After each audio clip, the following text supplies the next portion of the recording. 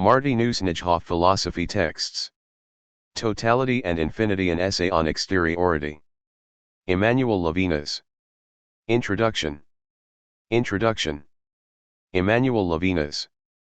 Ever since the beginning of the modern phenomenological movement, disciplined attention has been paid to various patterns of human experience as they are actually lived through in the concrete. This has brought forth many attempts to find a general philosophical position which can do justice to these experiences without reduction or distortion.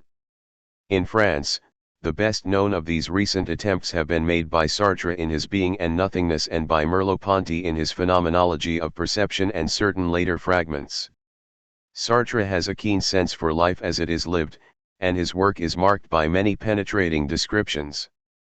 But his dualistic ontology of the en soi versus the pour soi has seemed oversimple and inadequate to many critics, and has been seriously qualified by the author himself in his latest Marxist work, The Critique of Dialectical Reason. Merleau-Ponty's major work is a lasting contribution to the phenomenology of the pre-objective world of perception. But aside from a few brief hints and sketches, he was unable, before his unfortunate death in 1961, to work out carefully his ultimate philosophical point of view. This leaves us then with the German philosopher, Heidegger, as the only contemporary thinker who has formulated a total ontology which claims to do justice to the stable results of phenomenology and to the living existential thought of our time. There is no doubt that Heidegger's early work, Seine is a highly original contribution to philosophy. But as critics have pointed out, it is marked by certain special features and one-sided emphases which are open to serious question. The author himself has apparently recognized the exaggerated anthropocentrism or subjectivism of its point of view, which he has tried to correct by an opposite emphasis on a quasi-independent being in his later and more obscure writings. Another fact needs to be noted. Since the publication of Seine in 1927, there has been a great outpouring of German works attacking or defending certain special theses of Heidegger in different fields. But he does not seem to have stirred up original thinking along new lines in his native country. The present book, Totality and Infinity, of Emmanuel Levinas, shows, however, that this is definitely not true in France. The author is thoroughly familiar with recent phenomenology and existential philosophy, and has an exhaustive knowledge of Husserl, Heidegger, Sartre, and Merleau-Ponty. Without these new developments, his work would have been impossible. It contains many penetrating descriptions of patterns of experience as we live them through, and many far-ranging reflections on these. It is basically phenomenological in character. But it is far more than a mere elaboration or correction of past insights. It is not often that one finds a philosophical work that is both radically original and carefully thought through. This book is both.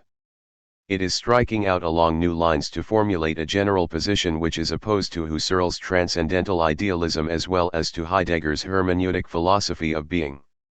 In this way it shows the inexhaustible richness of our lived experience and the fruitfulness of reflecting on its forms and patterns. The radical empiricists who, since the time of William James, have doubted that the methods of transcendental idealism fit the patterns of experience, will find much supporting evidence in this work, which is full of novel insights and argument.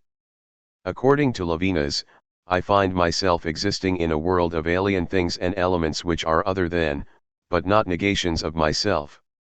The latter is a logical relation which brings its terms together into a neutral system in the light of which each can be understood impartially, as we say. But the world as I originally experience it is not a logical system of this kind, in which no term takes precedence over the rest. My primary experience is definitely biased and egocentric. I take precedence over the various objects I find around me, and insofar as my experience is normal, I learn to manipulate and control them to my advantage, either as the member of a group which I identify with myself or simply as myself alone. In general, these objects are at my disposal, and I am free to play with them, live on them, and to enjoy them at my pleasure. Levinas finds that this primordial experience of enjoyment, jouissance, has been neglected by Heidegger and other phenomenologists, and he devotes many pages to describing it in its major manifestations. there is a strong tendency in all human individuals and groups to maintain this egocentric attitude and to think of other individuals either as extensions of the self, or as alien objects to be manipulated for the advantage of the individual or social self. According to Levinas, neither of these egocentric views does justice to our original experience of the other person, and the most fundamental part of the book is devoted to the description and analysis of this experience, the phenomenology of the other, as we may call it. The other person as he comes before me in a face-to-face encounter is not an alter ego, another self with different properties and accidents but in all essential respects like me. This may be the expression of an optimistic hope from a self-centered point of view which is often verified. The other may, indeed, turn out to be, on the surface at least, merely an analog of myself. But not necessarily. I may find him to be inhabiting a world that is basically other than mine and to be essentially different from me. He is not a mere object to be subsumed under one of my categories and given a place in my world. Most of us are now familiar with this other reducing theory which Sartre propounds in his Being and Nothingness. It may describe a widespread manner of dealing with the other person, but it fails to do justice to his own existence, as is clearly indicated by the slavery and rebellion to which it leads. Nor finally do we take account of these inner depths of alien existence by regarding the other along Hegelian lines as a mere negation of the self. This only encompasses him in a supposedly neutral system that is readily identified with the rational self. Can it be that the underlying, unifying one of our monistic systems has been the avaricious, power-seeking, organizing, self-same self? In any case, whether or not they are truly rational, these traditional theories are one-sidedly egocentric and reductive. None of them does justice to the other as I meet him for the first time in his strangeness face to face. I see this countenance before me nude and bare. He is present in the flesh. But as Levinas points out in his revealing descriptions, there is also a sense of distance and even of absence in his questioning glance. He is far from me and other than myself, a stranger, and I cannot be sure of what this strangeness may conceal. Hence the need to show friendly intent which brought forth the earliest forms of introduction and greeting. For example, the closed fist might conceal a knife, and coming open-handed means no enmity, as Ortega y Gasset has shown in his reflections on the handshake in his Man and People. But this is only a bare beginning. Even if he comes with no ill will, he remains a stranger inhabiting an alien world of his own. Of course, I may simply treat him as a different version of myself, or, if I have the power, place him under my categories and use him for my purposes. But this means reducing him to what he is not. How can I coexist with him and still leave his otherness intact? According to Levinas, there is only one way, by language, and some of the more provocative sections of the book are devoted to this topic. The questioning glance of the other is seeking for a meaningful response. Of course, I may give only a casual word, and go on my own way with indifference, passing the other by. But if communication and community is to be achieved, a real response, a responsible answer must be given. This means that I must be ready to put my world into words, and to offer it to the other. There can be no free interchange without something to give. Responsible communication depends on an initial act of generosity, a giving of my world to him with all its dubious assumptions and arbitrary features. They are then exposed to the questions of the other, and an escape from egotism becomes possible. It has been and is still widely held that this can be achieved only by a joint sacrifice of self to a neutral, englobing system. But Levinas brings forth very strong evidence to show that this is not the case. By speaking to the other I enter into a relation with him. But this speaking does not bind me down or limit me, because I remain at a distance from what is said. Hence real conversation with an other cannot be exhaustively planned. I am never sure just what he will say, and there is always room for reinterpretation and spontaneity on both sides. My autonomy remains intact.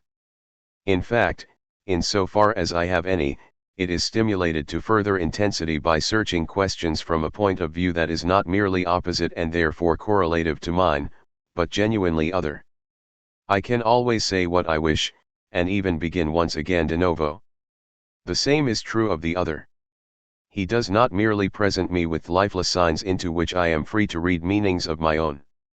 His expressions bear his meanings, and he is himself present to bring them out and defend them.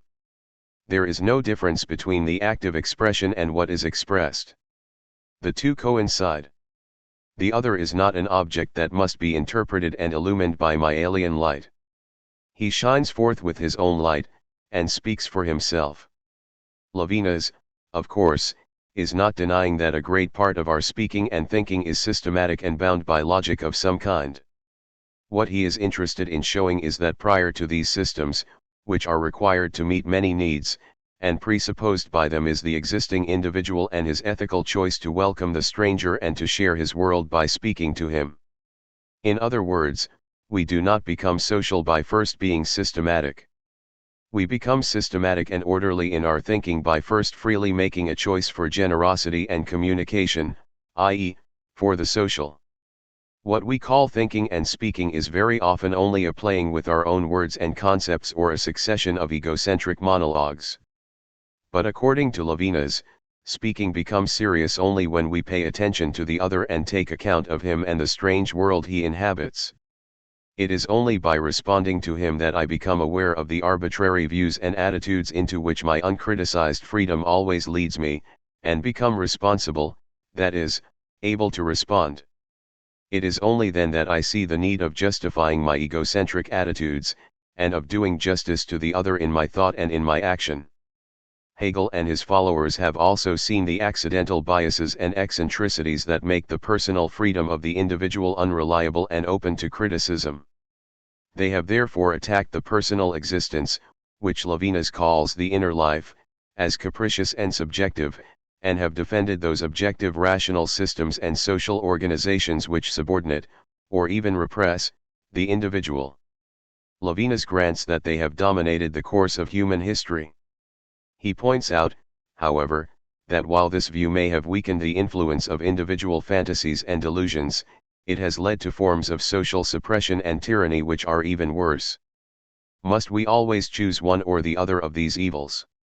Anarchy on the one hand and tyranny on the other? In politics, in education, in every phase of our cultural life, are we not constantly presented with alternatives of this kind? One may say that a main argument of this book is the working out of a third way between the horns of this recurrent dilemma. Totalitarian thinking accepts vision rather than language as its model. It aims to gain an all-inclusive, panoramic view of all things, including the other, in a neutral, impersonal light like the Hegelian Geist, spirit, or the Heideggerian being. It sees the dangers of an uncontrolled, individual freedom, and puts itself forth as the only rational answer to anarchy. To be free is the same as to be rational, and to be rational is to give oneself over to the total system that is developing in world history. Since the essential self is also rational, the development of this system will coincide with the interests of the self. All otherness will be absorbed in this total system of harmony and order. According to Levinas, however, there is another way, not yet fully explored, which he is suggesting in this book. It cannot be identified with subjective anarchism since it takes account of the other and his criticism. But it also differs from the holistic thinking of traditional philosophy in the following ways. Instead of referring to the panoramic sense of vision as its model for understanding, it refers to language where there is always room for the diversity of dialogue, and for further growth through the dynamics of question and answer. This other regarding way of thought rejects the traditional assumption that reason has no plural, and asks why we should not recognize what our lived experience shows us, that reason has many centers, and approaches the truth in many different ways. Instead of building great systems in which the singular diversities of things and persons are passed over and diluted, this way of thinking prefers to start with the careful analysis of the peculiar features of each being in its otherness, and only then to clarify its relations with other things in the light of its peculiar and distinctive features. This other-oriented mode of speaking and thinking will pay less attention to things as they appear to the separated self, and more attention to the search for what they are in themselves, in their radical otherness, even though this is less certain and always more difficult to find. This will mean less interest in conceptual constructions and a greater readiness to listen and learn from experience.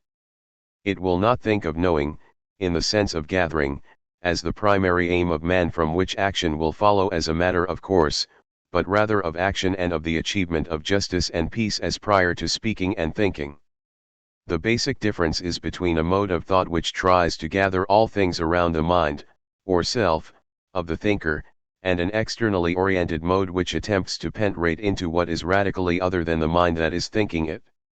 This difference emerges with peculiar clarity in the case of my meeting with the other person.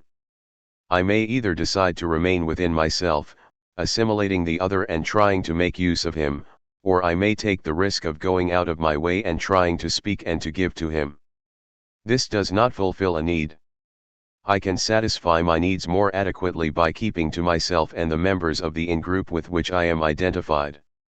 And yet it is the expression of a desire, as Levinas calls it, for that which transcends me and my self-centered categories. This desire is never satisfied, but it seems insatiable, and feeds on itself.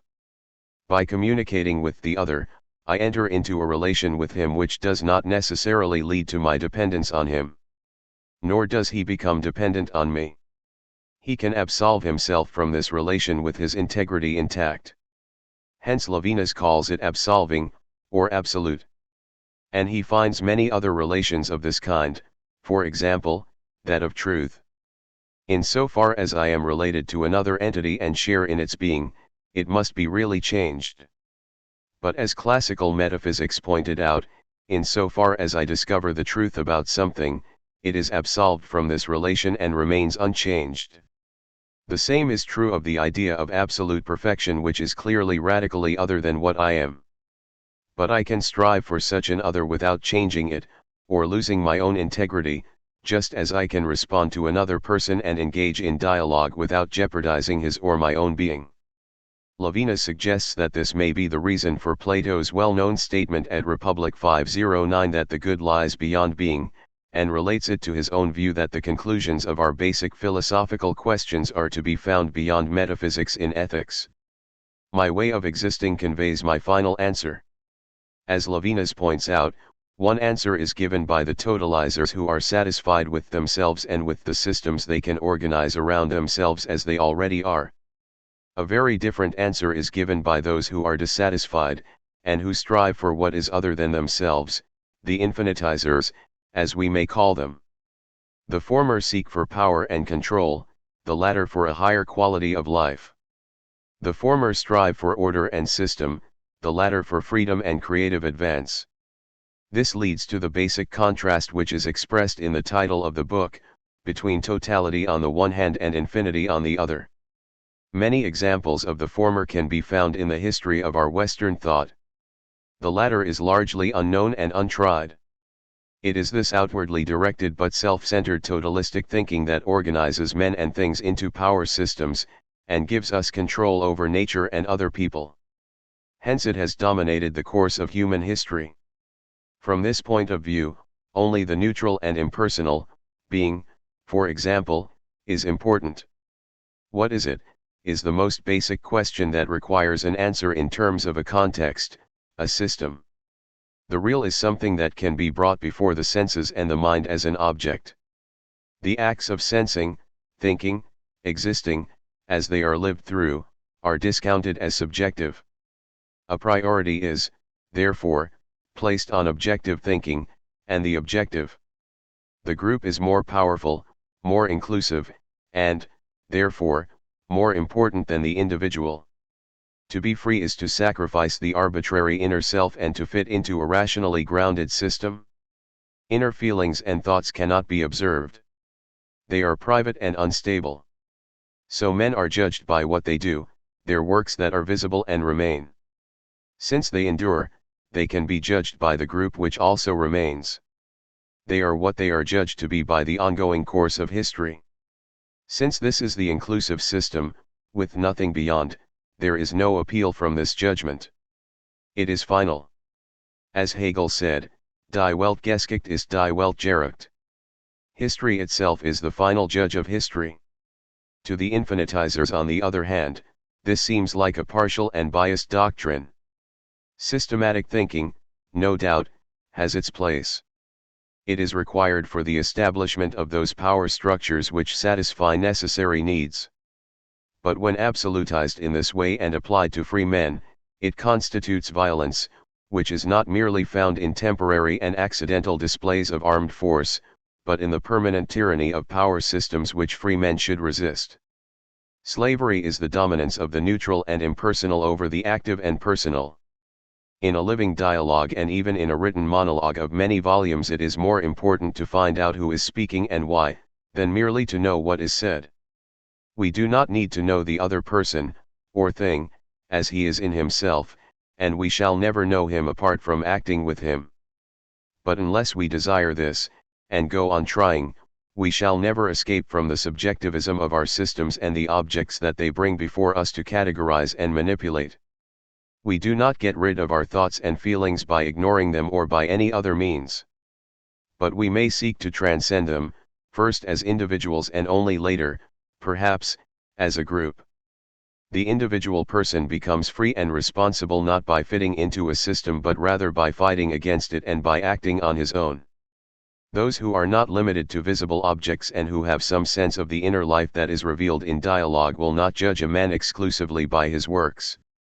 They will recognize the alien factors that always intervene between the man himself and the objects he produces. They will also be aware of the difference between those who judge and the other whom they are judging. They will understand that the judgment of history is made by survivors on the works of the dead who are no longer present to explain and defend them. They will see that this judgment is crude and subjective, varying with the otherness of those who judge differently from place to place and from time to time. So they will never accept it as final. They will seek rather to separate themselves from this course of history to make judgments of their own with reference to a standard of perfection that is radically other and transcendent. To this idea of the infinite, as Levinas calls it, an appeal can be made. We are not bound to accept the status quo as right, and history itself is not the final judge of history.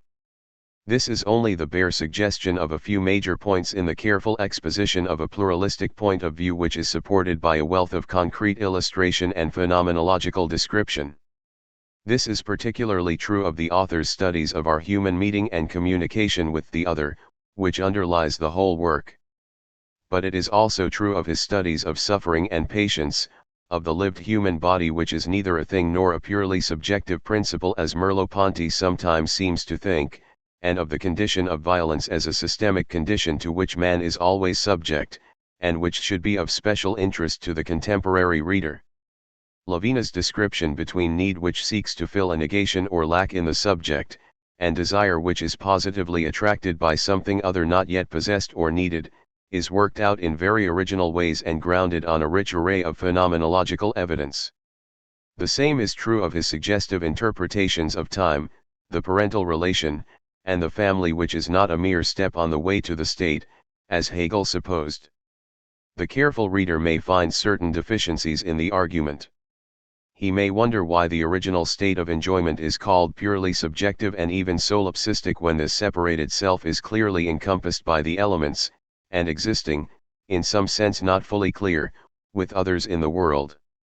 He may seek for more light on what the author calls the inner life and on its specific differences from the preceding subjective condition. He may find himself doubting whether his experience of the other person is a sufficient ground for the idea of the infinite as the author seems to suppose. Furthermore, he may wonder about the strange asymmetry, the complete supremacy of the other, that the author finds in the self-other relation.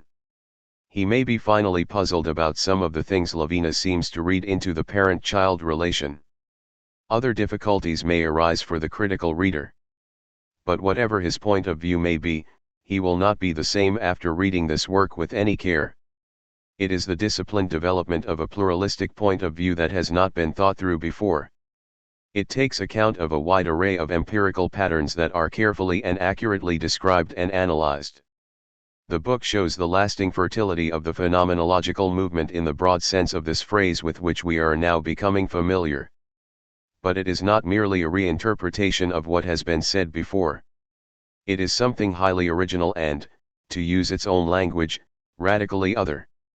For example, though it comes, as we have indicated, from a phenomenological background, and without Husserl and Heidegger could not have been written, it is highly critical of Husserl and constitutes one of the most basic attacks on the thought of Heidegger that has yet been formulated.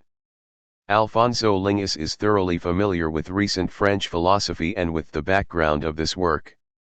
The original French of the author is not written in a popular style.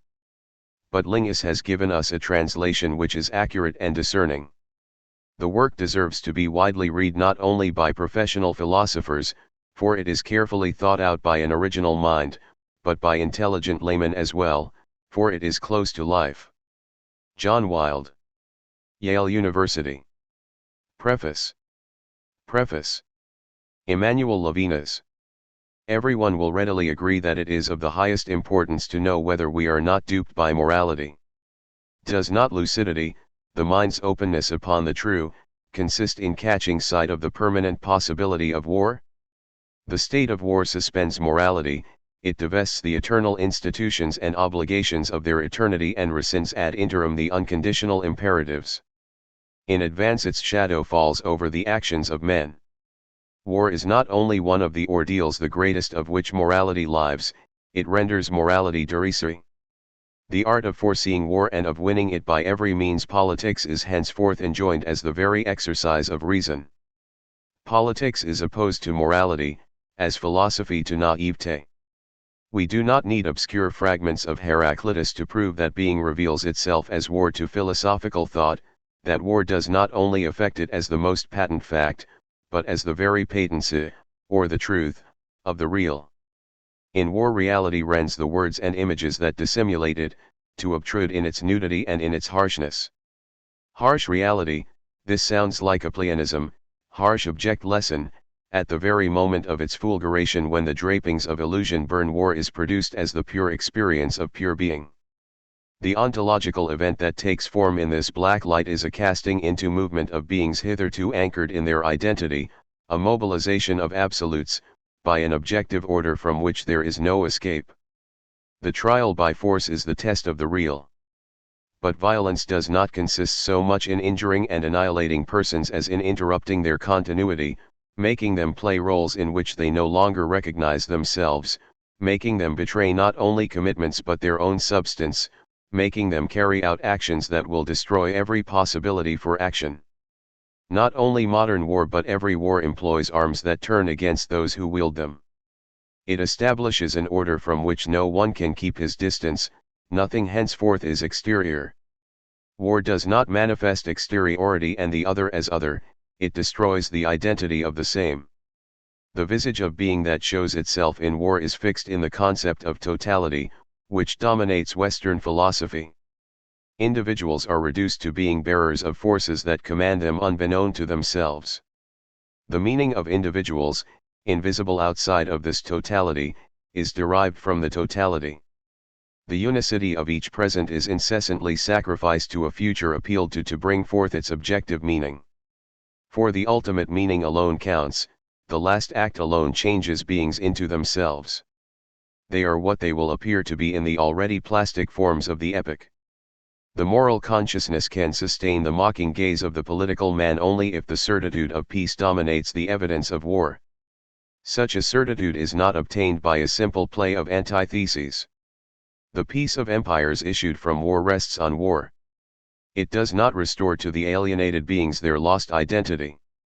For that a primordial and original relation with being is needed. Morality will oppose politics in history and will have gone beyond the functions of prudence or the canons of the beautiful to proclaim itself unconditional and universal when the eschatology of messianic peace will have come to superpose itself upon the ontology of war. Philosophers distrust it. To be sure they profit from it to announce peace also, they deduce a final peace from the reason that plays out its stakes in ancient and present-day wars, they found morality on politics.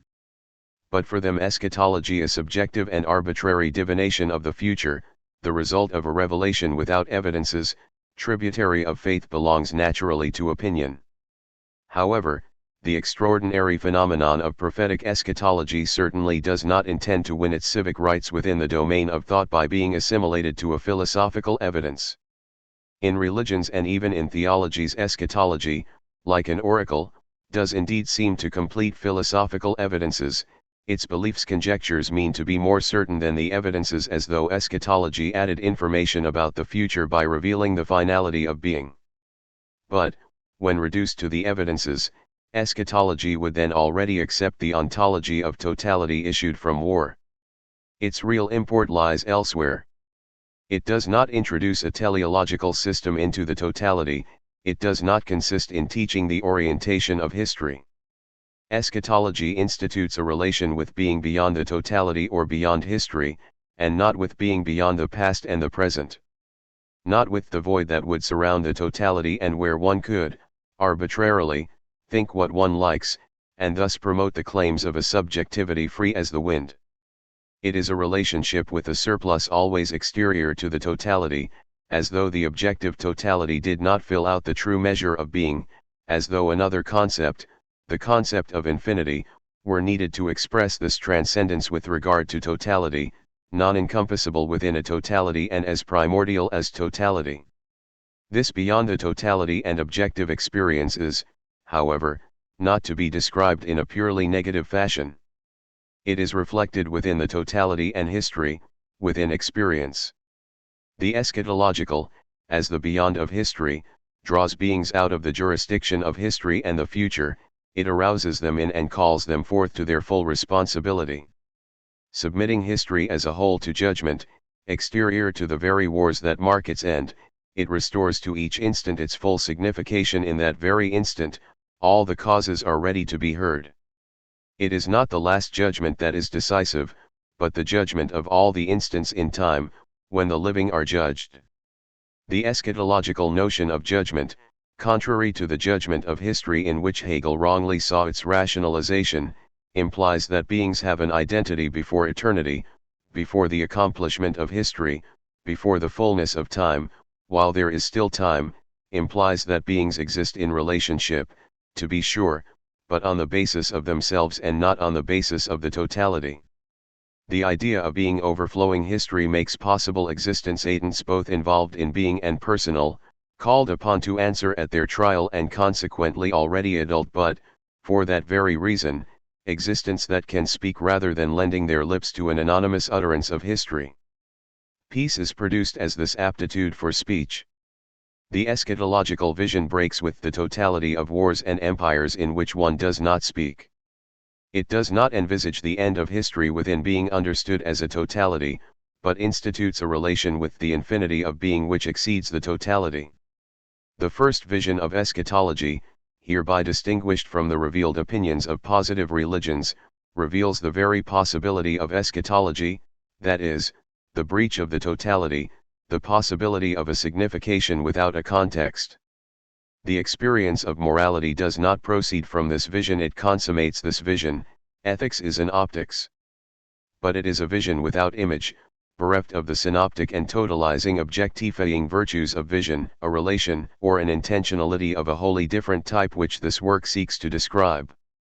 Is relationship with being produced only in representation, the natural locus of evidence?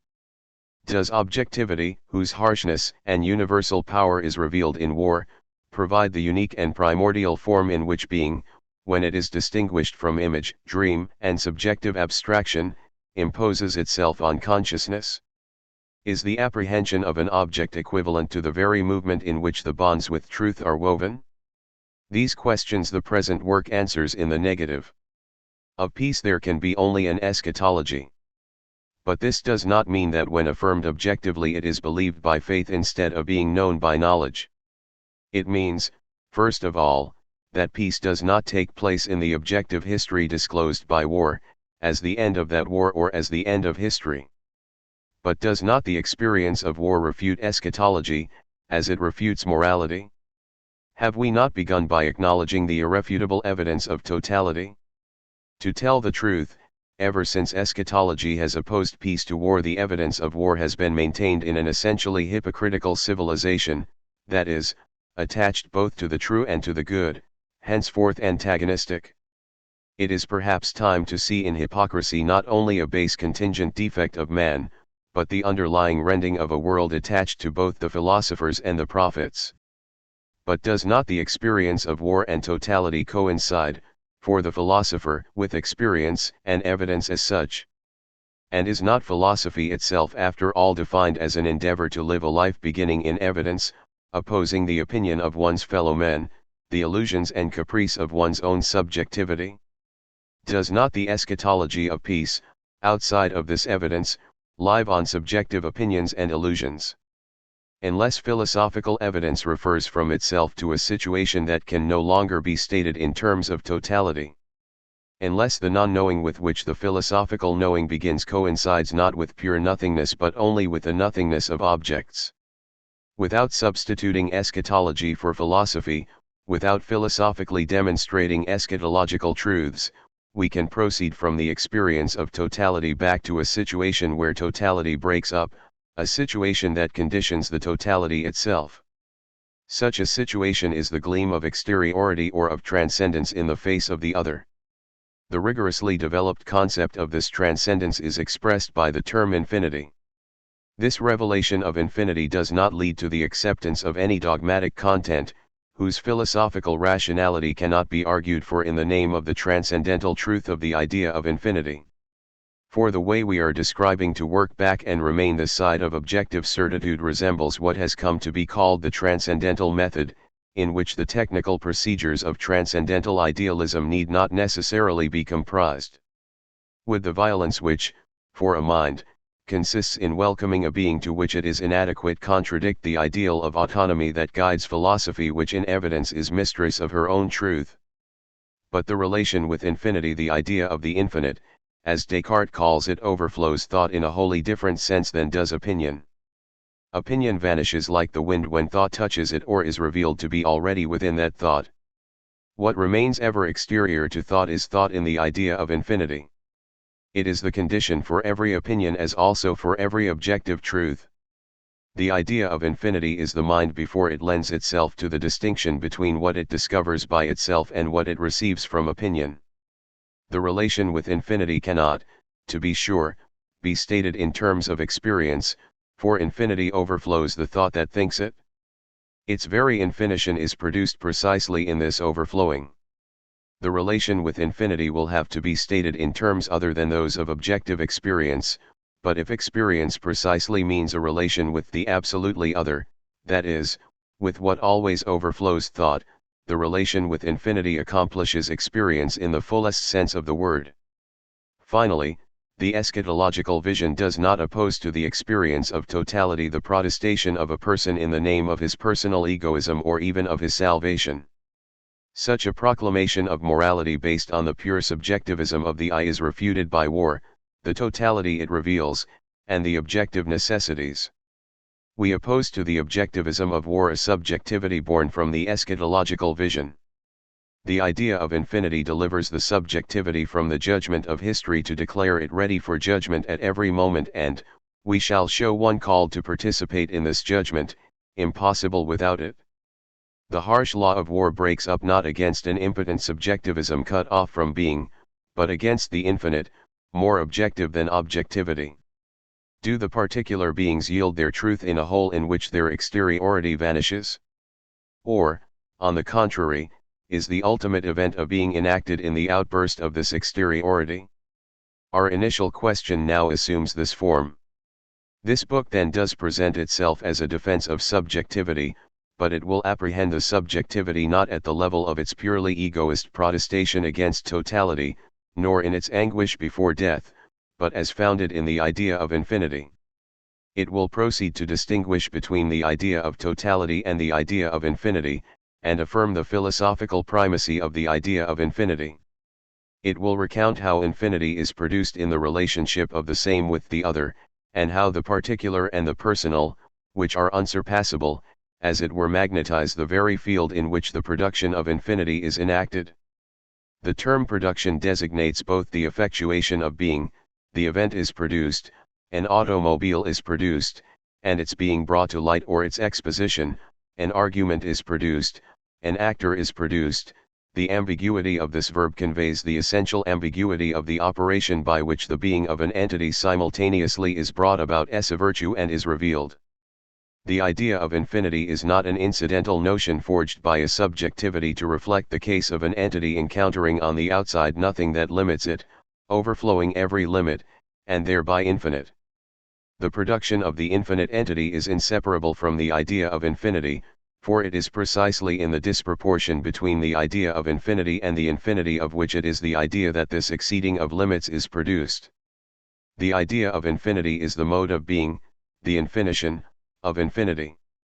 Infinity does not first exist, and then reveal itself. Its infinition is produced as revelation, as a positing of its idea in me. It is produced in the improbable feat whereby a separated being fixed in its identity, the same, the I, nonetheless contains in itself what it can neither contain nor receive solely by virtue of its own identity. Subjectivity realizes these impossible exigencies, the astonishing feat of containing more than it is possible to contain. This book will present subjectivity as welcoming the other, as hospitality. In it the idea of infinity is consummated. Hence intentionality, where thought remains an adequation with the object, does not define consciousness at its fundamental level. All-knowing qua intentionality already presupposes the idea of infinity, which is preeminently non-adequation. To contain more than one's capacity does not mean to embrace or to encompass the totality of being in thought or, at least, to be able to account for it after the fact by the inward play of constitutive thought. To contain more than one's capacity is to shatter at every moment the framework of a content that is thought, to cross the barriers of immanence but without this descent into being reducing itself anew to a concept of descent. Philosophers have sought to express with the concept of act, or of the incarnation that makes it possible, this descent into the real, which the concept of thought interpreted as a pure knowing would maintain only as a play of lights. The act of thought as an act would precede the thought thinking or becoming conscious of an act. The notion of act involves a violence essentially, the violence of transitivity, lacking in the transcendence of thought. For the transcendence of thought remains closed in itself despite all its adventures, which in the last analysis are purely imaginary, or are adventures traversed as by Ulysses, on the way home. What, in action, breaks forth as essential violence is the surplus of being over the thought that claims to contain it, the marvel of the idea of infinity. The incarnation of consciousness is therefore comprehensible only if, over and beyond adequation, the overflowing of the idea by its ideatum, that is, the idea of infinity, moves consciousness. The idea of infinity, which is not a representation of infinity, sustains activity itself. Theoretical thought, knowledge, and critique, to which activity has been opposed, have the same foundation. The idea of infinity, which is not in its turn a representation of infinity, is the common source of activity and theory. Consciousness then does not consist in equaling being with representation, in tending to the full light in which this adequation is to be sought, but rather in overflowing this play of lights, this phenomenology, and in accomplishing events whose ultimate signification, contrary to the Heideggerian conception, does not lie in disclosing. Philosophy does indeed discover the signification of these events, but they are produced without discovery, or truth, being their destiny. No prior disclosure illuminates the production of these essentially noctural events. The welcoming of the face and the work of justice which condition the birth of truth itself are not interpretable in terms of disclosure. Phenomenology is a method for philosophy, but phenomenology, the comprehension effected through a bringing to light, does not constitute the ultimate event of being itself. The relation between the same and the other is not always reducible to knowledge of the other by the same, nor even to the revelation of the other to the same, which is already fundamentally different from disclosure. Point 2. We were impressed by the opposition to the idea of totality in Franz Rosenzweig's Stern der Erlösung, a work too often present in this book to be cited. But the presentation and the development of the notions employed owe everything to the phenomenological method. Intentional analysis is the search for the concrete.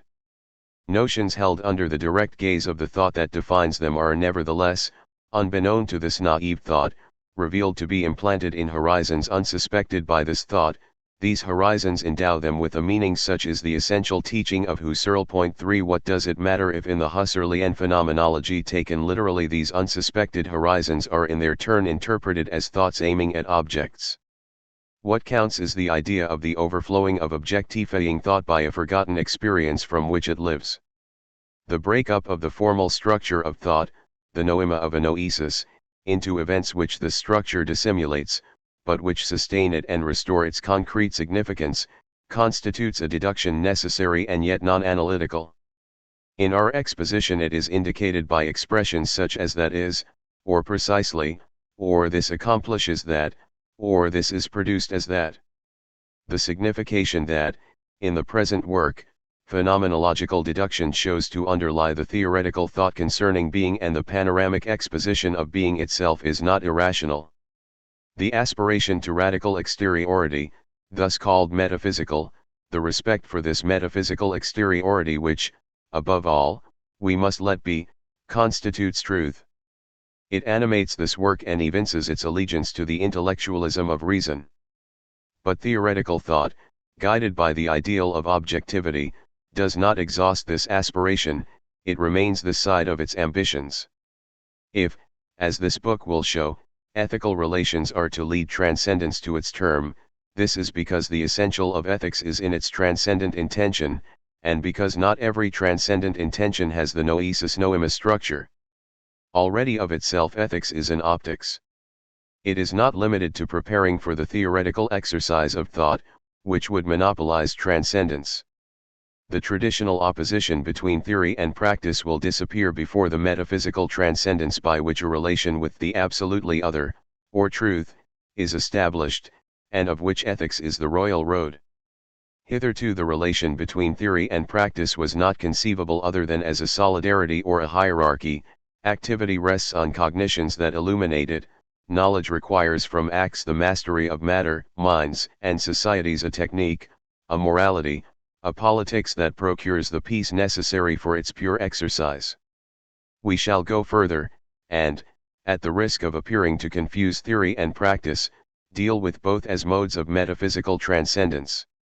The apparent confusion is deliberate and constitutes one of the theses of this book. Husserlian phenomenology has made possible this passage from ethics to metaphysical exteriority. How far we are in this preface from the theme of the work announced by its first sentence. Already there is question of so many other things, even in these preliminary lines, which ought to state without detours the intent of the work undertaken. Philosophical research in any case does not answer questions like an interview, an oracle, or wisdom. And can one speak of a book as though one had not written it, as though one were its first critic? Can one thus undo the inevitable dogmatism that gathers up and gauges an exposition in pursuit of its theme? It will appear in the eyes of the reader, so naturally indifferent to the vicissitudes of this chase, as a thicket of difficulties where nothing guarantees the presence of game. We should like at least to invite him not to be rebuffed by the aridity of certain pathways, by the labor of the first section, whose preparatory character is to be emphasized, but in which the horizon of this whole research takes form. The word by way of preface which seeks to break through the screen stretched between the author and the reader by the book itself does not give itself out as a word of honor. But it belongs to the very essence of language, which consists in continually undoing its phrase by the foreword or the exegesis, in unsaying the said, in attempting to restate without ceremonies what has already been ill understood in the inevitable ceremonial in which the said delights. Asterisk. The true life is absent. But we are in the world. Metaphysics arises and is maintained in this alibi. It is turned toward the elsewhere and the otherwise and the other. For in the most general form it has assumed in the history of thought it appears as a movement going forth from a world that is familiar to us, whatever be the yet unknown lands that bound it or that it hides from view, from an at-home chez soi which we inhabit, toward an alien outside of oneself or de soi, toward a yonder. The term of this movement, the elsewhere or the other, is called other in an eminent sense. No journey, no change of climate or of scenery could satisfy the desire bent toward it. The other metaphysically desired is not other like the bread I eat, the land in which I dwell, the landscape I contemplate, like, sometimes, myself for myself, this I, that other. I can feed on these realities and to a very great extent satisfy myself, as though I had simply been lacking them. Their alterity is thereby reabsorbed into my own identity as a thinker or a possessor. The metaphysical desire tends towards something else entirely, toward the absolutely other. The customary analysis of desire cannot explain away its singular pretension. As commonly interpreted, need would be at the basis of desire. Desire would characterize a being indigent and incomplete or fallen from its past grandeur. It would coincide with the consciousness of what has been lost. It would be essentially a nostalgia, a longing for return. But thus it would not even suspect what the veritably other is. The metaphysical desire does not long to return, for it is desire for a land not of our birth, for a land foreign to every nature, which has not been our fatherland and to which we shall never betake ourselves. The metaphysical desire does not rest upon any prior kinship. It is a desire that cannot be satisfied. For we speak lightly of desires satisfied, or of sexual needs, or even of moral and religious needs. Love itself is thus taken to be the satisfaction of a sublime hunger. If this language is possible, it is because most of our desires and love too are not pure. The desires one can satisfy resemble metaphysical desire only in the deceptions of satisfaction or in the exasperation of non-satisfaction and desire which constitutes voluptuosity itself. The metaphysical desire has another intention. It desires beyond everything that can simply complete it. It is like goodness, the desired does not fulfill it, but deepens it.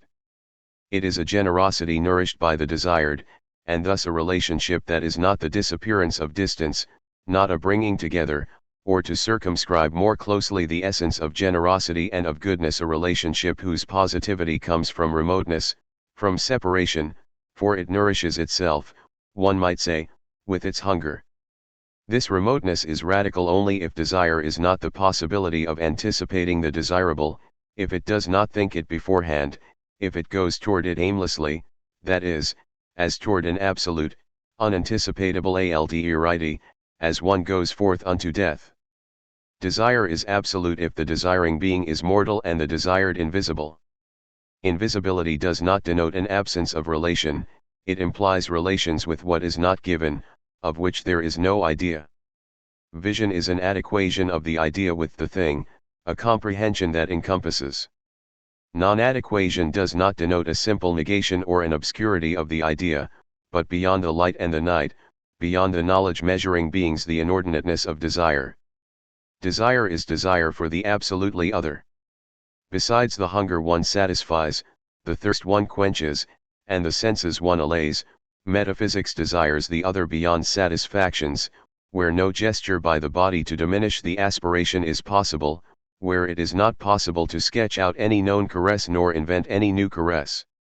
A desire without satisfaction which, precisely, understands entend the remoteness, the alterity, and the exteriority of the other. For desire, this alterity, non-adequate to the idea, has a meaning. It is understood as the alterity of the other and of the Most High. The very dimension of height one is opened up by metaphysical desire. That this height is no longer the heavens but the invisible is the very elevation of height and its nobility. To die for the invisible, this is metaphysics. This does not mean that desire can dispense with acts. But these acts are neither consumption, nor caress, nor liturgy. Demented pretension to the invisible, when the acute experience of the human in the 20th century teaches that the thoughts of men are born by needs which explain society and history, that hunger and fear can prevail over every human resistance and every freedom. There is no question of doubting this human misery, this dominion the things and the wicked exercise over man, this animality. But to be a man is to know that this is so. Freedom consists in knowing that freedom is in peril. But to know or to be conscious is to have time to avoid and forestall the instant of inhumanity. It is this perpetual postponing of the hour of treason, infinitesimal difference between man and non-man, that implies the disinterestedness of goodness, the desire of the absolutely other or nobility, the dimension of metaphysics. 2. The breach of totality. This absolute exteriority of the metaphysical term, the irreducibility of movement to an inward play, to a simple presence of self to self, is, if not demonstrated, claimed by the word transcendent. The metaphysical movement is transcendent, and transcendence, like desire and inadequation, is necessarily a transcendence. Point 2. The transcendence with which the metaphysician designates it is distinctive in that the distance it expresses, unlike all distances, enters into the way of existing of the exterior being. Its formal characteristic, to be other, makes up its content. Thus the metaphysician and the other cannot be totalized. The metaphysician is absolutely separated. The metaphysician and the other do not constitute a simple correlation, which would be reversible. The reversibility of a relation where the terms are indifferently read from left to right and from right to left would couple them the one to the other, they would complete one another in a system visible from the outside. The intended transcendence would be thus reabsorbed into the unity of the system, destroying the radical alterity of the other. Irreversibility does not only mean that the same goes unto the other differently than the other unto the same. That eventuality does not enter into account. The radical separation between the same and the other means precisely that it is impossible to place oneself outside of the correlation between the same and the other so as to record the correspondence or the non-correspondence of this going with this return. Otherwise the same and the other would be reunited under one gaze, and the absolute distance that separates them filled in.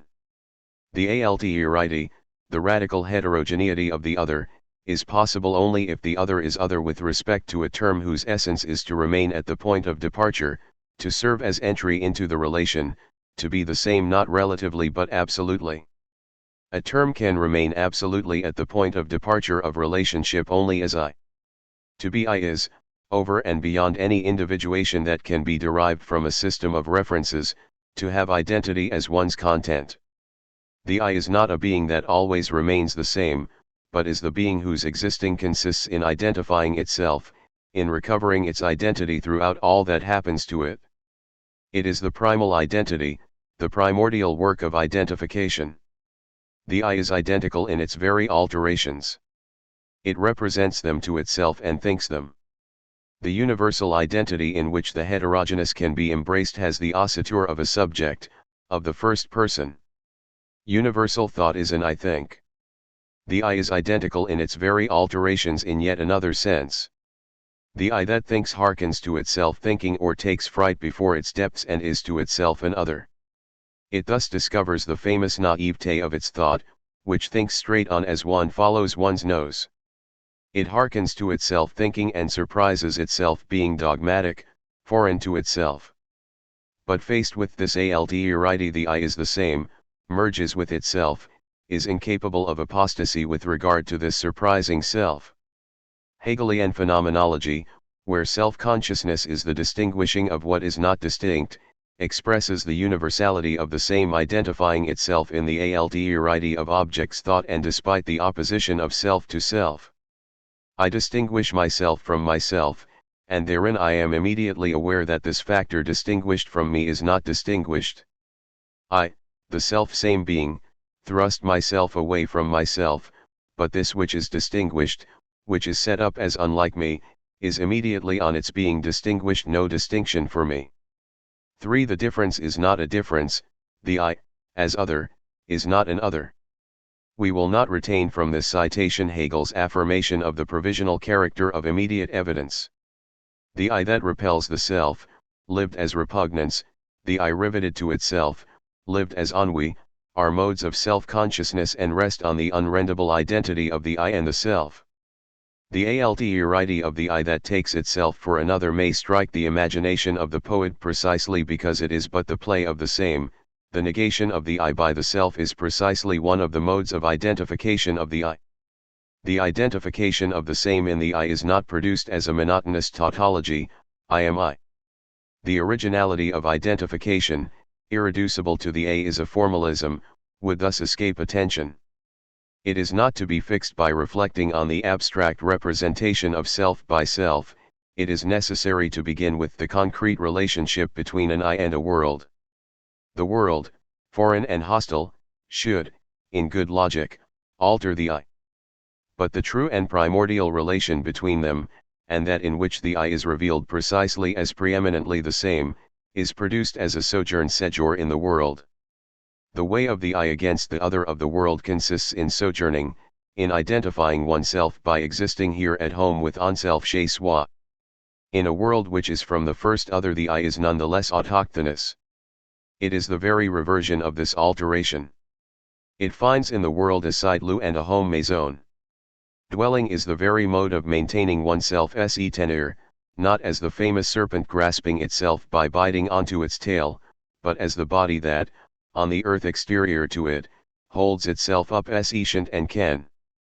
The at-home le chez soi is not a container but a site where I can, where, dependent on a reality that is other, I am, despite this dependence or thanks to it, free. It is enough to walk, to do fair, in order to grasp anything, to take. In a sense everything is in the sight, in the last analysis everything is at my disposal, even the stars, if I but reckon them, calculate the intermediaries or the means. The sight, a medium milieu, affords means. Everything is here, everything belongs to me, everything is caught up in advance with the primordial occupying of a sight, everything is comprehended. The possibility of possessing, that is, of suspending the very alterity of what is only at first other, and other relative to me, is the way of the same. I am at home with myself in the world because it offers itself to or resists possession. What is absolutely other does not only resist possession, but contests it, and accordingly can consecrate it. This reversion of the alterity of the world to self-identification must be taken seriously. The moments of this identification, the body, the home, labor, possession, economy, are not to figure as empirical and contingent data, laid over the formal skeleton of the same, they are the articulations of this structure. The identification of the same is not the void of a tautology nor a dialectical opposition to the other, but the concreteness of egoism. This is important for the possibility of metaphysics. If the same would establish its identity by simple opposition to the other, it would already be a part of a totality encompassing the same and the other. The pretension of metaphysical desire, with which we began, the relationship with the absolutely other, would be belied. But the metaphysician's separation from the metaphysical, which is maintained within the relationship by being produced as an egoism, is not the simple obverse of that relationship. But how can the same, produced as egoism, enter into relationship with an other without immediately divesting it of its alterity? What is the nature of this relationship? The metaphysical relation cannot be properly speaking a representation, for the other would therein dissolve into the same. Every representation is essentially interpretable as a transcendental constitution. The other with which the metaphysician is in relationship and which he recognizes as other is not simply in another locality.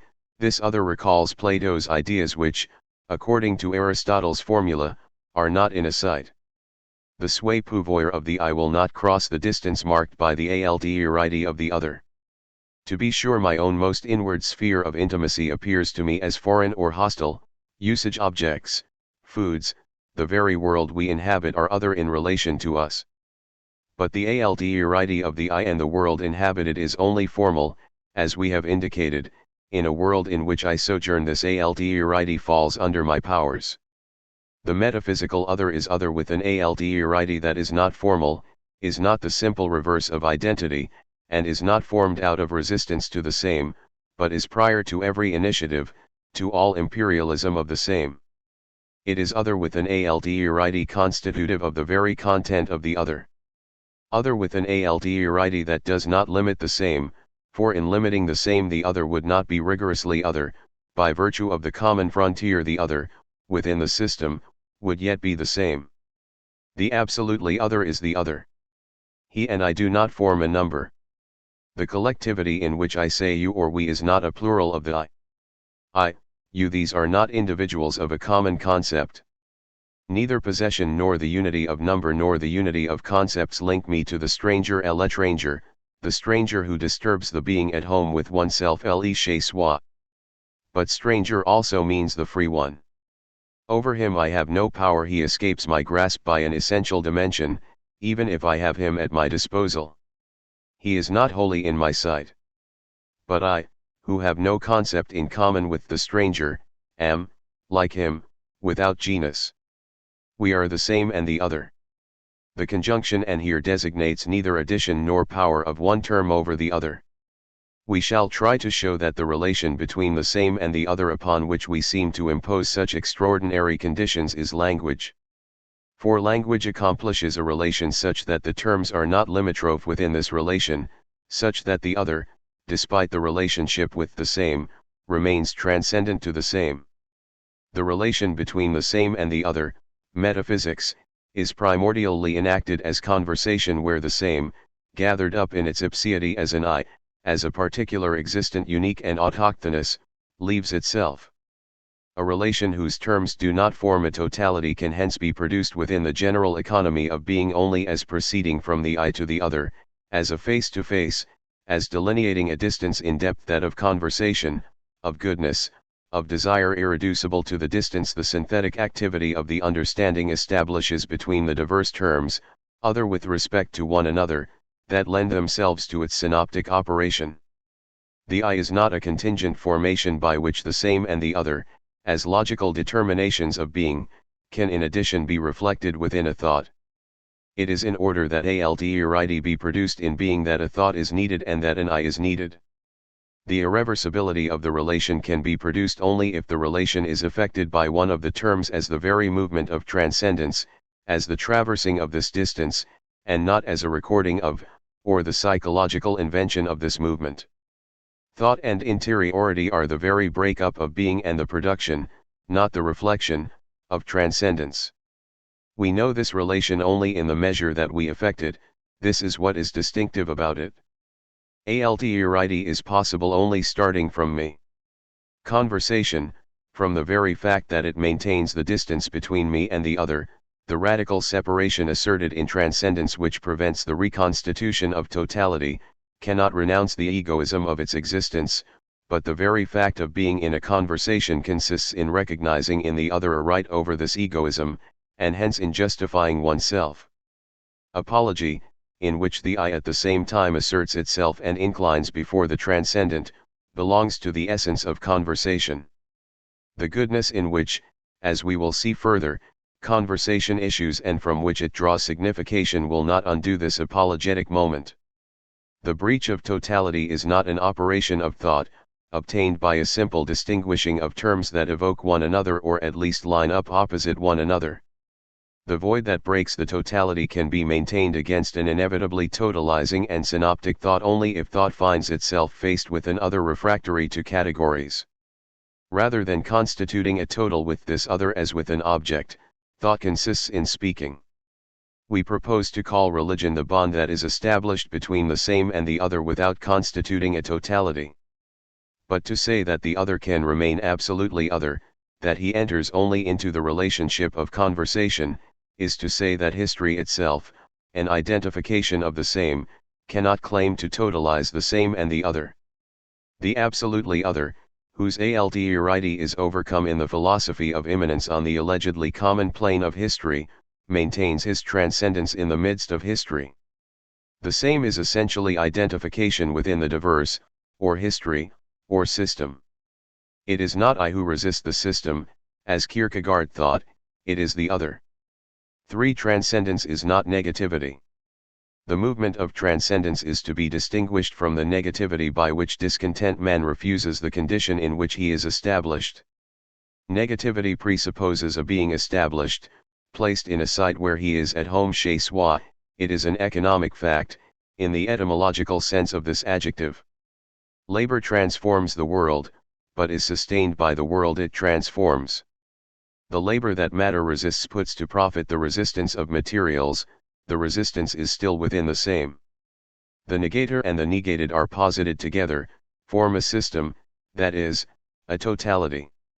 The doctor who missed an engineering career, the poor man who longs for wealth, the patient who suffers, the melancholic who is bored for nothing oppose their condition while remaining attached to its horizons. The otherwise and the elsewhere they wish still belong to the here below they refuse. The desperate person who wills nothingness or eternal life pronounces a total refusal of the here below, but death, for the one bent on suicide and for the believer, remains catastrophic. God always calls us to himself too soon. We want the here below. In the horror of the radical unknown to which death leads is evinced the limit of negativity. 4 This mode of negating while taking refuge in what one negates delineates the same or the I. The alterity of a world refused is not the alterity of the stranger but that of the fatherland which welcomes and protects. Metaphysics does not coincide with negativity. One may indeed endeavor to deduce the metaphysical alterity from beings that are familiar to us, and thus contest its radical character. Is not metaphysical alterity obtained by the superlative expression of perfections whose pale image fills the here below? But the negation of imperfections does not suffice for the conception of this alterity. Precisely perfection exceeds conception, overflows the concept, it designates distance. The idealization that makes it possible is a passage to the limit, that is, a transcendence, a passage to the other absolutely other. The idea of the perfect is an idea of infinity. The perfection designated by this passage to the limit does not remain on the common plane of the yes and the no at which negativity operates. On the contrary, the idea of infinity designates a height and a nobility, a transcendence. The Cartesian primacy of the idea of the perfect over the idea of the imperfect thus remains entirely valid. The idea of the perfect and of infinity is not reducible to the negation of the imperfect. Negativity is incapable of transcendence. Transcendence designates a relation with a reality infinitely distant from my own reality, yet without this distance destroying this relation and without this relation destroying this distance, as would happen with relations within the same, this relation does not become an implantation in the other and a confusion with him, does not affect the very identity of the same, its ipseity, does not silence the apology, does not become apostasy and ecstasy. We have called this relation metaphysical. It is premature and in any case insufficient to qualify it, by opposition to negativity, as positive. It would be false to qualify it as theological. It is prior to the negative or affirmative proposition. It first institutes language, where neither the no nor the yes is the first word. The description of this relation is the central issue of the present research. For metaphysics precedes ontology. It is not by chance that the theoretical relation has been the preferred schema of the metaphysical relation. Knowledge or theory designates first a relation with being such that the knowing being lets the known being manifest itself while respecting its alterity and without marking it in any way whatever by this cognitive relation. In this sense metaphysical desire would be the essence of theory. But theory also designates comprehension intelligence the logos of being that is, a way of approaching the known being such that its alterity with regard to the knowing being vanishes. The process of cognition is at this stage identified with the freedom of the knowing being encountering nothing which, other with respect to it, could limit it. This mode of depriving the known being of its alterity can be accomplished only if it is aimed at through a third term, a neutral term, which itself is not a being. In it the shock of the encounter of the same with the other is deadened. This third term may appear as a concept thought. Then the individual that exists abdicates into the general that is thought. The third term may be called sensation, in which objective quality and subjective affection are merged. It may appear as being distinguished from the existent, being, which at the same time is not, that is not posited as an existent, and yet corresponds to the work plied by the existent, which is not a nothing. Being, which is without the density of existence, is the light in which existence become intelligible. To theory as comprehension of beings the general title ontology is appropriate. Ontology, which reduces the other to the same, promotes freedom, the freedom that is the identification of the same, not allowing itself to be alienated by the other. Here theory enters upon a course that renounces metaphysical desire, renounces the marvel of exteriority from which that desire lives. But theory understood as a respect for exteriority delineates another structure essential for metaphysics. In its comprehension of being, or ontology, it is concerned with critique. It discovers the dogmatism and naive arbitrariness of its spontaneity, and calls into question the freedom of the exercise of ontology. It then seeks to exercise this freedom in such a way as to turn back at every moment to the origin of the arbitrary dogmatism of this free exercise. This would lead to an infinite regression if this return itself remained an ontological movement, an exercise of freedom, a theory. Its critical intention then leads it beyond theory and ontology. Critique does not reduce the other to the same as does ontology, but calls into question the exercise of the same. A calling into question of the same which cannot occur within the egoist spontaneity of the same is brought about by the other. We name this calling into question of my spontaneity by the presence of the other ethics. The strangeness of the other, his irreducibility to the I, to my thoughts and my possessions, is precisely accomplished as a calling into question of my spontaneity, as ethics. Metaphysics, transcendence, the welcoming of the other by the same, of the other by me, is concretely produced as the calling into question of the same by the other, that is, as the ethics that accomplishes the critical essence of knowledge. And as critique precedes dogmatism, metaphysics precedes ontology. Western philosophy has most often been an ontology, a reduction of the other to the same by interposition of a middle and neutral term that ensures the comprehension of being.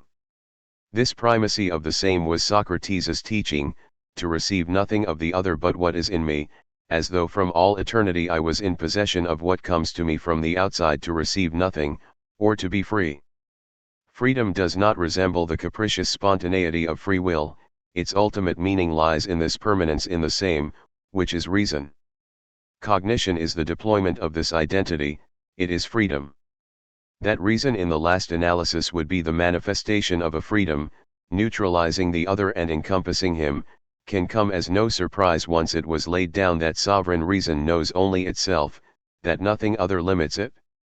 The neutralization of the other who becomes a theme or an object appearing, that is, taking its place in the light, is precisely his reduction to the same.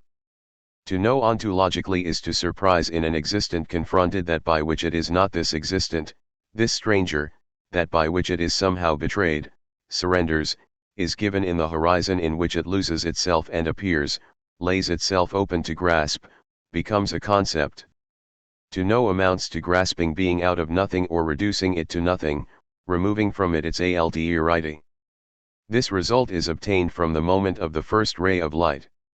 To illuminate is to remove from being its resistance, because light opens a horizon and empties space, delivers being out of nothingness. Mediation, characteristic of Western philosophy, is meaningful only if it is not limited to reducing distances. For how could intermediaries reduce the intervals between terms infinitely distant? Will not the intervals between the midpoints progressively staked out ad infinitum appear always equally untraversable?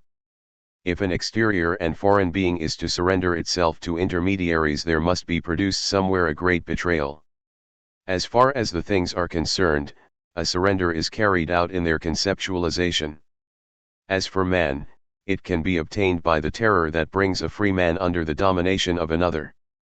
For the things, the work of ontology consists in apprehending the individual, which alone exists, not in its individuality but in its generality, of which alone there is science. The relation with the other is here accomplished only through a third term which I find in myself. The ideal of Socratic truth thus rests on the essential self-sufficiency of the same, its identification in ipseity, its egoism. Philosophy is an egology. Berkeley's idealism, which passes for a philosophy of the immediate, also answers to the ontological problem. Berkeley found in the very qualities of objects the hold they offered to the I, in recognizing in qualities, which remove the things from us most, their lived essence. He spanned the distance separating the subject from the object. The coinciding of lived experience with itself was revealed to be a coinciding of thought with an existent. The work of comprehension lay in this coincidence. Thus Berkeley immerses all sensible qualities in the lived experience of affection. Phenomenological mediation follows another route, where the ontological imperialism is yet more visible. It is the being of existence that is the medium of truth, Truth regarding an existent presupposes the prior openness of being. To say that the truth of an existent proceeds from the openness of being is in any event to say that its intelligibility is due not to our coinciding, but to our non-coinciding with it. An existent is comprehended in the measure that thought transcends it, measuring it against the horizon whereupon it is profiled. Since Husserl the whole of phenomenology is the promotion of the idea of horizon, which for it plays a role equivalent to that of the concept in classical idealism, an existent arises upon a ground that extends beyond it, as an individual arises from a concept.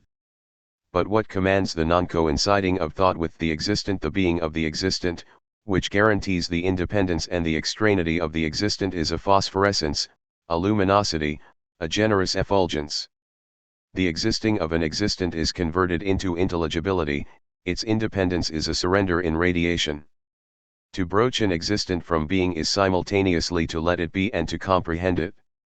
Reason seizes upon an existent through the void and nothingness of existing holy light and phosphorescence. Approached from being, from the luminous horizon where it has a silhouette, but has lost its face, an existent is the very appeal that is addressed to comprehension. Being and time has argued perhaps but one sole thesis: being is inseparable from the comprehension of being, which unfolds as time. Being is already an appeal to subjectivity.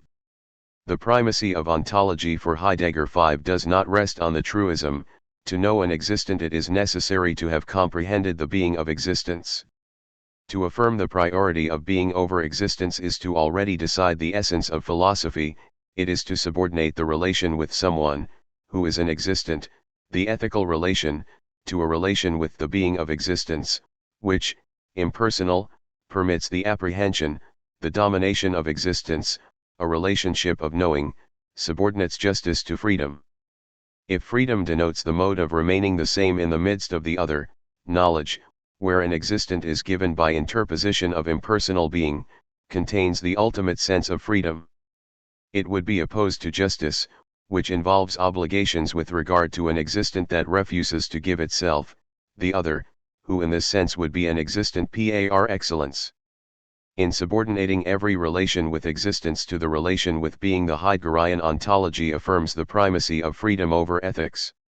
To be sure, the freedom involved in the essence of truth is not for Heidegger a principle of free will.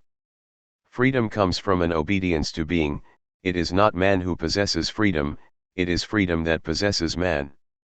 But the dialectic which thus reconciles freedom and obedience in the concept of truth presupposes the primacy of the same, which marks the direction of and defines the whole of Western philosophy. The relation with being that is enacted as ontology consists in neutralizing the existent in order to comprehend or grasp it. It is hence not a relation with the other as such, but the reduction of the other to the same. Such is the definition of freedom: to maintain oneself against the other, despite every relation with the other, to ensure the autarky of an ithematization and conceptualization, which moreover are inseparable, are not peace with the other but suppression or possession of the other. For possession affirms the other, but within a negation of its independence. I think comes down to to an appropriation of what is, to an exploitation of reality. Ontology as first philosophy is a philosophy of power. It issues in the state and in the nonviolence of the totality, without securing itself against the violence from which this nonviolence lives, and which appears in the tyranny of the state. Truth, which should reconcile persons, here exists anonymously. Universality presents itself as impersonal, and this is another inhumanity. The egoism of ontology is maintained even when, denouncing Socratic philosophy as already forgetful of being and already on the way to the notion of the subject and technological power, Heidegger finds in pre-Socratism thought as obedience to the truth of being. This obedience would be accomplished in existing as builder and cultivator, affecting the unity of the site which sustains space. In bringing together presence on the earth and under the firmament of the heavens, the waiting for the gods and the company of mortals in the presence to the things which is to build and to cultivate. Heidegger, with the whole of Western history, takes the relation with the other as enacted in the destiny of sedentary peoples, the possessors and builders of the earth. Possession is preeminently the form in which the other becomes the same, by becoming mine. In denouncing the sovereignty of the technological powers of man, Heidegger exalts the pre-technological powers of possession. His analyses do not start with the thing object, to be sure, but they bear the mark of the great landscapes to which the things refer. Ontology becomes ontology of nature, impersonal fecundity, faceless generous mother, matrix of particular beings, inexhaustible matter for things. A philosophy of power, ontology is, as first philosophy which does not call into question the same, a philosophy of injustice. Even though it opposes the technological passion issued forth from the forgetting of being hidden by existence, Heideggerian ontology, which subordinates the relationship with the other to the relation with being in general, remains under obedience to the anonymous, and leads inevitably to another power, to imperialist domination, to tyranny. Tyranny is not the pure and simple extension of technology to reified men. Its origin lies back in the pagan moods, in the enrootedness in the earth, in the adoration that enslaved men can devote to their masters. Being before the existent, ontology before metaphysics, is freedom, be it the freedom of theory, before justice. It is a movement within the same before obligation to the other. The terms must be reversed. For the philosophical tradition, the conflicts between the same and the other are resolved by theory, whereby the other is reduced to the same, or, concretely, by the community of the state, where beneath anonymous power, though it be intelligible, the I rediscovers war in the tyrannic oppression it undergoes from the totality. Ethics, where the same takes the irreducible other into account, would belong to opinion.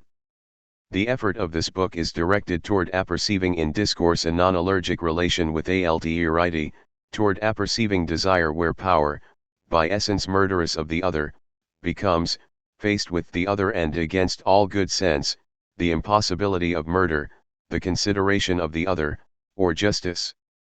Concretely, our effort consists in maintaining, within anonymous community, the society of the I with the other language and goodness. This relation is not pre-philosophical, for it does not do violence to the I, is not imposed upon it brutally from the outside, despite itself, or unbeknown to it, as an opinion. More exactly, it is imposed upon the I beyond all violence by a violence that calls it entirely into question. The ethical relation, opposed to first philosophy which identifies freedom and power, is not contrary to truth. It goes unto being in its absolute exteriority, and accomplishes the very intention that animates the movement unto truth. The relationship with a being infinitely distant, that is, overflowing its idea, is such that its authority as an existent is already invoked in every question we could raise concerning the meaning of its being. One does not question oneself concerning him, one questions him. Always he faces. If ontology, the comprehension, the embracing of being, is impossible, it is not because every definition of being already presupposes the knowledge of being, as Pascal had said and Heidegger refutes in the first page of Being and Time. It is because the comprehension of being in general cannot dominate the relationship with the other. The latter relationship commands the first. I cannot disentangle myself from society with the other, even when I consider the being of the existent he is. Already the comprehension of being is said to the existent, who again arises behind the theme in which he is presented. This saying to the other, this relationship with the other as interlocutor, this relation with an existent precedes all ontology, it is the ultimate relation in being. Ontology presupposes metaphysics. 5. Transcendence as the idea of infinity. The schema of theory in which metaphysics was found distinguished theory from all ecstatic behavior. Theory excludes the implantation of the knowing being in the known being, the entering into the beyond by ecstasy. It remains knowledge, relationship.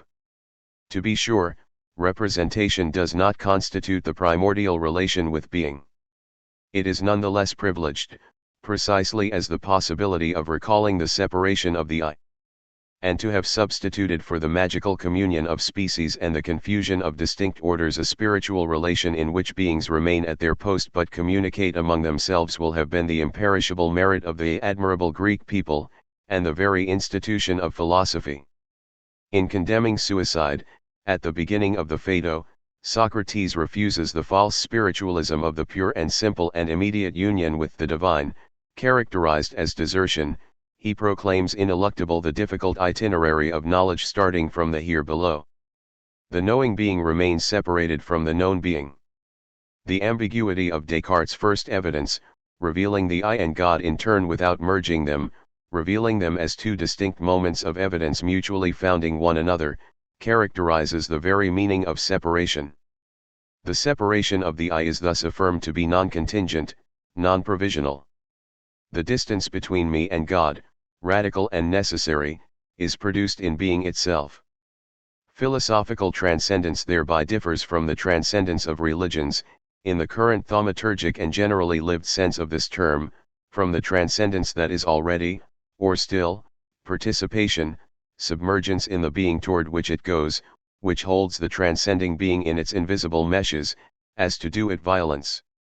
This relation of the same with the other, where the transcendence of the relation does not cut the bonds a relation implies, yet where these bonds do not unite the same and the other into a whole, is in fact fixed in the situation described by Descartes, in which the I think maintains with the infinite it can no wise contain, and from which it is separated a relation called idea of infinity. To be sure, things, mathematical and moral notions are also, according to Descartes, presented to us through their ideas, and are distinct from them. But the idea of infinity is exceptional in that its ideatum surpasses its idea, whereas for the things the total coincidence of their objective and formal realities is not precluded. We could conceivably have accounted for all the ideas, other than that of infinity, by ourselves. Without deciding anything for the moment as to the veritable significance of the presence of the ideas of things in us, without holding to the Cartesian argumentation that proves the separated existence of the infinite by the finitude of the being having an idea of infinity, for there perhaps is not much sense to proving an existence by describing a situation prior to proof and to the problems of existence, it is of importance to emphasize that the transcendence of the infinite with respect to the I which is separated from it and which thinks it measures, so to speak, its very infinitude. The distance that separates ideatum and idea here constitutes the content of the ideatum itself. Infinity is characteristic of a transcendent being as transcendent, the infinite is the absolutely other. The transcendent is the sole ideatum of which there can be only an idea in us, it is infinitely removed from its idea, that is, exterior, because it is infinite. To think the infinite, the transcendent, the stranger, is hence not to think an object. But to think what does not have the lineaments of an object is in reality to do more or better than think. The distance of transcendence is not equivalent to that which separates the mental act from its object in all our representations, since the distance at which the object stands does not exclude, and in reality implies, the possession of the object, that is, the suspension of its being. The intentionality of transcendence is unique in its kind. The difference between objectivity and transcendence will serve as a general guideline for all the analyses of this work. We find that this presence in thought of an idea whose ideatum overflows the capacity of thought is given expression not only in Aristotle's theory of the agent intellect, but also, very often, in Plato. Against a thought that proceeds from him who has his own head to himself, 6. He affirms the value of the delirium that comes from God. Winged thought. 7. Delirium here does not have an irrationalist significance, it is only a divine release of the soul from the yoke of custom and convention. 8. The fourth type of delirium is reason itself, rising to the ideas, thought in the highest sense.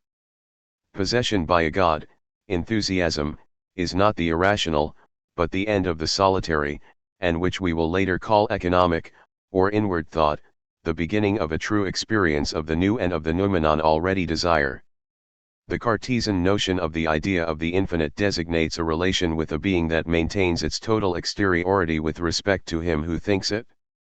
It designates the contact with the intangible, a contact that does not compromise the integrity of what is touched. To affirm the presence in us of the idea of infinity is to deem purely abstract and formal the contradiction the idea of metaphysics is said to harbor, which Plato brings up in the Parmenides 9, that the relation with the absolute would render the absolute relative. The absolute exteriority of the exterior being is not purely and simply lost as a result of its manifestation, it absolves itself from the relation in which it presents itself. But the infinite distance of the stranger, despite the proximity achieved by the idea of infinity, the complex structure of the unparalleled relation designated by this idea, has to be described. It is not enough to distinguish it formally from objectification. We must now indicate the terms which will state the deformalization or the concretization of the idea of infinity, this apparently wholly empty notion. The infinite in the finite, the more in the less, which is accomplished by the idea of infinity, is produced as desire, not a desire that the possession of the desirable slakes, but the desire for the infinite which the desirable arouses rather than satisfies. A desire perfectly disinterested goodness. But desire and goodness concretely presuppose a relationship in which the desirable arrests the negativity of the I that holds sway in the same, puts an end to power and emprise. This is positively produced as the possession of a world I can bestow as a gift on the other, that is, as a presence before a face. For the presence before a face, my orientation toward the other, can lose the avidity proper to the gaze only by turning into generosity, incapable of approaching the other with empty hands. This relationship established over the things henceforth possibly common, that is, susceptible of being said, is the relationship of conversation. The way in which the other presents himself, exceeding the idea of the other in me, we here name face. This mode does not consist in figuring as a theme under my gaze, in spreading itself forth as a set of qualities forming an image. The face of the other at each moment destroys and overflows the plastic image it leaves me, the idea existing to my own measure and to the measure of its ideatum, the adequate idea. It does not manifest itself by these qualities, but kappa alpha theta alpha tau. It expresses itself. The face brings a notion of truth which, in contradistinction to contemporary ontology, is not the disclosure of an impersonal neuter, but expression. The existent breaks through all the envelopings and generalities of being to spread out in its form the totality of its content, finally abolishing the distinction between form and content. This is not achieved by some sort of modification of the knowledge that thematizes, but precisely by thematization turning into conversation. The condition for theoretical truth and error is the word of the other, his expression, which every lie already presupposes. But the first content of expression is the expression itself. To approach the other in conversation is to welcome his expression, in which at each instant he overflows the idea a thought would carry away from it. It is therefore to receive from the other beyond the capacity of the I, which means exactly, to have the idea of infinity. But this also means, to be taught. The relation with the other, or conversation, is a non-allergic relation, an ethical relation, but inasmuch as it is welcomed, this conversation is a teaching enseignement. Teaching is not reducible to meutics, it comes from the exterior and brings me more than I contain. In its nonviolent transitivity the very epiphany of the face is produced. The Aristotelian analysis of the intellect, which discovers the agent intellect coming in by the gates, absolutely exterior and yet constituting, nowise compromising, the sovereign activity of reason, already substitutes for meutics a transitive action of the master, since reason, without abdicating, is found to be in a position to receive.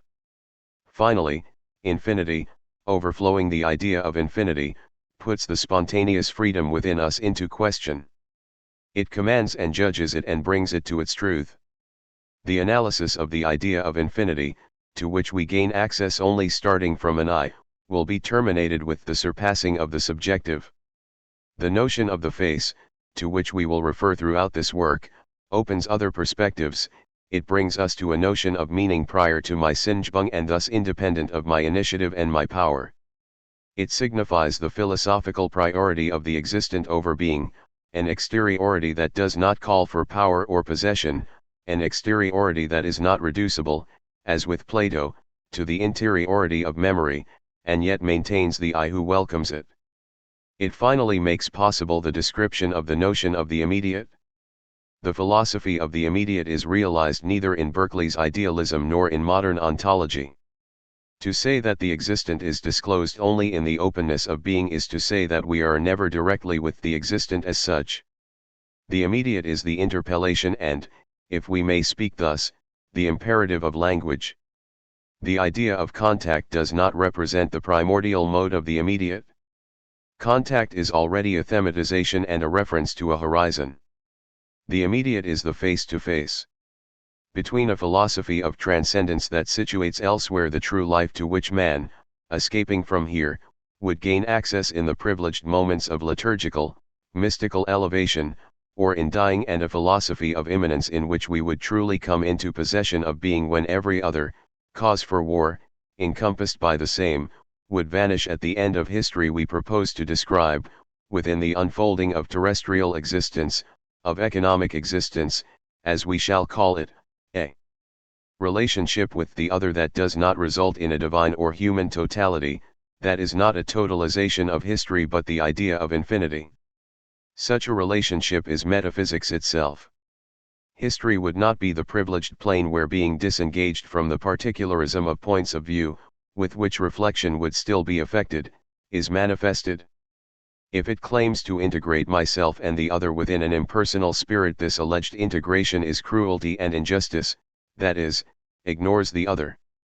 History as a relationship between men ignores a position of the I before the other in which the other remains transcendent with respect to me.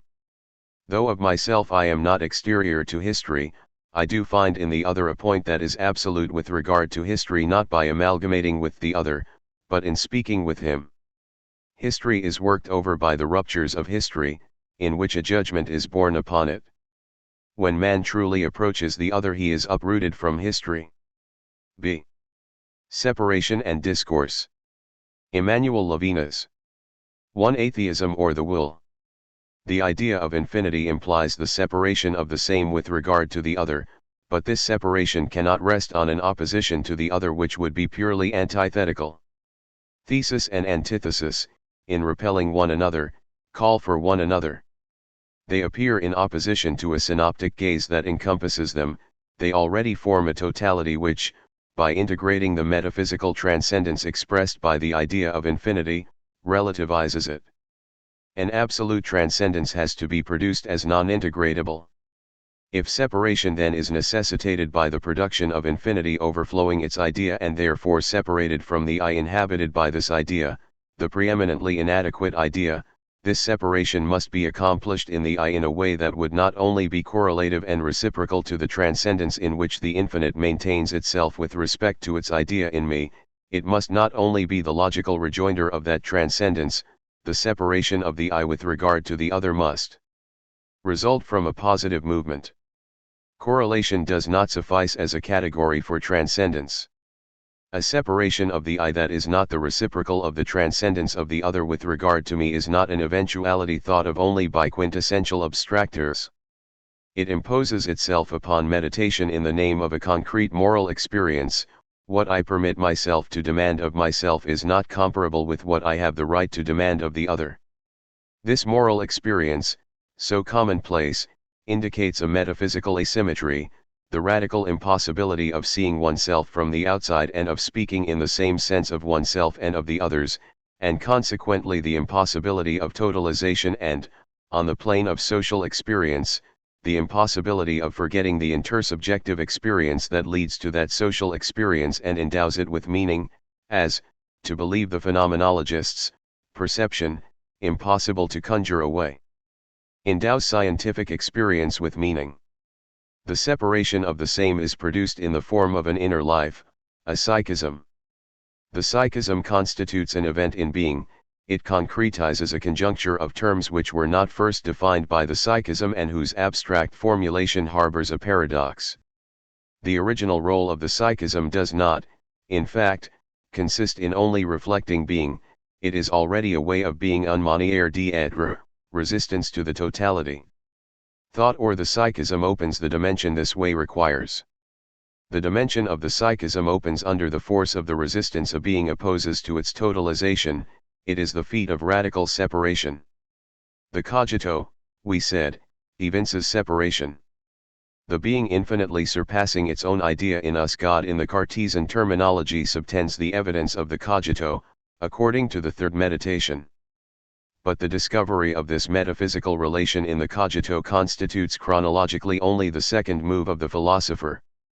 That there could be a chronological order distinct from the logical order, that there could be several moments in the progression, that there is a progression here is separation. For by virtue of time this being is not yet, which does not make it the same as nothingness, but maintains it at a distance from itself. It is not all at once. Even its cause, older than itself, is still to come. The cause of being is thought or known by its effect as though it were posterior to its effect. We speak lightly of the possibility of this as though, which is taken to indicate an illusion. But this illusion is not unfounded, it constitutes a positive event.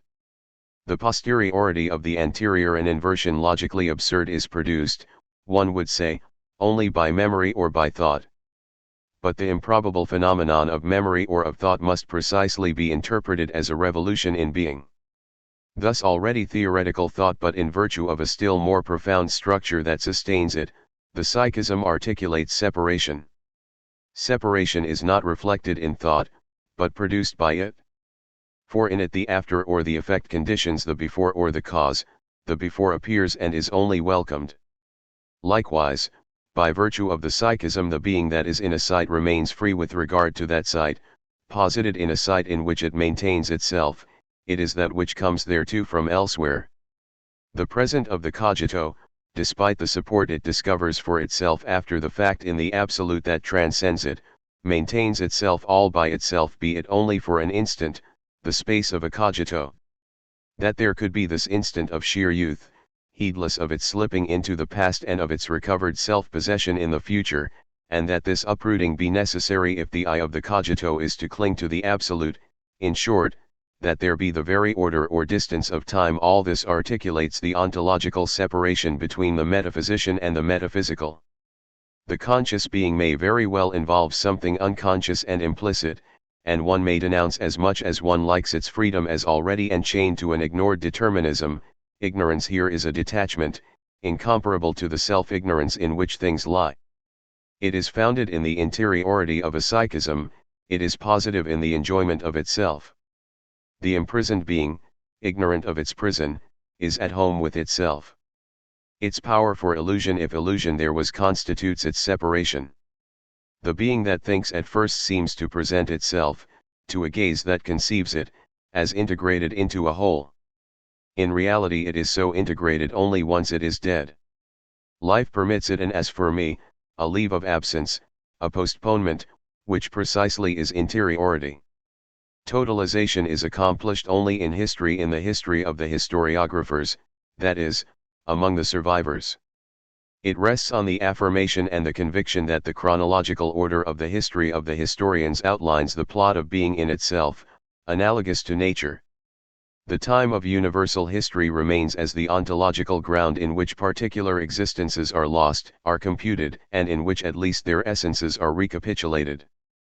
Birth and death as punctual moments, and the interval that separates them, are lodged in this universal time of the historian, who is a survivor.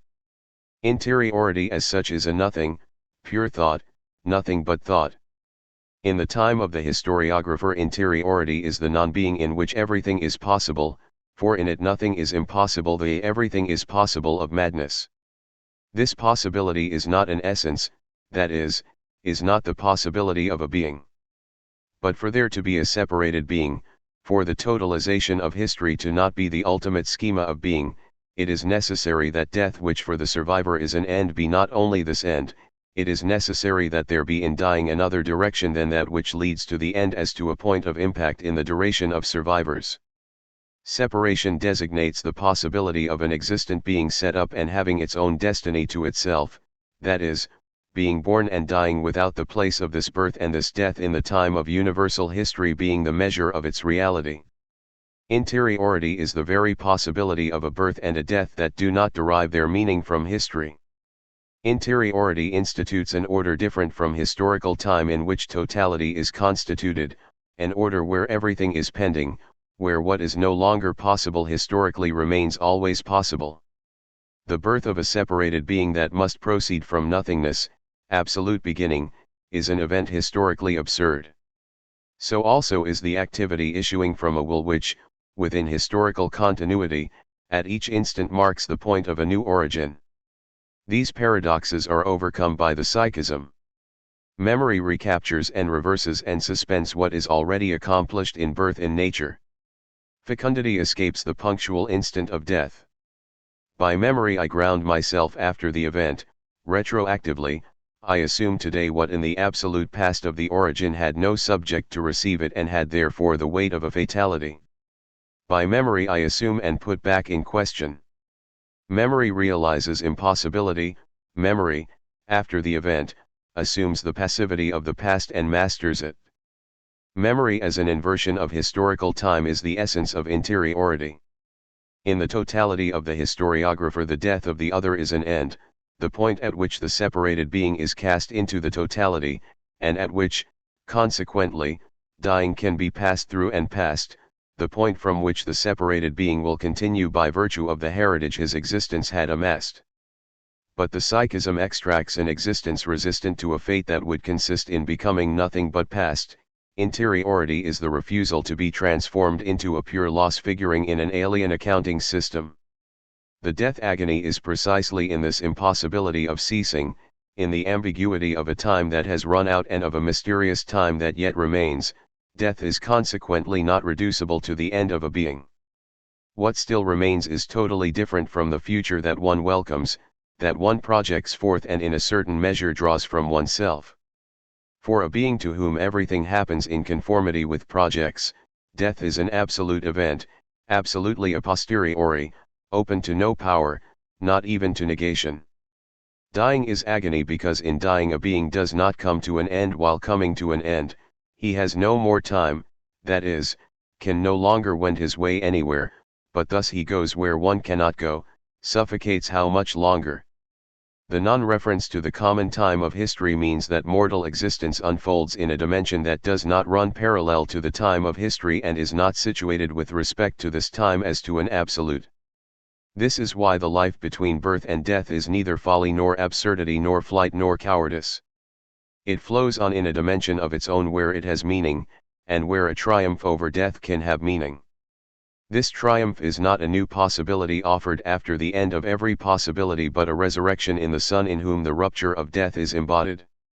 Death's suffocation in the impossibility of the possible opens a passage toward descent. Fecundity is yet a personal relation, though it be not given to the I as a possibility. 1. There would be no separated being if the time of the one could fall into the time of the other. This is what was expressed, always negatively, by the idea of the eternity of the soul, the dead one's refusal to fall into the time of the other, the personal time free from common time. If the common time were to absorb the time of the I, death would be the end.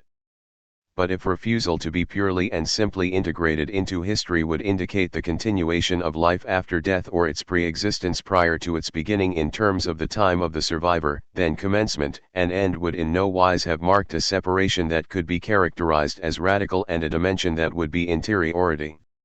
For this would still be to insert the interiority into the time of history, as though perenniality throughout a time common to the plurality, the totality, dominated the fact of separation. The non-correspondence of death to an end a survivor observes hence does not mean that the existence that is mortal but incapable of passing away would still be present after its death, that the mortal being would survive the death that strikes at the hour common to men. And one would be wrong to situate the interior time within objective time, as Husserl does, and so to prove the eternity of the soul. Commencement and end taken as points of universal time reduce the I to the third person, such as it is spoken of by the survivor. Interiority is essentially bound to the first person of the I. The separation is radical only if each being has its own time, that is, its interiority, if each time is not absorbed into the universal time. By virtue of the dimension of interiority each being declines the concept and withstands totalization, a refusal necessary for the idea of infinity, which does not produce the separation by its own force. The psychic life, which makes birth and death possible, is a dimension in being, a dimension of non-essence, beyond the possible and the impossible. It does not exhibit itself in history. The discontinuity of the inner life interrupts historical time. The thesis of the primacy of history constitutes an option for the comprehension of being in which interiority is sacrificed. The present work proposes another option. The real must not only be determined in its historical objectivity, but also from interior intentions, from the secrecy that interrupts the continuity of historical time. Only on the basis of the secrecy is the pluralism of society possible. It attests the secrecy. We have always known that it is impossible to form an idea of the human totality, for men have an inner life closed to him who does, however, grasp the comprehensive movements of human groups. The way of access to social reality starting with the separation of the I is not engulfed in universal history, in which only totalities appear. The experience of the other starting from a separated I remains a source of meaning for the comprehension of totalities, just as concrete perception remains determinative for the signification of scientific universes. Kronos, thinking he swallows a god, swallows but a stone. The interval of discretion or of death is a third notion between being and nothingness. The interval is not to life what potency is to act. Its originality consists in being between two times.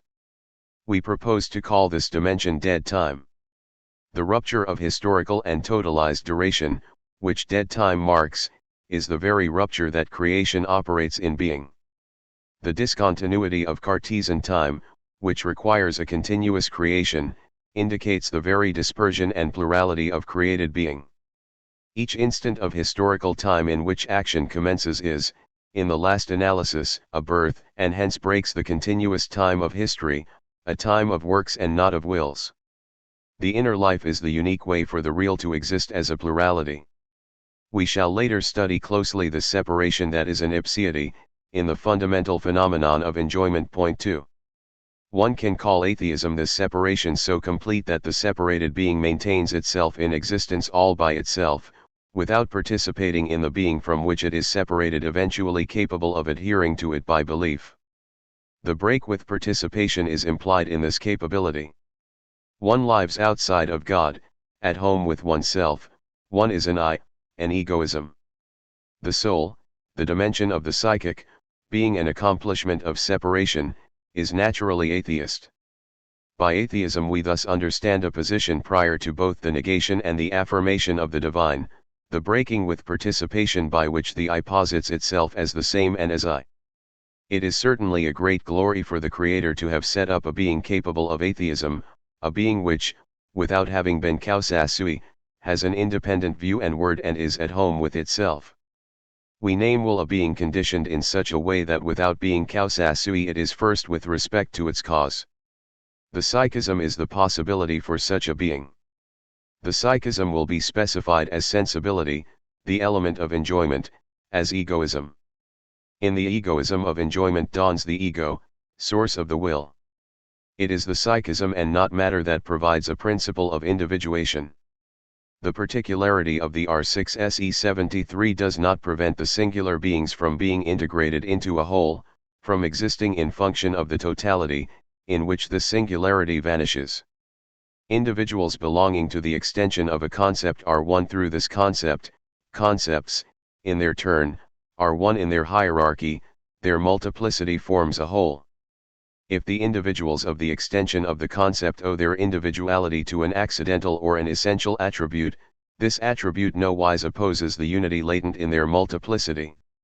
This unity will be actualized in the knowing of an impersonal reason, which integrates the particularities of the individuals in becoming their idea or in totalizing them by history. The absolute interval of separation cannot be obtained by distinguishing the terms of the multiplicity by some qualitative specification that would be ultimate, as in Leibniz's monadology, where a difference, without which one monad would remain indistinguishable from another, is inherent in the terms. Point 3. As qualities, the differences still refer to the community of a genus. The monads, echoes of the divine substance, form a totality within its thought. The plurality required for conversation results from the interiority with which each term is endowed.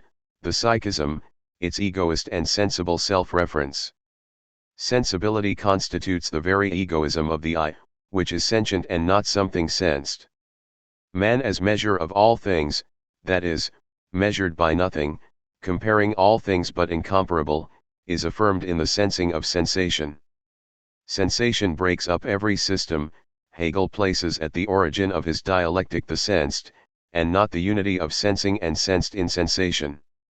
It is not by chance that in the Theaetetus 4 Protagoras' and Heraclitus' theses are brought together, as though the singularity of the sentient would be required for Parmenidean being to be able to be pulverized into becoming and to unfold otherwise than as an objective flux of things.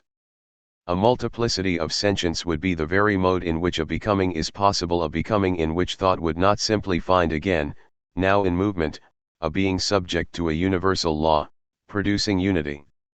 Only in this way does becoming acquire the value of an idea radically opposed to the idea of being, does it designate the resistance to every integration expressed by the image of the river, in which, according to Heraclitus, one does not bathe twice, and according to Critolus, not even once. A notion of becoming destructive of Parmenidean monism is acquired only through the singularity of sensation. 2. Truth. We shall show further how separation or ipseity is produced primordially in the enjoyment of happiness, how in this enjoyment the separated being affirms an independence that owes nothing, neither dialectically nor logically, to the other which remains transcendent to it.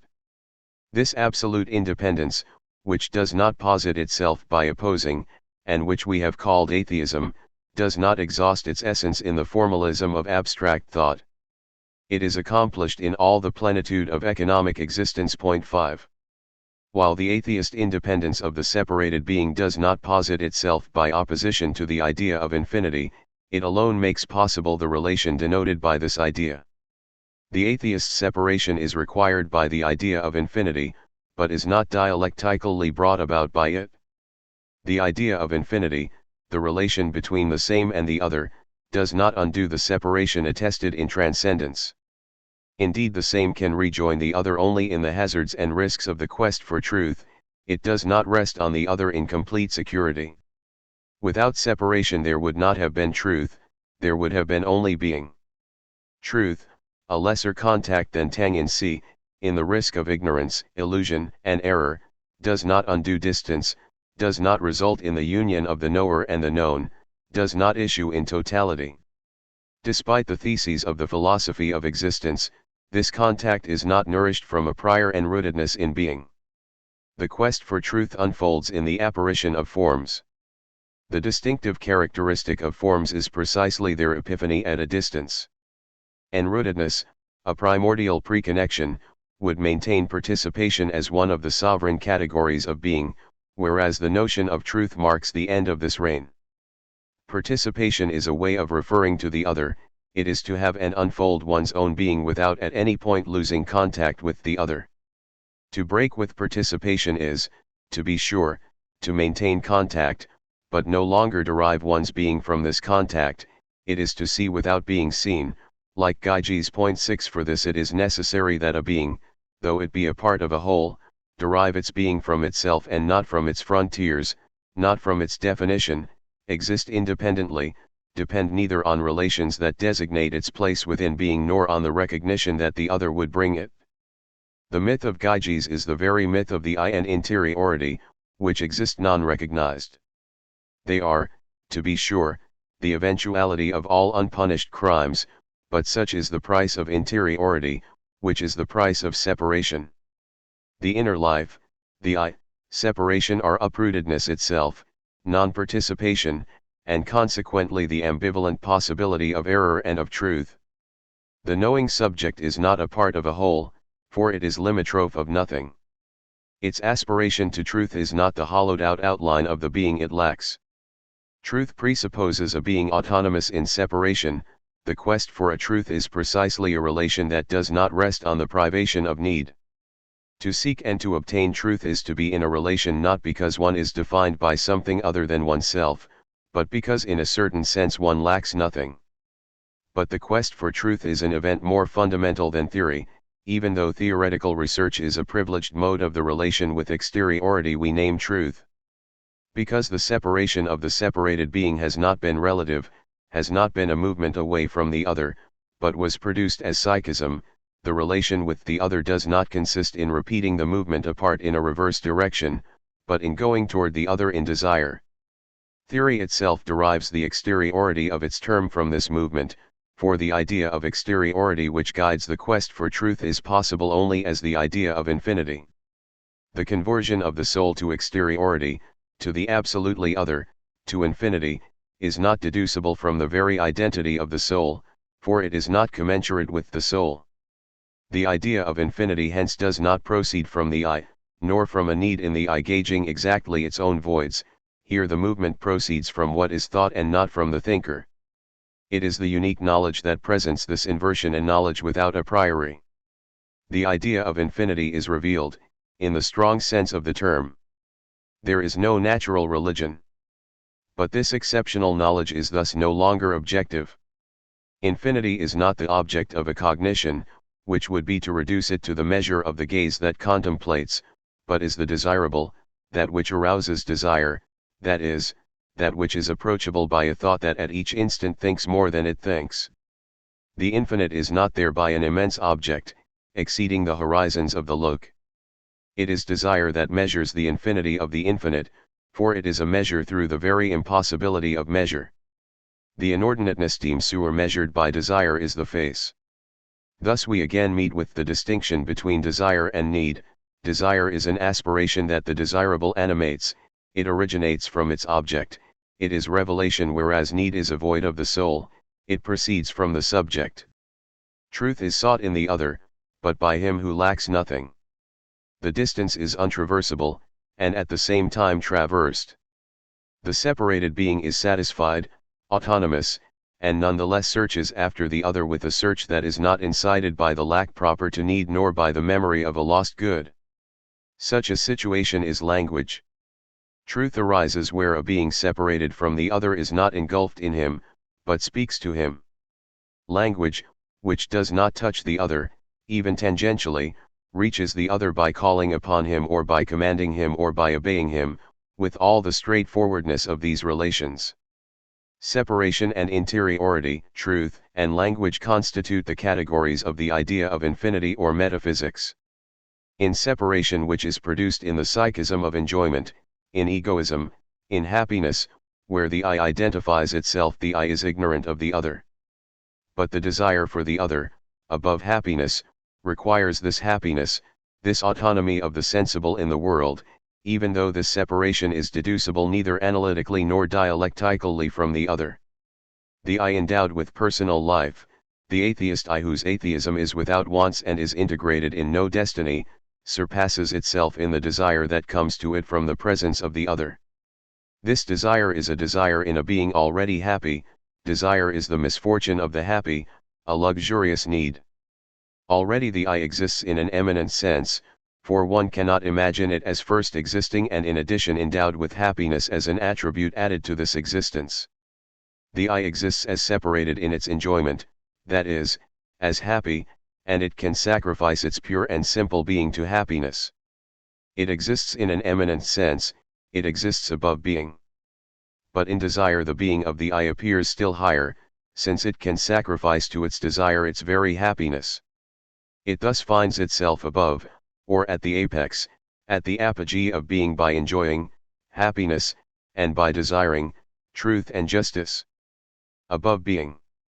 Desire marks a sort of inversion with regard to the classical notion of substance. In it being becomes goodness, at the apogee of its being, expanded into happiness. In egoism, positing itself as ego, here it is, beating its own record, preoccupied with another being. This represents a fundamental inversion not of some one of the functions of being, a function turned from its goal, but an inversion of its very exercise of being, which suspends its spontaneous movement of existing and gives another direction to its unsurpassable apology. Insatiable desire not because it corresponds to an infinite hunger, but because it is not an appeal for food. This desire is insatiable, but not because of our finitude. Might the Platonic myth of love as offspring of abundance and poverty be interpreted as the indigence of wealth itself, as the desire not of what one has lost, but absolute desire, produced in a being in possession of itself and consequently already absolutely on its own feet? Has not Plato, rejecting the myth of the androgynous being presented by Aristophanes, caught sight of the non-nostalgic character of desire and of philosophy, implying autochthonous existence and not exile desire as erosion of the absoluteness of being by the presence of the desirable, which is consequently a revealed presence, opening desire in a being that in separation experiences itself as autonomous? But love as analyzed by Plato does not coincide with what we have called desire. Immortality is not the objective of the first movement of desire, but the other, the stranger. It is absolutely non-egoist, its name is justice. It does not link up beings already akin. The great force of the idea of creation such as it was contributed by monotheism is that this creation is ex nihilo, not because this represents a work more miraculous than the demiurgic informing of matter, but because the separated and created being is thereby not simply issued forth from the Father, but is absolutely other than him. Filiality itself cannot appear as essential to the destiny of the I unless man retains this memory of the creation ex nihilo, without which the Son is not a true other. Finally, the distance that separates happiness from desire separates politics from religion. Politics tends toward reciprocal recognition, that is, toward equality, it ensures happiness. And political law concludes and sanctions the struggle for recognition. Religion is desire and not struggle for recognition. It is the surplus possible in a society of equals, that of glorious humility, responsibility, and sacrifice, which are the condition for equality itself. 3. Discourse. In affirming truth to be a modality of the relation between the same and the other, we do not oppose intellectualism, but rather ensure its fundamental aspiration, the respect for being illuminating the intellect.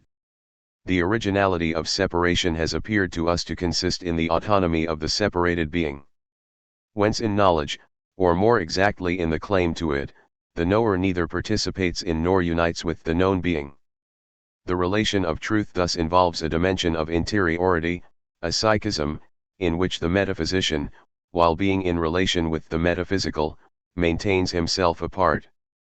But we have also indicated that this relation of truth, which at the same time spans and does not span the distance, does not form a totality with the other, sure rests on language, a relation in which the terms absolve themselves from the relation, remain absolute within the relation. Without this absolution, the absolute distance of metaphysics would be illusory. The knowledge of objects does not secure a relation whose terms would absolve themselves from the relation. Though objective knowledge remain disinterested, it is nevertheless marked by the way the knowing being has approached the real. To recognize truth to be disclosure is to refer it to the horizon of him who discloses. Plato, who identifies knowledge with vision, stresses, in the myth of the chariot of the Phaedrus, the movement of the soul that contemplates truth and the relativeness of truth to that course. The disclosed being is relative to us and not kappa alpha theta alpha tau. According to the classical terminology, sensibility a pretension to pure experience, a receptivity of being becomes knowledge only after having been modeled by the understanding. According to the modern terminology, we disclose only with respect to a project. In labor we approach the real with a view to a goal conceived by us. This modification that knowledge brings to bear on the one, which in cognition loses its unity, is evoked by Plato in the Parmenids. Knowledge in the absolute sense of the term, the pure experience of the other being, would have to maintain the other being kappa alpha theta alpha tau. If the object thus refers to the project and labor of the knower, it is because objective cognition is a relation with the being that one always goes beyond and that always is to be interpreted. The what is it, approaches this qua that. For to know objectively is to know the historical, the fact, the already happened, the already passed by. The historical is not defined by the past, both the historical and the past are defined as themes of which one can speak. They are thematized precisely because they no longer speak. The historical is forever absent from its very presence. This means that it disappears behind its manifestations, its apparition is always superficial and equivocal, its origin, its principle, always elsewhere. It is a phenomenon, a reality without reality. The flow of time in which, according to the Kantian schema, the world is constituted is without origin. This world that has lost its principle, anarchical, a world of phenomena, does not answer to the quest for the true, it suffices for enjoyment, which is self-sufficiency itself, nowise disturbed by the evasion that exteriority opposes to the quest for the true. This world of enjoyment does not suffice for the metaphysical claim. The knowledge of the thematized is only a recommencing struggle against the always possible mystification of facts, at the same time an idolatry of facts, that is, an invocation of what does not speak, and an insurmountable plurality of significations and mystifications. Or else this knowledge invites the knower to an interminable psychoanalysis, to the desperate search for a true origin at least in oneself, to the effort to awaken. The manifestation of the kappa alpha theta alpha tau in which a being concerns us without slipping away and without betraying itself does not consist in its being disclosed, its being exposed to the gaze that would take it as a theme for interpretation, and would command an absolute position dominating the object.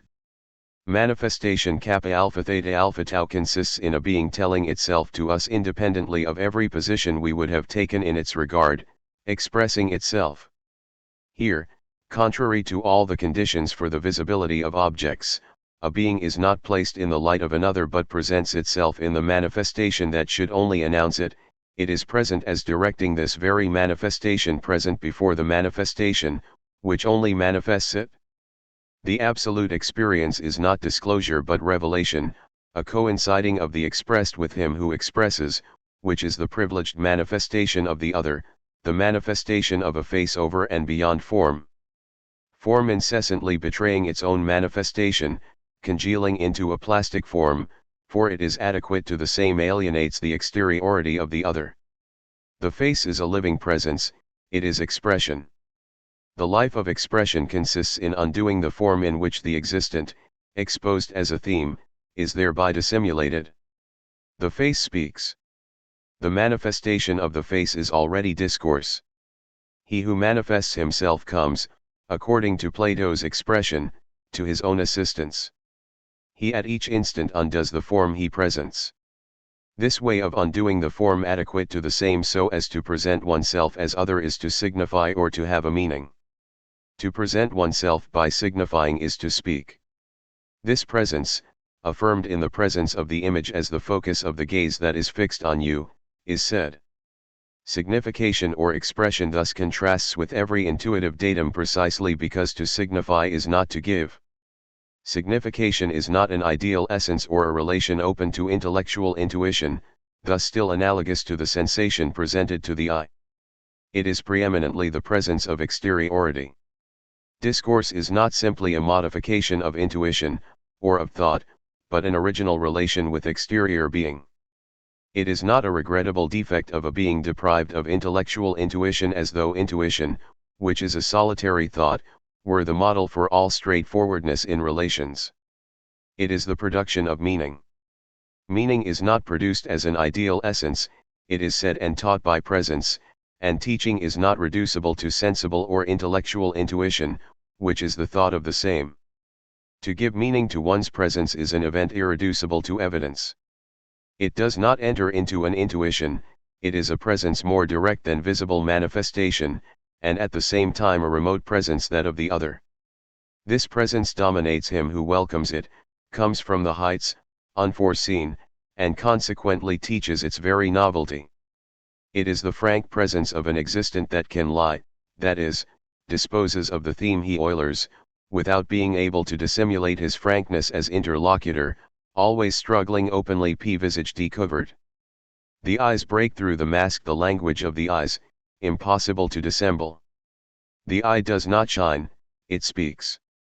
The alternative of truth and lying, of sincerity and dissimulation, is the prerogative of him who abides in the relation of absolute frankness, in the absolute frankness which cannot hide itself. Action does not express. It has meaning, but leads us to the agent in his absence. To approach someone from works is to enter into his interiority as though by burglary. The other is surprised in his intimacy, where, like the personages of history, he is, to be sure, exposed, but does not express himself. 7 Works signify their author, but indirectly, in the third person. One can, to be sure, conceive of language as an act, as a gesture of behavior. But then one omits the essential of language, the coinciding of the revealer and the revealed in the face, which is accomplished in being situated in height with respect to us in teaching.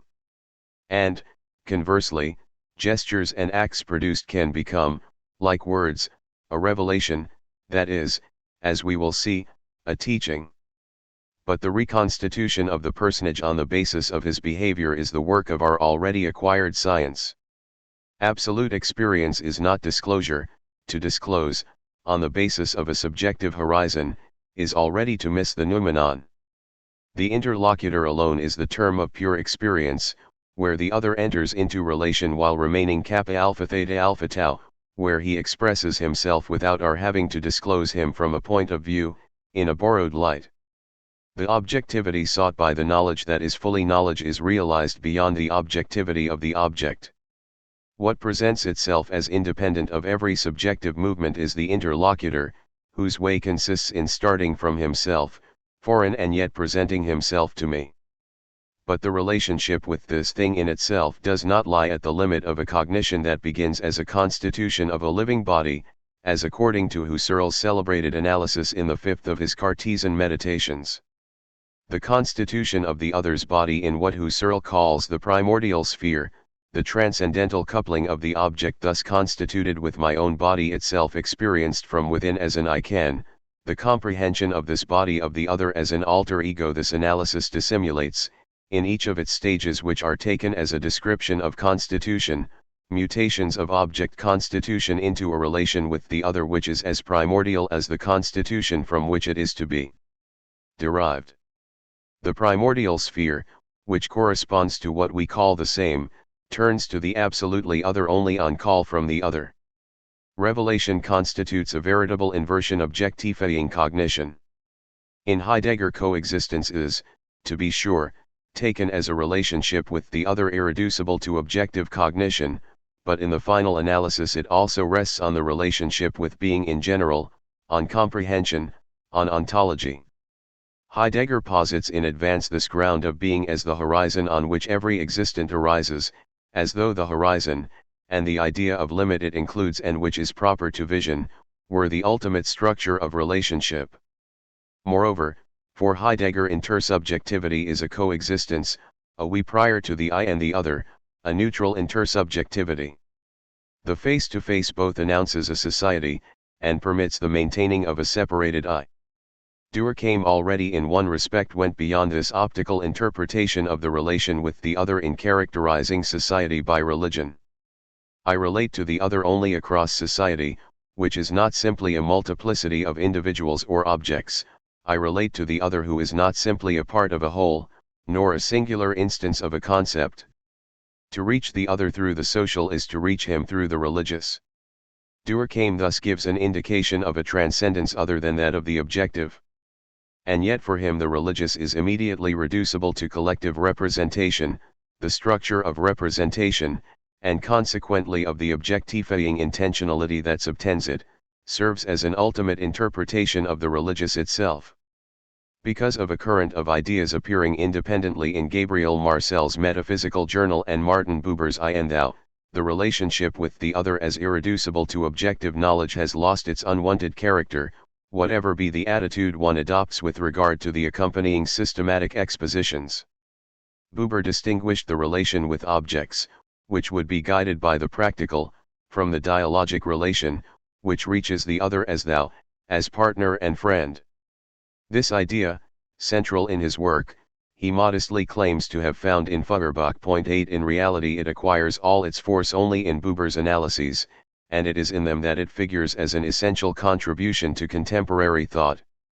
One may, however, ask if the thou saying tutoiement does not place the other in a reciprocal relation, and if this reciprocity is primordial.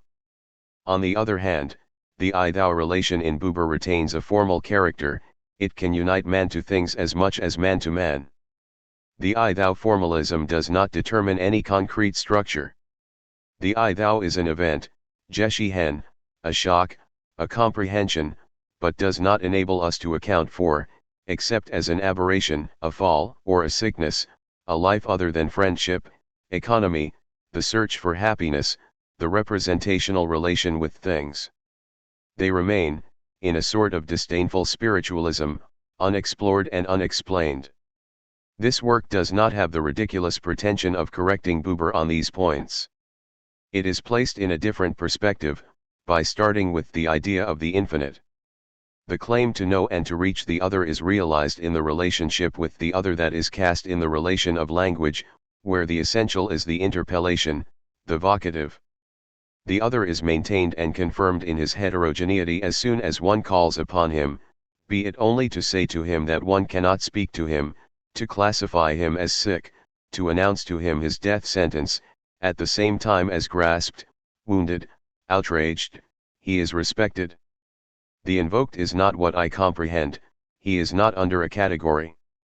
He is the one to whom I speak, he has only a reference to himself, he has no quiddity. But the formal structure of interpellation has to be worked out. The object of knowledge is always a fact, already happened and passed through. The interpellated one is called upon to speak, his speech consists in coming to the assistance of his word in being present.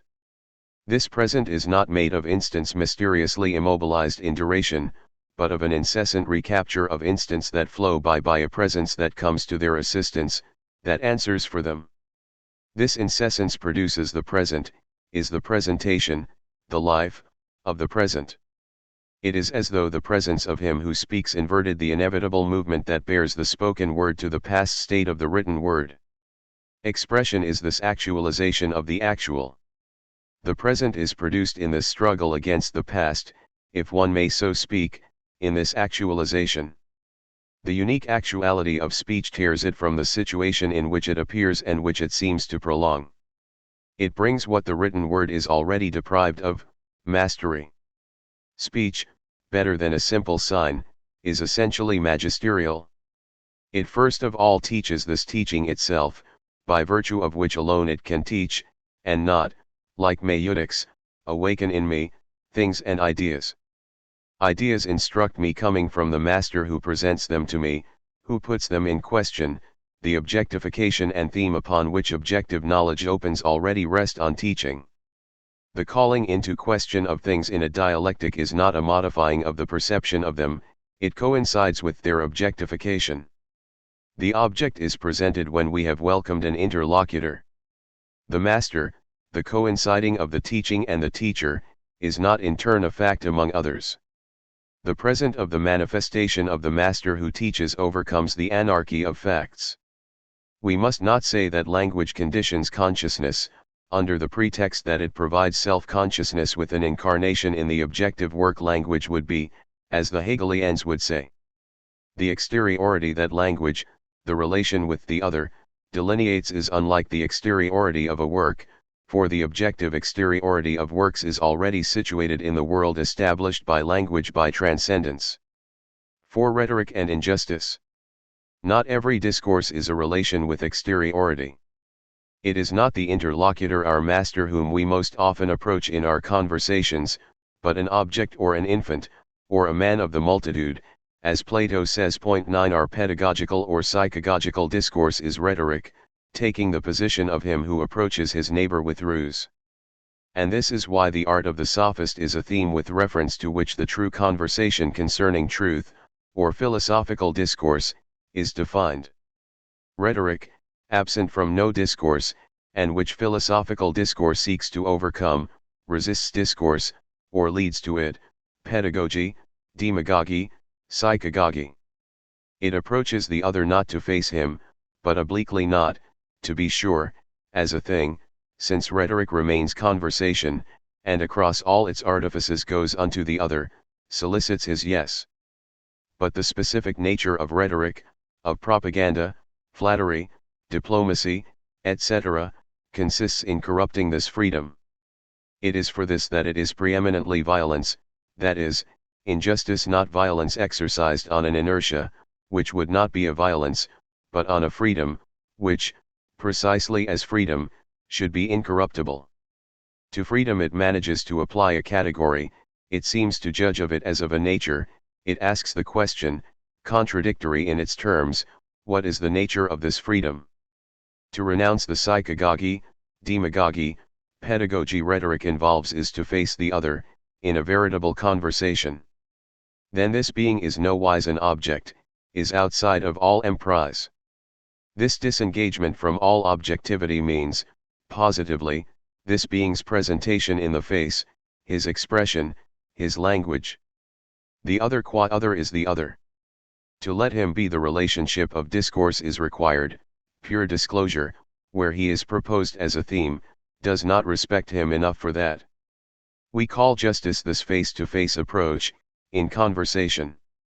If truth arises in the absolute experience in which being gleams with its own light, then truth is produced only in veritable conversation or in justice. This absolute experience in the face-to-face, in which the interlocutor presents himself as absolute being, that is, as being withdrawn from the categories, would for Plato be inconceivable without the interposition of the ideas. The impersonal relation and discourse seem to refer to solitary discourse, or reason, to the soul conversing with itself. But is the Platonic idea attended to by the thinker equivalent to a sublimated and perfected object? Is the kinship between the soul and the ideas, emphasized in the Phaedo, but an idealist metaphor expressing the permeability of being to thought? Is the ideality of the ideal reducible to a superlative extension of qualities, or does it lead us to a region where beings have a face, that is, are present in their own message? Hermann Cohen, in this a Platonist, maintained that one can love only ideas, but the notion of an idea is in the last analysis tantamount to the transmutation of the other into the other. For Plato, true discourse can come to its own assistance, the content that is presented to me is inseparable from him who has thought it, which means that the author of the discourse responds to questions. Thought, for Plato, is not reducible to an impersonal concatenation of true relations, but implies persons and interpersonal relations.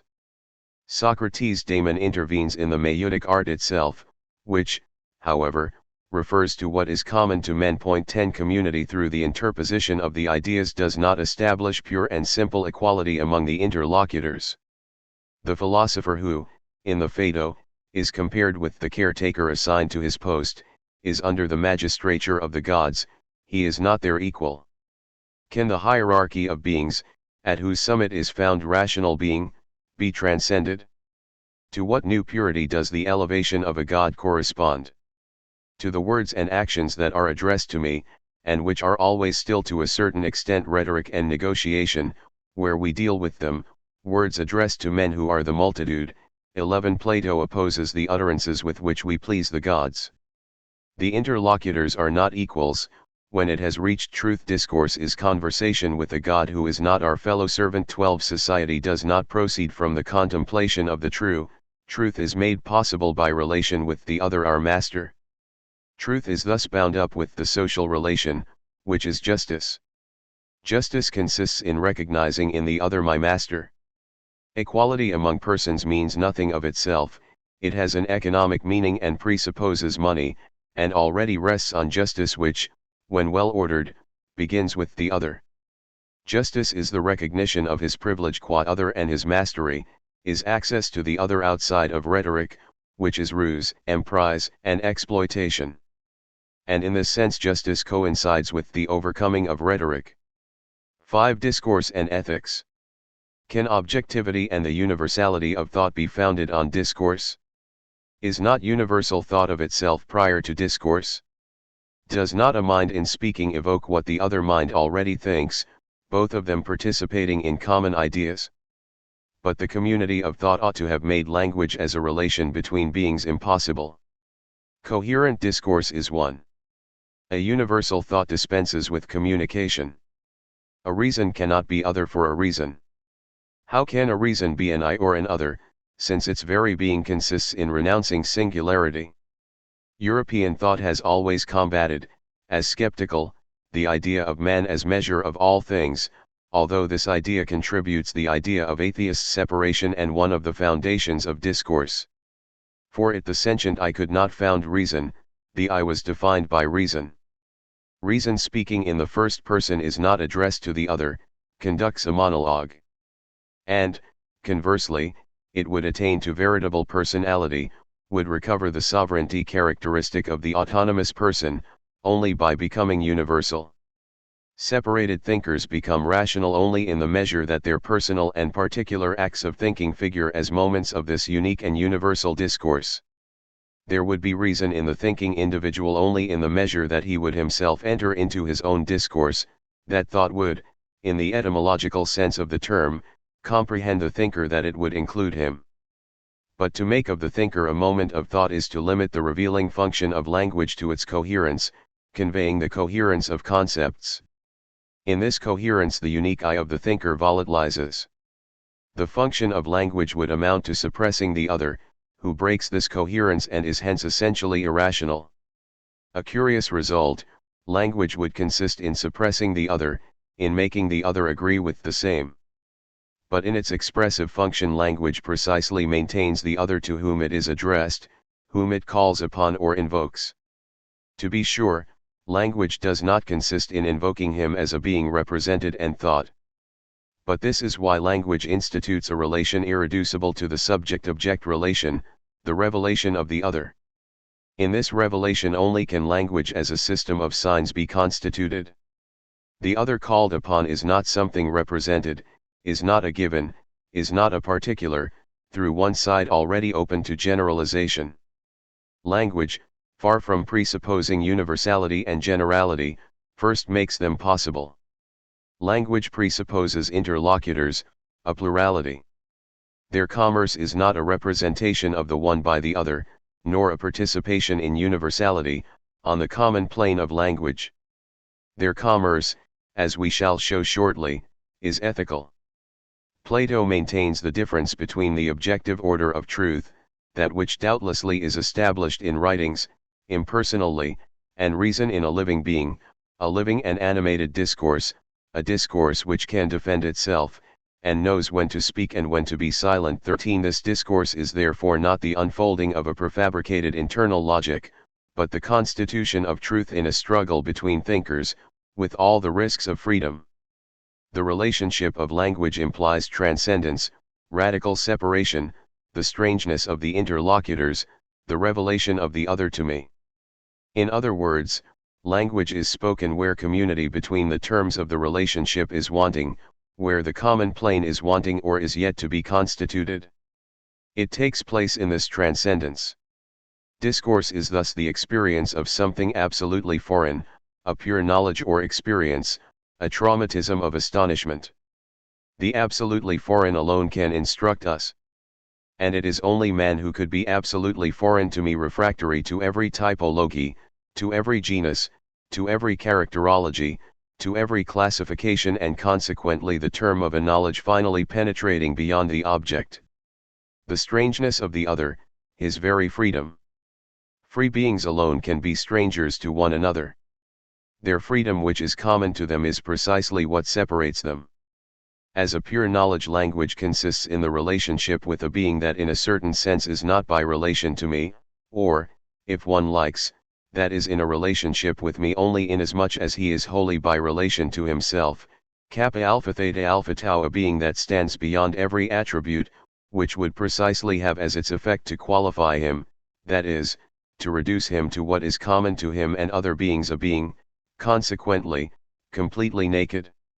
The things are naked, by metaphor, only when they are without adornments, bare walls, naked landscapes.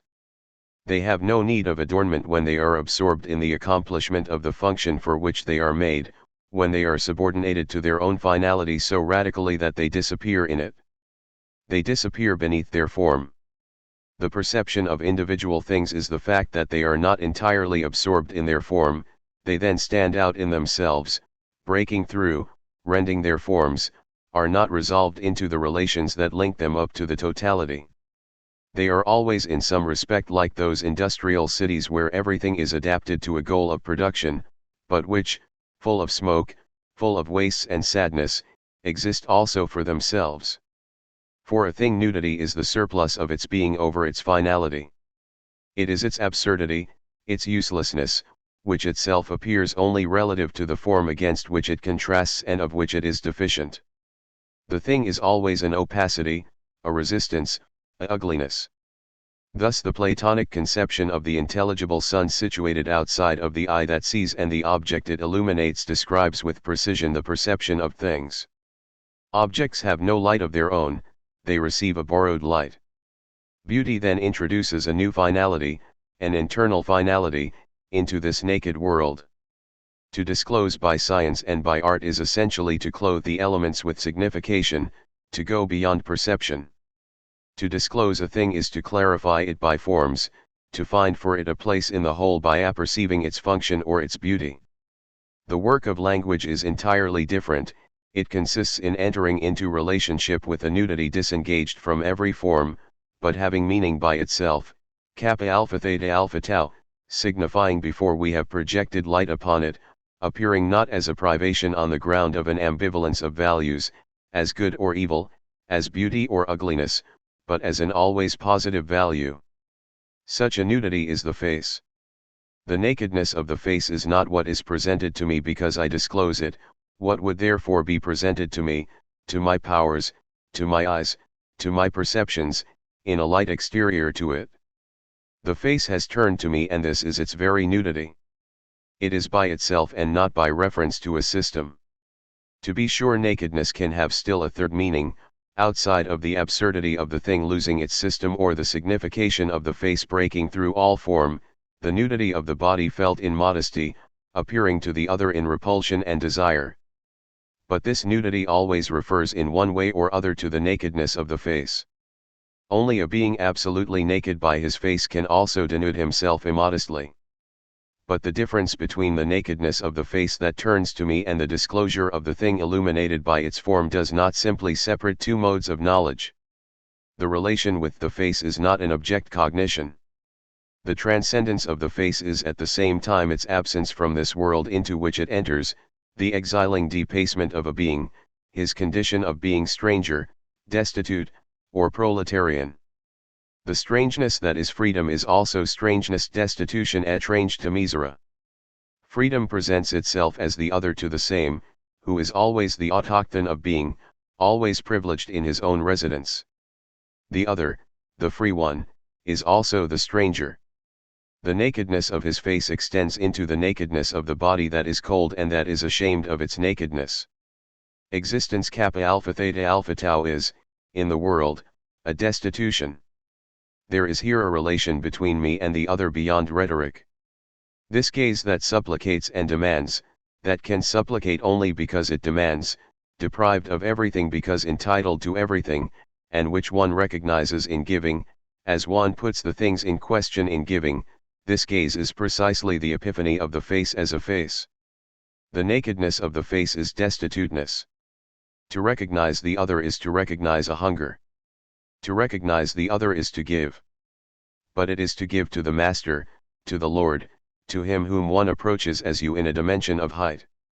It is in generosity that the world possessed by me, the world open to enjoyment, is apperceived from a point of view independent of the egoist position.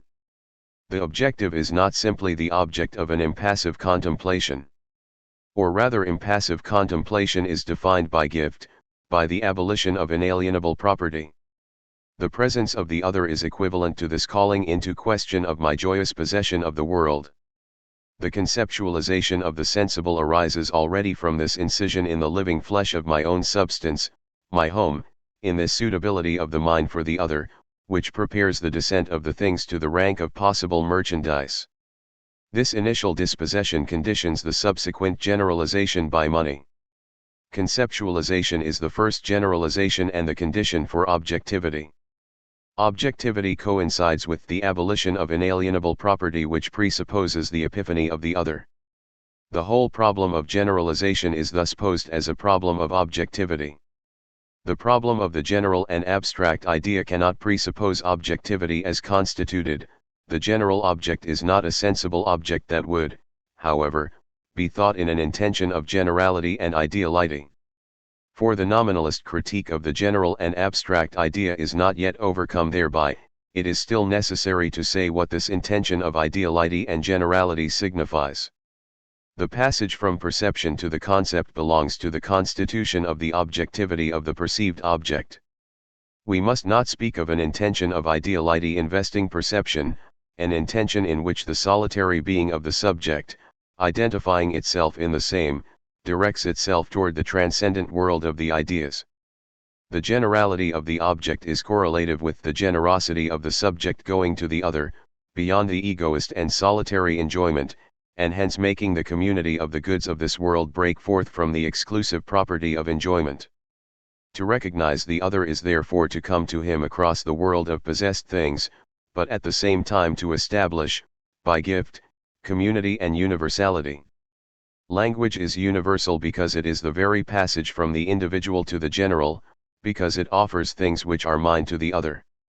To speak is to make the world common, to create commonplaces. Language does not refer to the generality of concepts, but lays the foundations for a possession in common.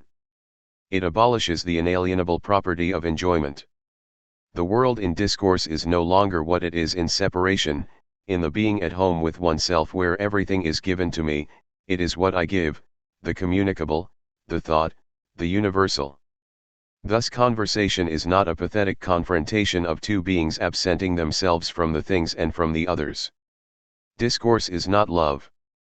The transcendence of the other, which is his eminence, his height, his lordship, in its concrete meaning includes his destitution, his exile debasement, and his rights as a stranger.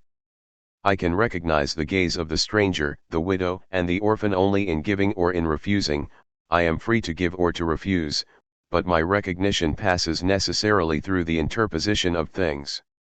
Things are not, as in Heidegger, the foundation of the sight, the quintessence of all the relations that constitute our presence on the earth, and under the heavens, in company with men, and in the expectation of the gods. The relationship between the same and the other, my welcoming of the other, is the ultimate fact, and in it the things figure not as what one builds but as what one gives.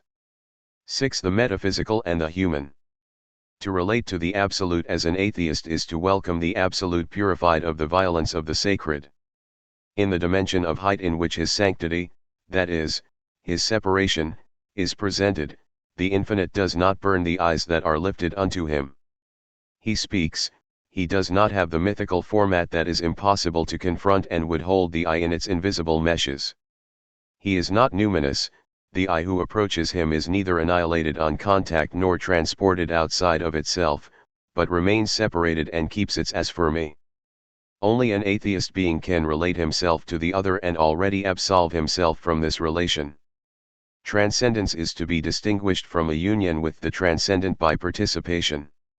The metaphysical relation, the idea of infinity, connects with the noumenon which is not a noumen.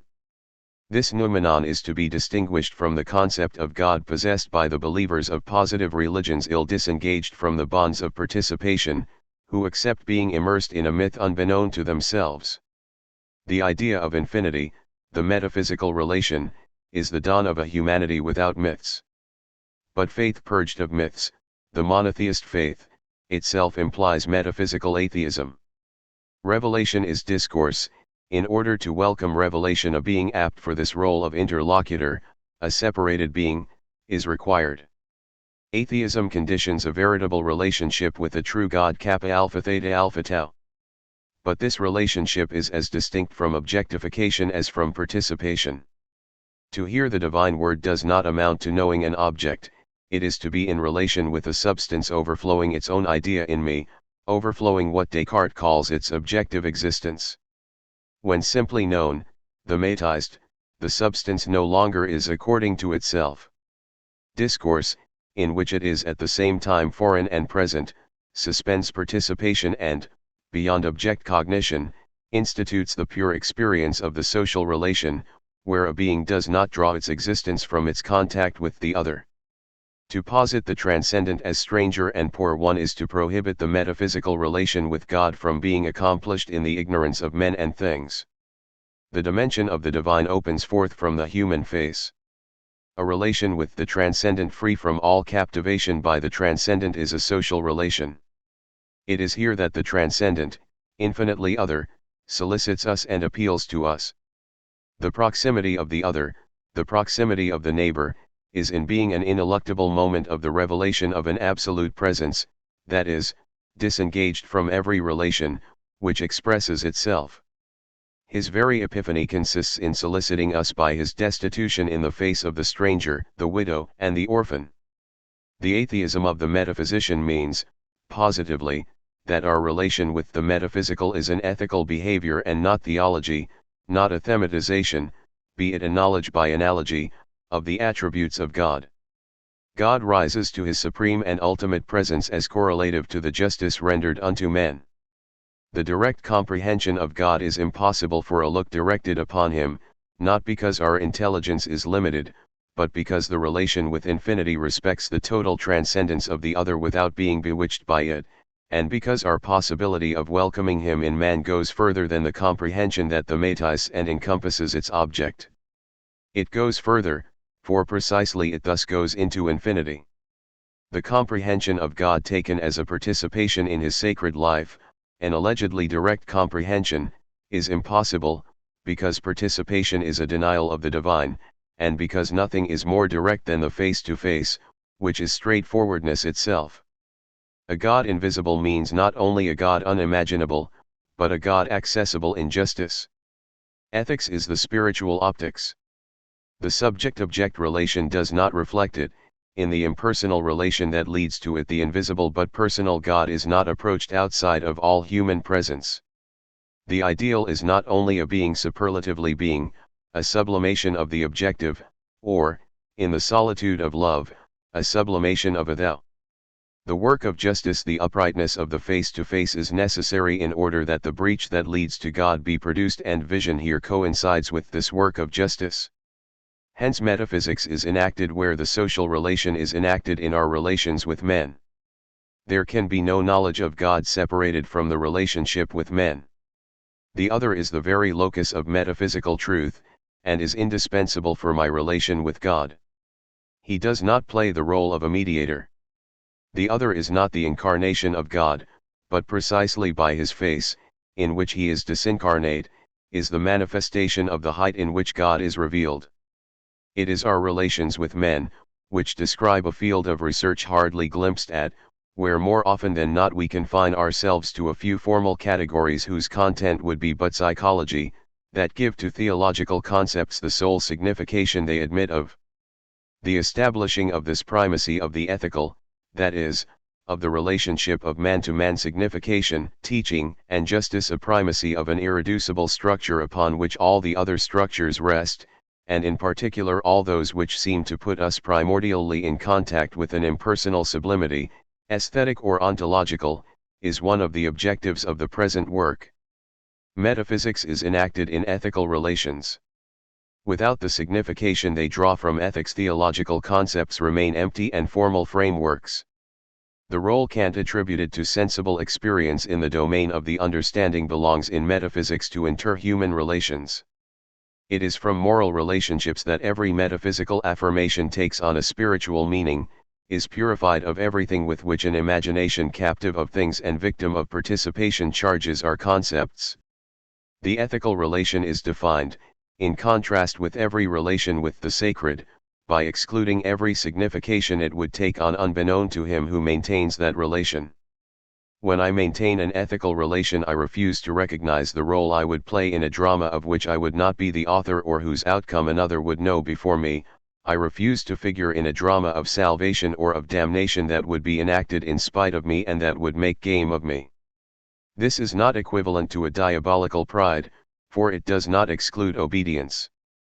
But obedience precisely is to be distinguished from an involuntary participation in mysterious designs in which one figures or which one prefigures. Everything that cannot be reduced to an interhuman relation represents not the superior form but the forever primitive form of religion. 7. The face-to-face and irreducible relation. Our analyses are guided by a formal structure, the idea of infinity in us. To have the idea of infinity, it is necessary to exist as separated. This separation cannot be produced as only echoing the transcendence of infinity, for then the separation would be maintained within a correlation that would restore totality and render transcendence illusory. But the idea of infinity is transcendence itself, the overflowing of an adequate idea. If totality cannot be constituted, it is because infinity does not permit itself to be integrated. It is not the insufficiency of the I that prevents totalization, but the infinity of the other. In metaphysics, a being separated from the infinite nonetheless relates to it, with a relation that does not nullify the infinite interval of the separation, which thus differs from every interval. In metaphysics, a being is in a relation with what it cannot absorb, with what it cannot, in the etymological sense of the term, comprehend. In the concrete, the positive face of the formal structure, having the idea of infinity, is discourse, specified as an ethical relation. For the relation between the being here below and the transcendent being that results in no community of concept or totality, a relation without relation, we reserve the term religion. The negative description of transcendence as the impossibility for the transcendent being and the being that is separated from it to participate in the same concept also comes from Descartes. For he affirms that the term being is applied to God and to creation in an equivocal sense. Across the theology of the analogous attributes of the Middle Ages, this thesis goes back to the conception of the only analogical unity of being in Aristotle. In Plato, it is found in the transcendence of the good with respect to being. It should have served as a foundation for a pluralist philosophy in which the plurality of being would not disappear into the unity of number nor be integrated into a totality. Totality and the embrace of being, or ontology, do not contain the final secret of being. Religion, where relationship subsists between the same and the other despite the impossibility of the whole, the idea of infinity is the ultimate structure. The same and the other cannot enter into a cognition that would encompass them. The relations that the separated being maintains with what transcends it are not produced on the ground of totality, do not crystallize into a system. Yet do we not name them together? The formal synthesis of the word that names them together is already part of a discourse, that is, of a conjuncture of transcendence, breaking the totality. The conjuncture of the same and the other, in which even their verbal proximity is maintained, is the direct and full face welcome of the other by me. This conjuncture is irreducible to totality. The face-to-face position is not a modification of the alongside of. Even when I shall have linked the other to myself with the conjunction and the other continues to face me, to reveal himself in his face. Religion subtends this formal totality. And if I set forth, as in a final and absolute vision, the separation and transcendence which are the themes of this book, these relations, which I claim form the fabric of being itself, first come together in my discourse presently addressed to my interlocutors. Inevitably across my idea of the infinite the other faces me hostile, friend, my master, my student. Reflection can, to be sure, become aware of this face-to-face, but the unnatural position of reflection is not an accident in the life of consciousness. It involves a calling into question of oneself, a critical attitude which is itself produced in face of the other and under his authority. We shall show this further. The face-to-face remains an ultimate situation. C. Truth and Justice. Emmanuel Levinas. 1. Freedom called into question. Metaphysics or transcendence is recognized in the work of the intellect that aspires after exteriority, that is desire. But the desire for exteriority has appeared to us to move not in objective cognition but in discourse, which in turn has presented itself as justice, in the uprightness of the welcome made to the face. Is not the vocation to truth to which traditionally the intellect answers belied by this analysis? What is the relation between justice and truth? Truth is in effect not separable from intelligibility. To know is not simply to record, but always to comprehend. We also say that to know is to justify, making intervene, by analogy with the moral order, the notion of justice. The justification of a fact consists in lifting from it its character of being a fact, accomplished, past, and hence irrevocable, which as such obstructs our spontaneity. But to say that as an obstacle to our spontaneity a fact is unjust is to suppose that spontaneity is not to be put in question, that free exercise is not subject to norms, but is the norm. And yet the concern for intelligibility is fundamentally different from an attitude that engenders an action without regard for obstacles. It signifies on the contrary a certain respect for objects. For an obstacle to become a fact that requires a theoretical justification or a reason, the spontaneity of the action that surmounts it had to be inhibited, that is, itself put into question. It is then that we move from an activity without regard for anything to a consideration of the fact. The famous suspension of action that is said to make theory possible depends on a reserve of freedom, which does not abandon itself to its drives, to its impulsive movements, and keeps its distances. Theory, in which truth arises, is the attitude of a being that distrusts itself. Knowing becomes knowing of a fact only if it is at the same time critical, if it puts itself into question, goes back beyond its origin in an unnatural movement to seek higher than one's own origin, a movement which evinces or describes a created freedom. This self-criticism can be understood as a discovery of one's weakness or a discovery of one's unworthiness, either as a consciousness of failure or as a consciousness of guilt. In the latter case, to justify freedom is not to prove it but to render it just. The predominance of a tradition that subordinates unworthiness to failure, moral generosity itself to the necessities of objective thought, is perceivable in European thought. The spontaneity of freedom is not called in question, its limitation alone is held to be tragic and to constitute a scandal. Freedom is called in question only inasmuch as it somehow finds itself imposed upon itself. If I could have freely chosen my own existence, everything would be justified. The failure of my spontaneity, still bereft of reason, awakens reason and theory. There would have been a suffering that would be the mother of wisdom. From failure alone would come the necessity of curbing violence and introducing order into human relations. Political theory derives justice from the undiscussed value of spontaneity. Its problem is to ensure, by way of knowledge of the world, the most complete exercise of spontaneity by reconciling my freedom with the freedom of the others.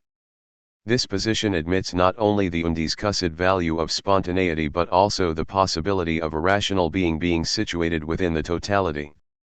The critique of spontaneity engendered by failure, which calls in question the central place the I occupies in the world, implies then a power to reflect on its failure and on the totality, an uprooting of the I torn up from itself and living in the universal.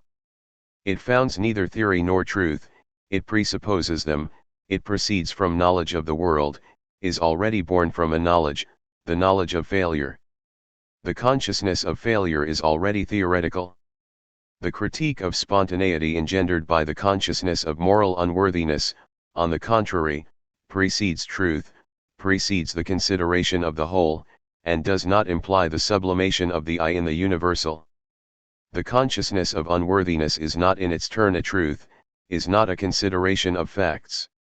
The first consciousness of my immorality is not my subordination to facts, but to the other, to the infinite. The idea of totality and the idea of infinity differ precisely in that the first is purely theoretical, while the second is moral. The freedom that can be ashamed of itself founds truth, and thus truth is not deduced from truth. The other is not initially a fact, is not an obstacle, does not threaten me with death, he is desired in my shame. To discover the unjustified facticity of power and freedom one must not consider it as an object, nor consider the other as an object, one must measure oneself against infinity, that is, desire him. It is necessary to have the idea of infinity, the idea of the perfect, as Descartes would say, in order to know one's own imperfection. The idea of the perfect is not an idea but desire, it is the welcoming of the other, the commencement of moral consciousness, which calls in question my freedom. Thus this way of measuring oneself against the perfection of infinity is not a theoretical consideration, it is accomplished as shame, where freedom discovers itself murderous in its very exercise. It is accomplished in shame where freedom at the same time is discovered in the consciousness of shame and is concealed in the shame itself. Shame does not have the structure of consciousness and clarity. It is oriented in the inverse direction, its subject is exterior to me. Discourse and desire, where the other presents himself as interlocutor, as him over whom I cannot have power gene per pouvoir, whom I cannot kill, condition this shame, where, qua I am not innocent spontaneity but usurper and murderer. Contrariwise, a theoretical idea of another myself is not adequate to the infinite, to the other as other, already for the simple reason that he provokes my shame and presents himself as dominating me. His justified existence is the primary fact, the synonym of his very perfection. And if the other can invest me and invest my freedom, of itself arbitrary, this is in the last analysis because I myself can feel myself to be the other of the other. But this comes about only across very complex structures. Conscience welcomes the other. It is the revelation of a resistance to my powers that does not counter them as a greater force, but calls in question the naive right of my powers, my glorious spontaneity as a living being. Morality begins when freedom, instead of being justified by itself, feels itself to be arbitrary and violent. The search for the intelligible and the manifestation of the critical essence of knowing, the movement of a being back to what precedes its condition, begin together. To the investiture of freedom, or critique. Existence is not in reality condemned to freedom, but is invested as freedom. Freedom is not bare. To philosophize is to trace freedom back to what lies before it, to disclose the investiture that liberates freedom from the arbitrary. Knowledge as a critique, as a tracing back to what precedes freedom, can arise only in a being that has an origin prior to its origin that is created. Critique or philosophy is the essence of knowing. But what is proper to knowing is not its possibility of going unto an object, a movement by which it is akin to other acts. Its prerogative consists in being able to put itself in question, in penetrating beneath its own condition. It is not drawn back from the world because it has the world as its object, it can have the world as its theme, make of it an object, because its exercise consists, as it were, in taking charge of the very condition that supports it and that supports even this very act of taking charge. What is the meaning of this taking charge, this penetration beneath one's condition first dissimulated by the naive movement that conducts cognition as an act toward its object? What is the meaning of this calling in question? It cannot be reduced to the repetition with regard to cognition as a whole of the questions that are raised for the understanding of the things aimed at in the naive act of cognition. In that case to know knowledge would amount to elaborating a psychology, which has its place among the other sciences that bear upon objects. The critical question raised in psychology or in theory of knowledge would amount to asking, for example, from what certain principle cognition is derived, or what is its cause.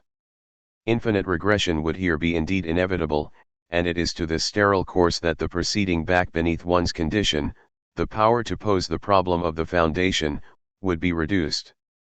To identify the problem of the foundation with an objective knowledge of knowledge is to suppose in advance that freedom can be founded only on itself, for freedom, the determination of the other by the same, is the very movement of representation and of its evidence.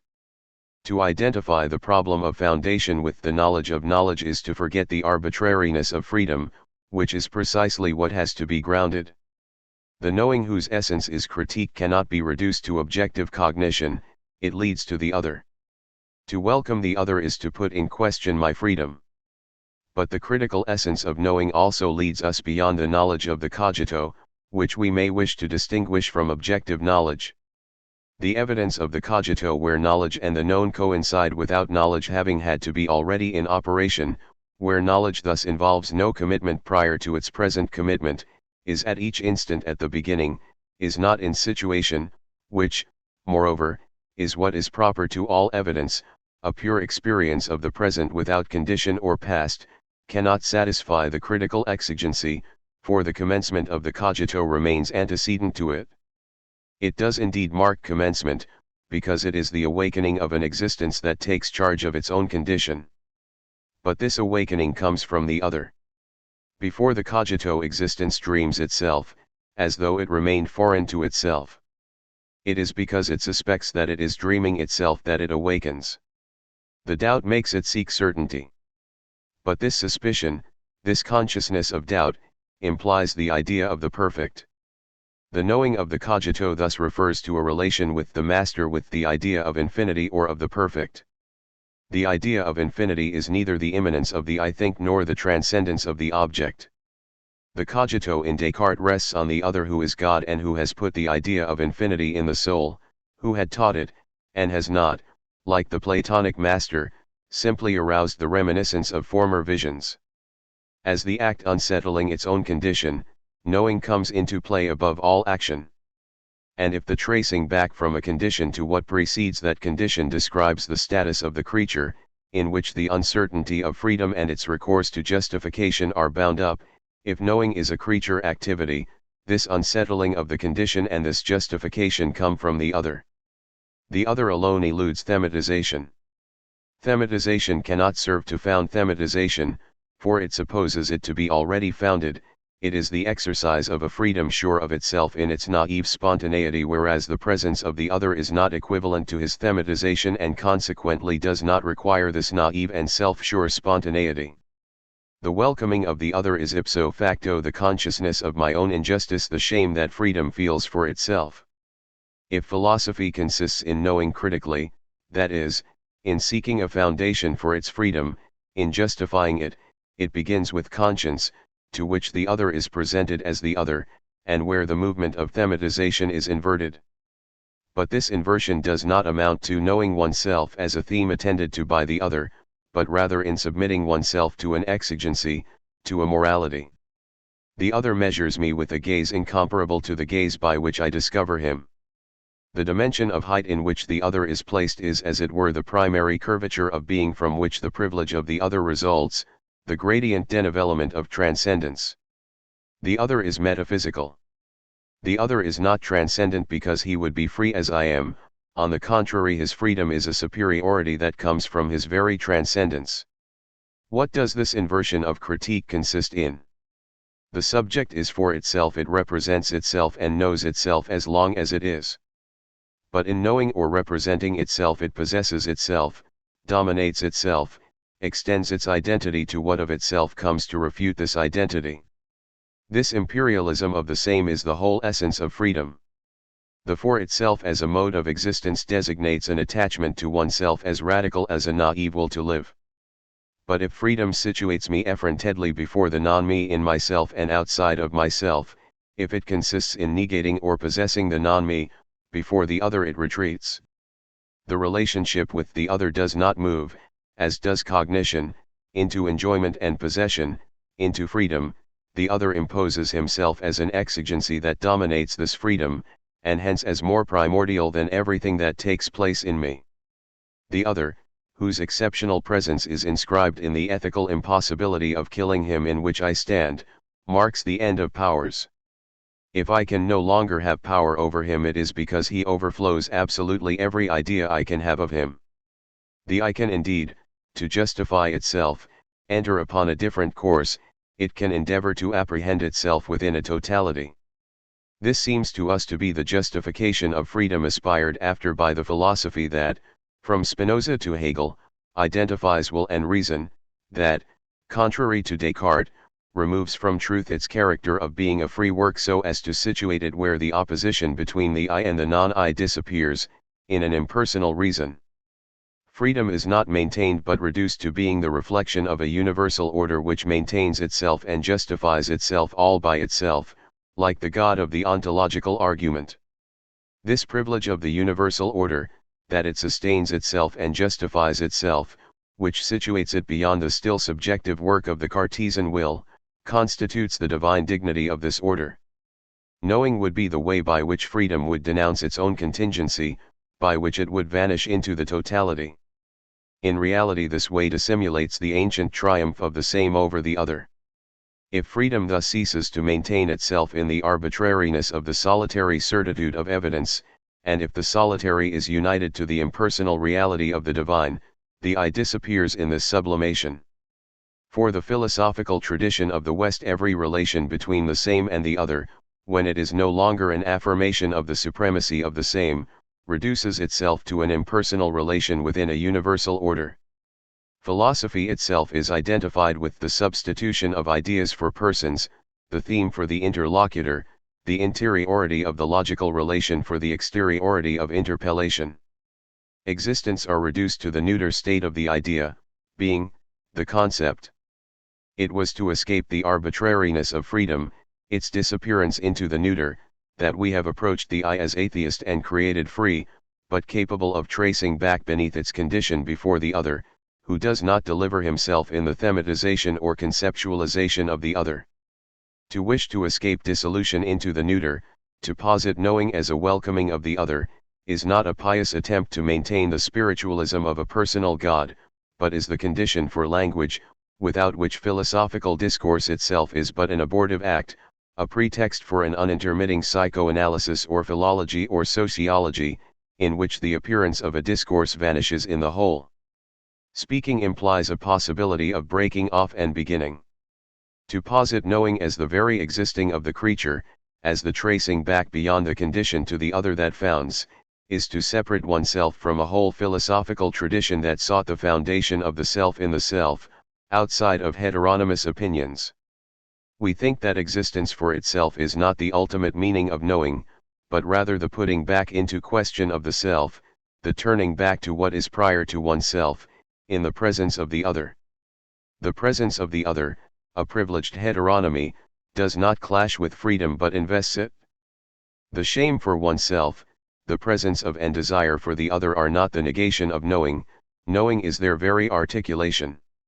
The essence of reason consists not in securing for man a foundation and powers, but in calling him in question and in inviting him to justice. Metaphysics therefore does not consist in bending over the for itself of the I to seek in it the solid ground for an absolute approach to being. It is not in the know thyself that its ultimate movement is pursued, not that the for itself be limited or be of bad faith, but because by itself it is only freedom, that is, arbitrary and unjustified, and in this sense detestable, it is I, egoism.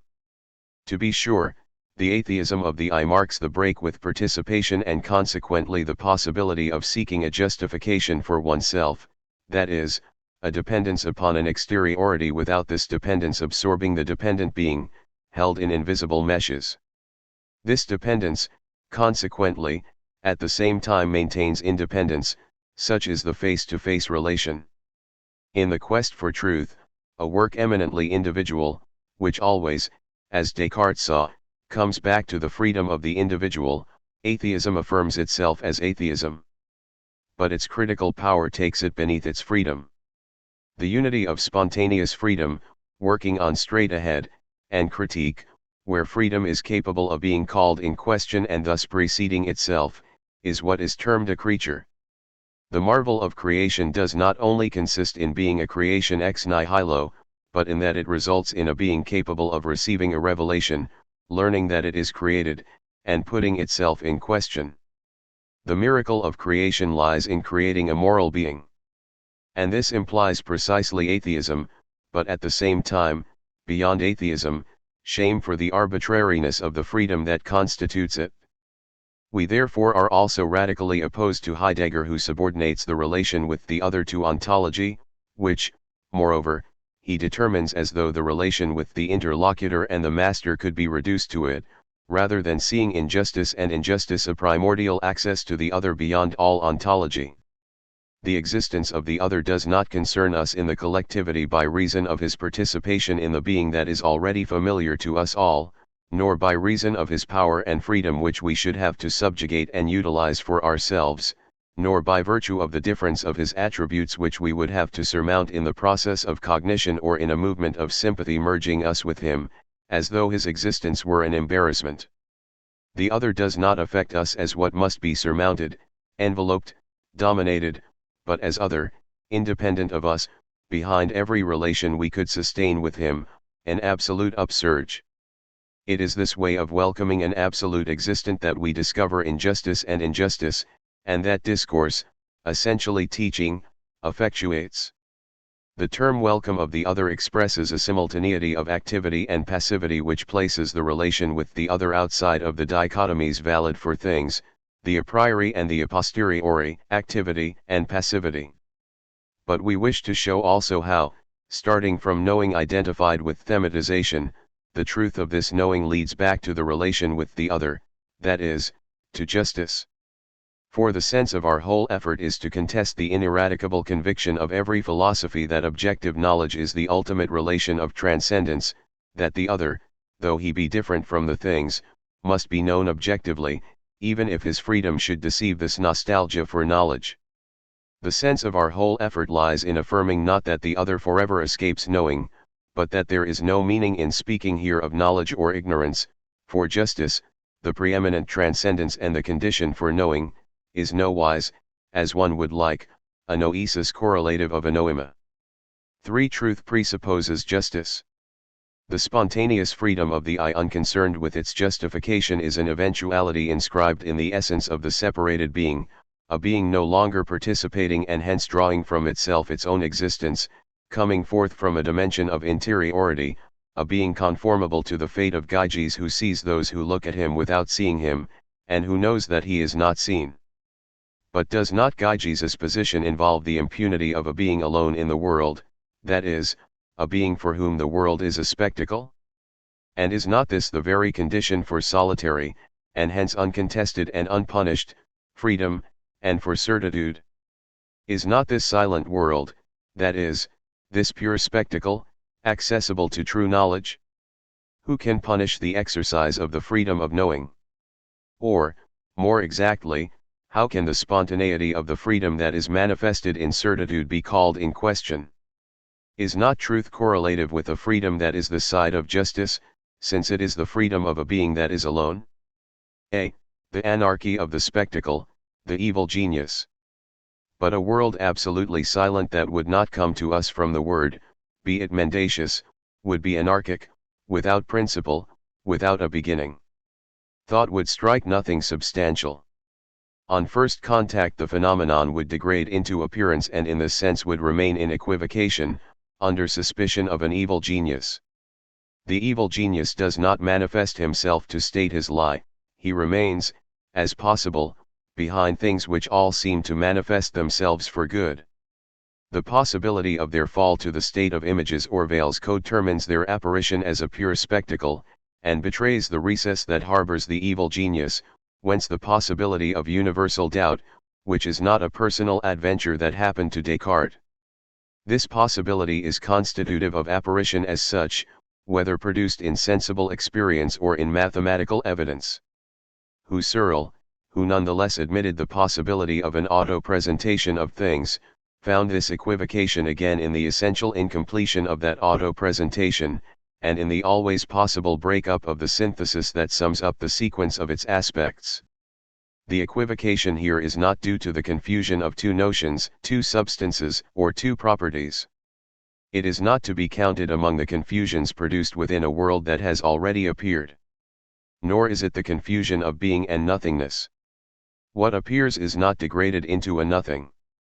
But the appearance, which is not a nothing, is not a being either, not even an interior being, for it is nowise in itself.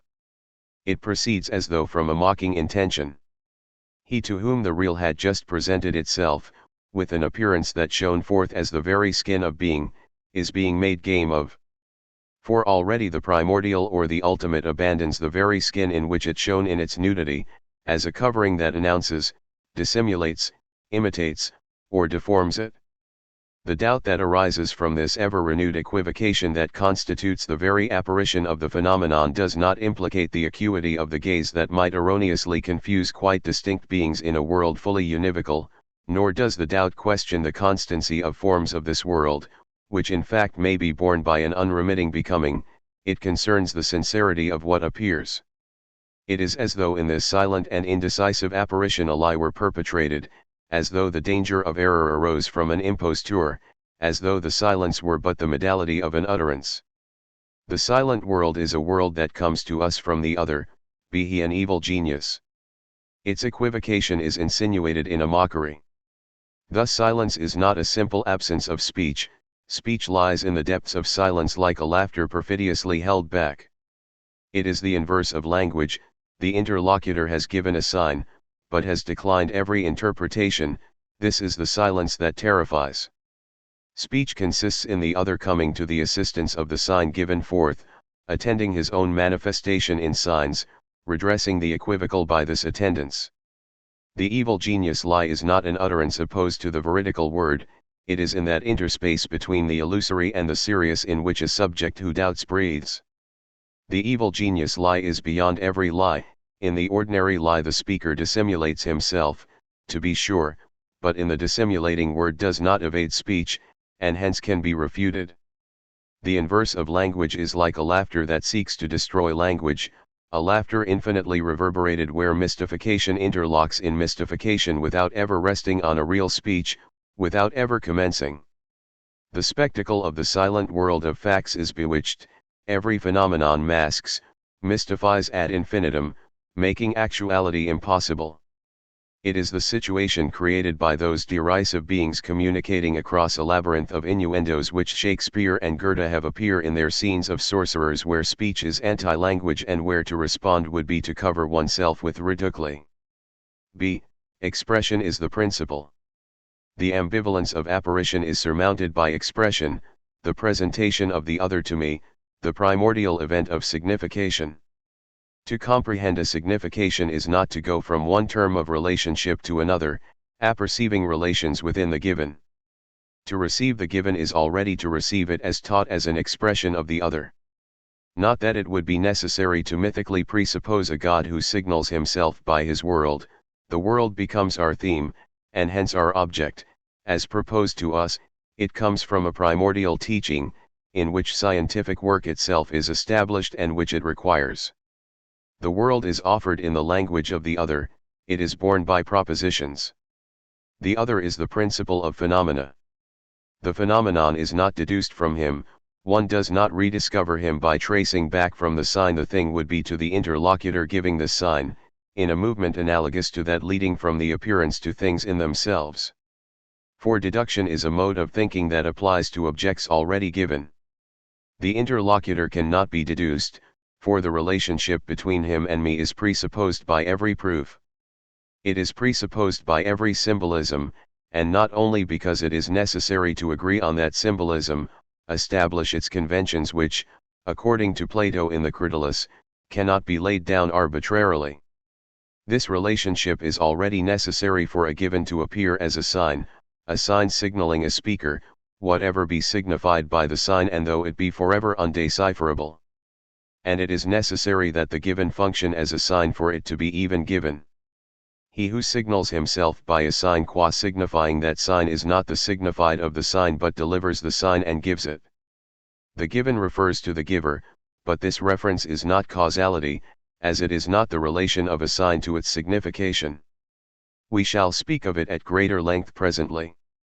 C. The cogito and the other. The cogito does not provide a commencement to this iteration of dreaming. In the Cartesian cogito, taken as the first certitude, but which, for Descartes, already rests on the existence of God, there is an arbitrary halt which is not justified of itself. Doubt with regard to objects implies the evidence of the exercise of doubt itself. To deny this exercise would be again to affirm this exercise. In the cogito the thinking subject which denies its evidences ends up at the evidence of this work of negation, although in fact at a different level from that at which it had denied. But it ends up at the affirmation of an evidence that is not a final or initial affirmation, for it can be cast into doubt in its turn.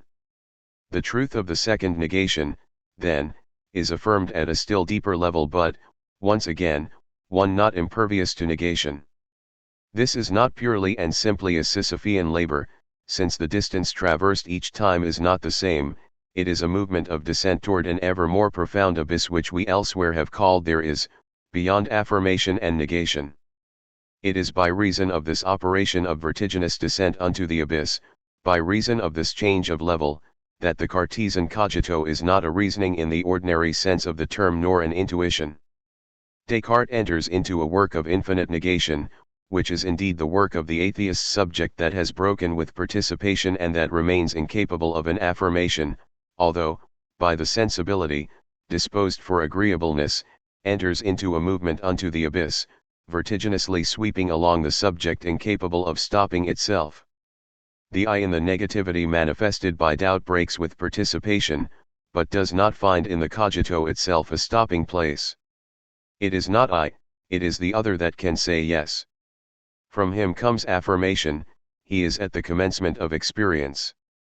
Descartes seeks a certitude, and stops at the first change of level in this vertiginous descent. In fact, he possesses the idea of infinity, and can gauge in advance the return of affirmation behind the negation.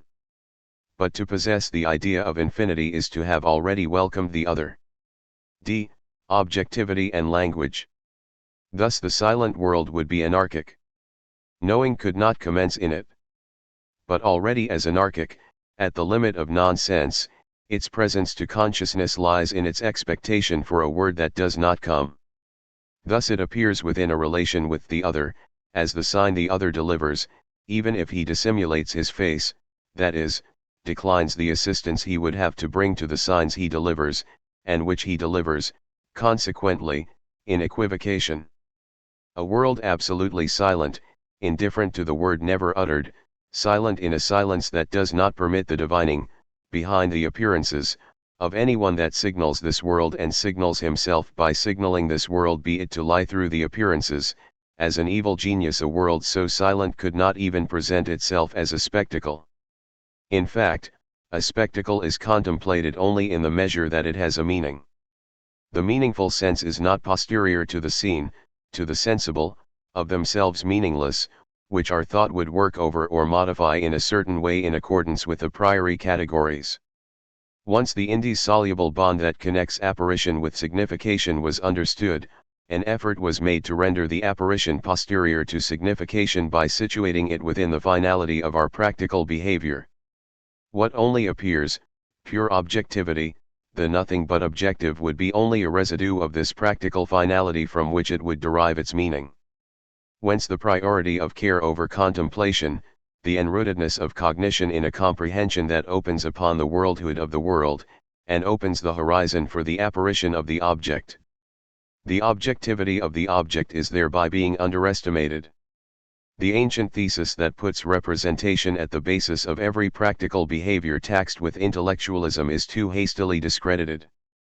The most penetrating gaze cannot discover in the thing its function as an implement. Does a simple suspension of action suffice to apperceive the tool as a thing? Moreover, is practical significance the primordial domain of meaning? Does it not presuppose the presence of a thought to which it appears and before which it acquires this meaning? Does it suffice, by its own operation, to make this thought arise? Qua practical, signification refers ultimately to the being that exists in view of this very existence. It is thus derived from a term that is of itself an end. Thus he who comprehends the signification is irredispensable for the series in which the things acquire a meaning, as the end of the series. The reference that signification implies would terminate where the reference is made from self to self in enjoyment. The process from which beings would derive their meaning would not only in fact be finite, but as a finality it would by essence consist in proceeding to a term, in coming to an end au finir. But the outcome is the point at which every signification is precisely lost. Enjoyment, the satisfaction and egoism of the I, is an outcome in function of which beings take on or lose their signification as means according as they are situated on the way that leads to it or away from it. But the means themselves lose their signification in the outcome. The end is unconscious as soon as it is reached. By what right could the innocence of unconscious satisfaction be said to illuminate things with signification, while it itself is assuagement? In fact, signification has always been envisaged on the level of relations. A relation did not appear to be an intelligible content, which could be fixed intuitively, it was signifying by virtue of the system of relations into which it itself entered. Thus throughout the whole of Western philosophy, since the late philosophy of Plato, the comprehension of the intelligible appears as a movement and never as an intuition. It is Husserl who transforms relations into correlatives of a gaze that fixes them and takes them as contents. He brings forward the idea of a signification and an intelligibility intrinsic to the content as such, of the luminosity of a content, in clarity yet more than in distinction, which is relativity, since it detaches the object from something other than itself. But it is not certain that this auto-presentation in the light could have meaning of itself. And idealism, the Singebung by the subject, concludes all this realism of meaning. In fact, signification is maintained only in the breach of the ultimate unity of the satisfied being. Things begin to take on signification in the care of the being that is still on the way.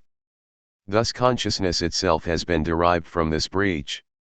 The intelligible would result from the non-satisfaction, the provisional indigence of this being, its remaining short of its accomplishment. But by what miracle is this possible if the outcome is the completed being, if the act is more than the potency? Must we not rather think that the calling in question of satisfaction, which is a becoming aware of it, does not come from its failing, but from an event for which the process of finality cannot serve as the prototype? The consciousness that spoils happiness goes beyond happiness and does not lead us back over the paths that led to it. The consciousness that spoils happiness and gives signification to happiness and to finality, and to the finalist concatenation of implements and their users, does not come out of finality. Objectivity, where being is proposed to consciousness, is not a residue of finality. The objects are not objects when they offer themselves to the hand that uses them, to the mouth and the nose, the eyes and the ears that enjoy them. Objectivity is not what remains of an implement or a food when separated from the world in which their being comes into play. It is posited in a discourse, in a conversation on Chrétien which proposes the world. This proposition is held between s'échant entre two points which do not constitute a system, a cosmos, a totality. The objectivity of the object and its signification comes from language. This way the object is posited as a theme offered envelopes the instance of signifying not the referring of the thinker who fixes it to what is signified, and is part of the same system, but the manifesting of the signifier, the issuer of the sign, an absolute alterity which nonetheless speaks to him and thereby the metis, that is, proposes a world. The world precisely qua proposed, qua expression, has a meaning, but for this very reason is never in the original. For a signification to be given Leibhaft, to exhaust its being in an exhaustive apparition, is an absurdity. But the non-originality of what has a meaning is not a lesser being, a reference to a reality it imitates, reverberates, or symbolizes. The meaningful refers to a signifier. The sign does not signify the signifier as it signifies the signified. The signified is never a complete presence, always a sign in its turn, it does not come in a straightforward frankness. The signifier, he who emits the sign, faces, despite the interposition of the sign, without proposing himself as a theme. He can, to be sure, speak of himself, but then he would announce himself as signified and consequently as a sign in his turn. The other, the signifier, manifests himself in speech by speaking of the world and not of himself, he manifests himself by proposing the world, by thematizing it. Thematization manifests the other because the proposition that posits and offers the world does not float in the air, but promises a response to him who receives this proposition, who directs himself toward the other because in his proposition he receives the possibility of questioning. Questioning is not explained by astonishment only, but by the presence of him to whom it is addressed. A proposition is maintained in the outstretched field of questions and answers. A proposition is a sign which is already interpreted, which provides its own key. The presence of the interpretative key in the sign to be interpreted is precisely the presence of the other in the proposition, the presence of him who can come to the assistance of his discourse, the teaching quality of all speech. Oral discourse is the plenitude of discourse. Signification or intelligibility does not arise from the identity of the same who remains in himself, but from the face of the other who calls upon the same. Signification does not arise because the same has needs, because he lacks something, and hence all that is susceptible of filling this lack takes on meaning. Signification is in the absolute surplus of the other with respect to the same who desires him, who desires what he does not lack, who welcomes the other across themes which the other proposes to him or receives from him, without absenting himself from the signs thus given. Signification arises from the other stating or understanding the world, which precisely is the matized in his language or his understanding. Signification starts with the speech in which the world is at the same time the matized and interpreted, in which the signifier never separates himself from the sign he delivers, but takes it up again always while he exposes. For this assistance always given to the word which posits the things is the unique essence of language. The signification of beings is manifested not in the perspective of finality, but in that of language. A relation between terms that resist totalization, that absolve themselves from the relation or that specify it, is possible only as language. The resistance of one term to the other is not due to the obscure and hostile residue of alternity, but, on the contrary, to the inexhaustible surplus of attention which speech, ever teaching, brings me. For speech is always a taking up again of what was a simple sign cast forth by it, an ever-renewed promise to clarify what was obscure in the utterance. To have meaning is to be situated relative to an absolute, that is, to come from that alternity that is not absorbed in its being perceived. Such an alternity is possible only as a miraculous abundance, an inexhaustible surplus of attention arising in the ever-recommenced effort of language to clarify its own manifestation. To have meaning is to teach or to be taught, to speak, or to be able to be stated. In the perspective of finality and enjoyment, signification appears only in labor, which implies enjoyment impeded. But enjoyment impeded would by itself engender no signification but only suffering did it not occur in a world of objects, that is, in a world where speech has already resounded. The function of being origin does not fall to an end that, within a referential system, would refer to itself, such as the being for itself characteristic of consciousness. Commencement and end are not ultimate concepts in the same sense. The for itself closes in upon itself and, satisfied, loses all signification. To him who approaches it, it appears as enigmatic as any other apparition. The origin is what provides the key to its own enigma, what provides the word for it. Language is exceptional in that it attends its own manifestation. Speech consists in explaining oneself with respect to speech, it is a teaching. Apparition is a congealed form from which someone has already withdrawn, whereas in language there is accomplished the unintermittent afflux of a presence that rends the inevitable veil of its own apparition, which is plastic like every apparition. Apparition reveals and conceals, speech consists in surmounting, in a total frankness ever renewed, the dissimulation inevitable in every apparition. Thereby a sense and orientation is given to every phenomenon. The commencement of knowing is itself possible only if the bewitchment and the permanent equivocation of a world in which every apparition is a possible dissimulation, where commencement is wanting, is dispelled.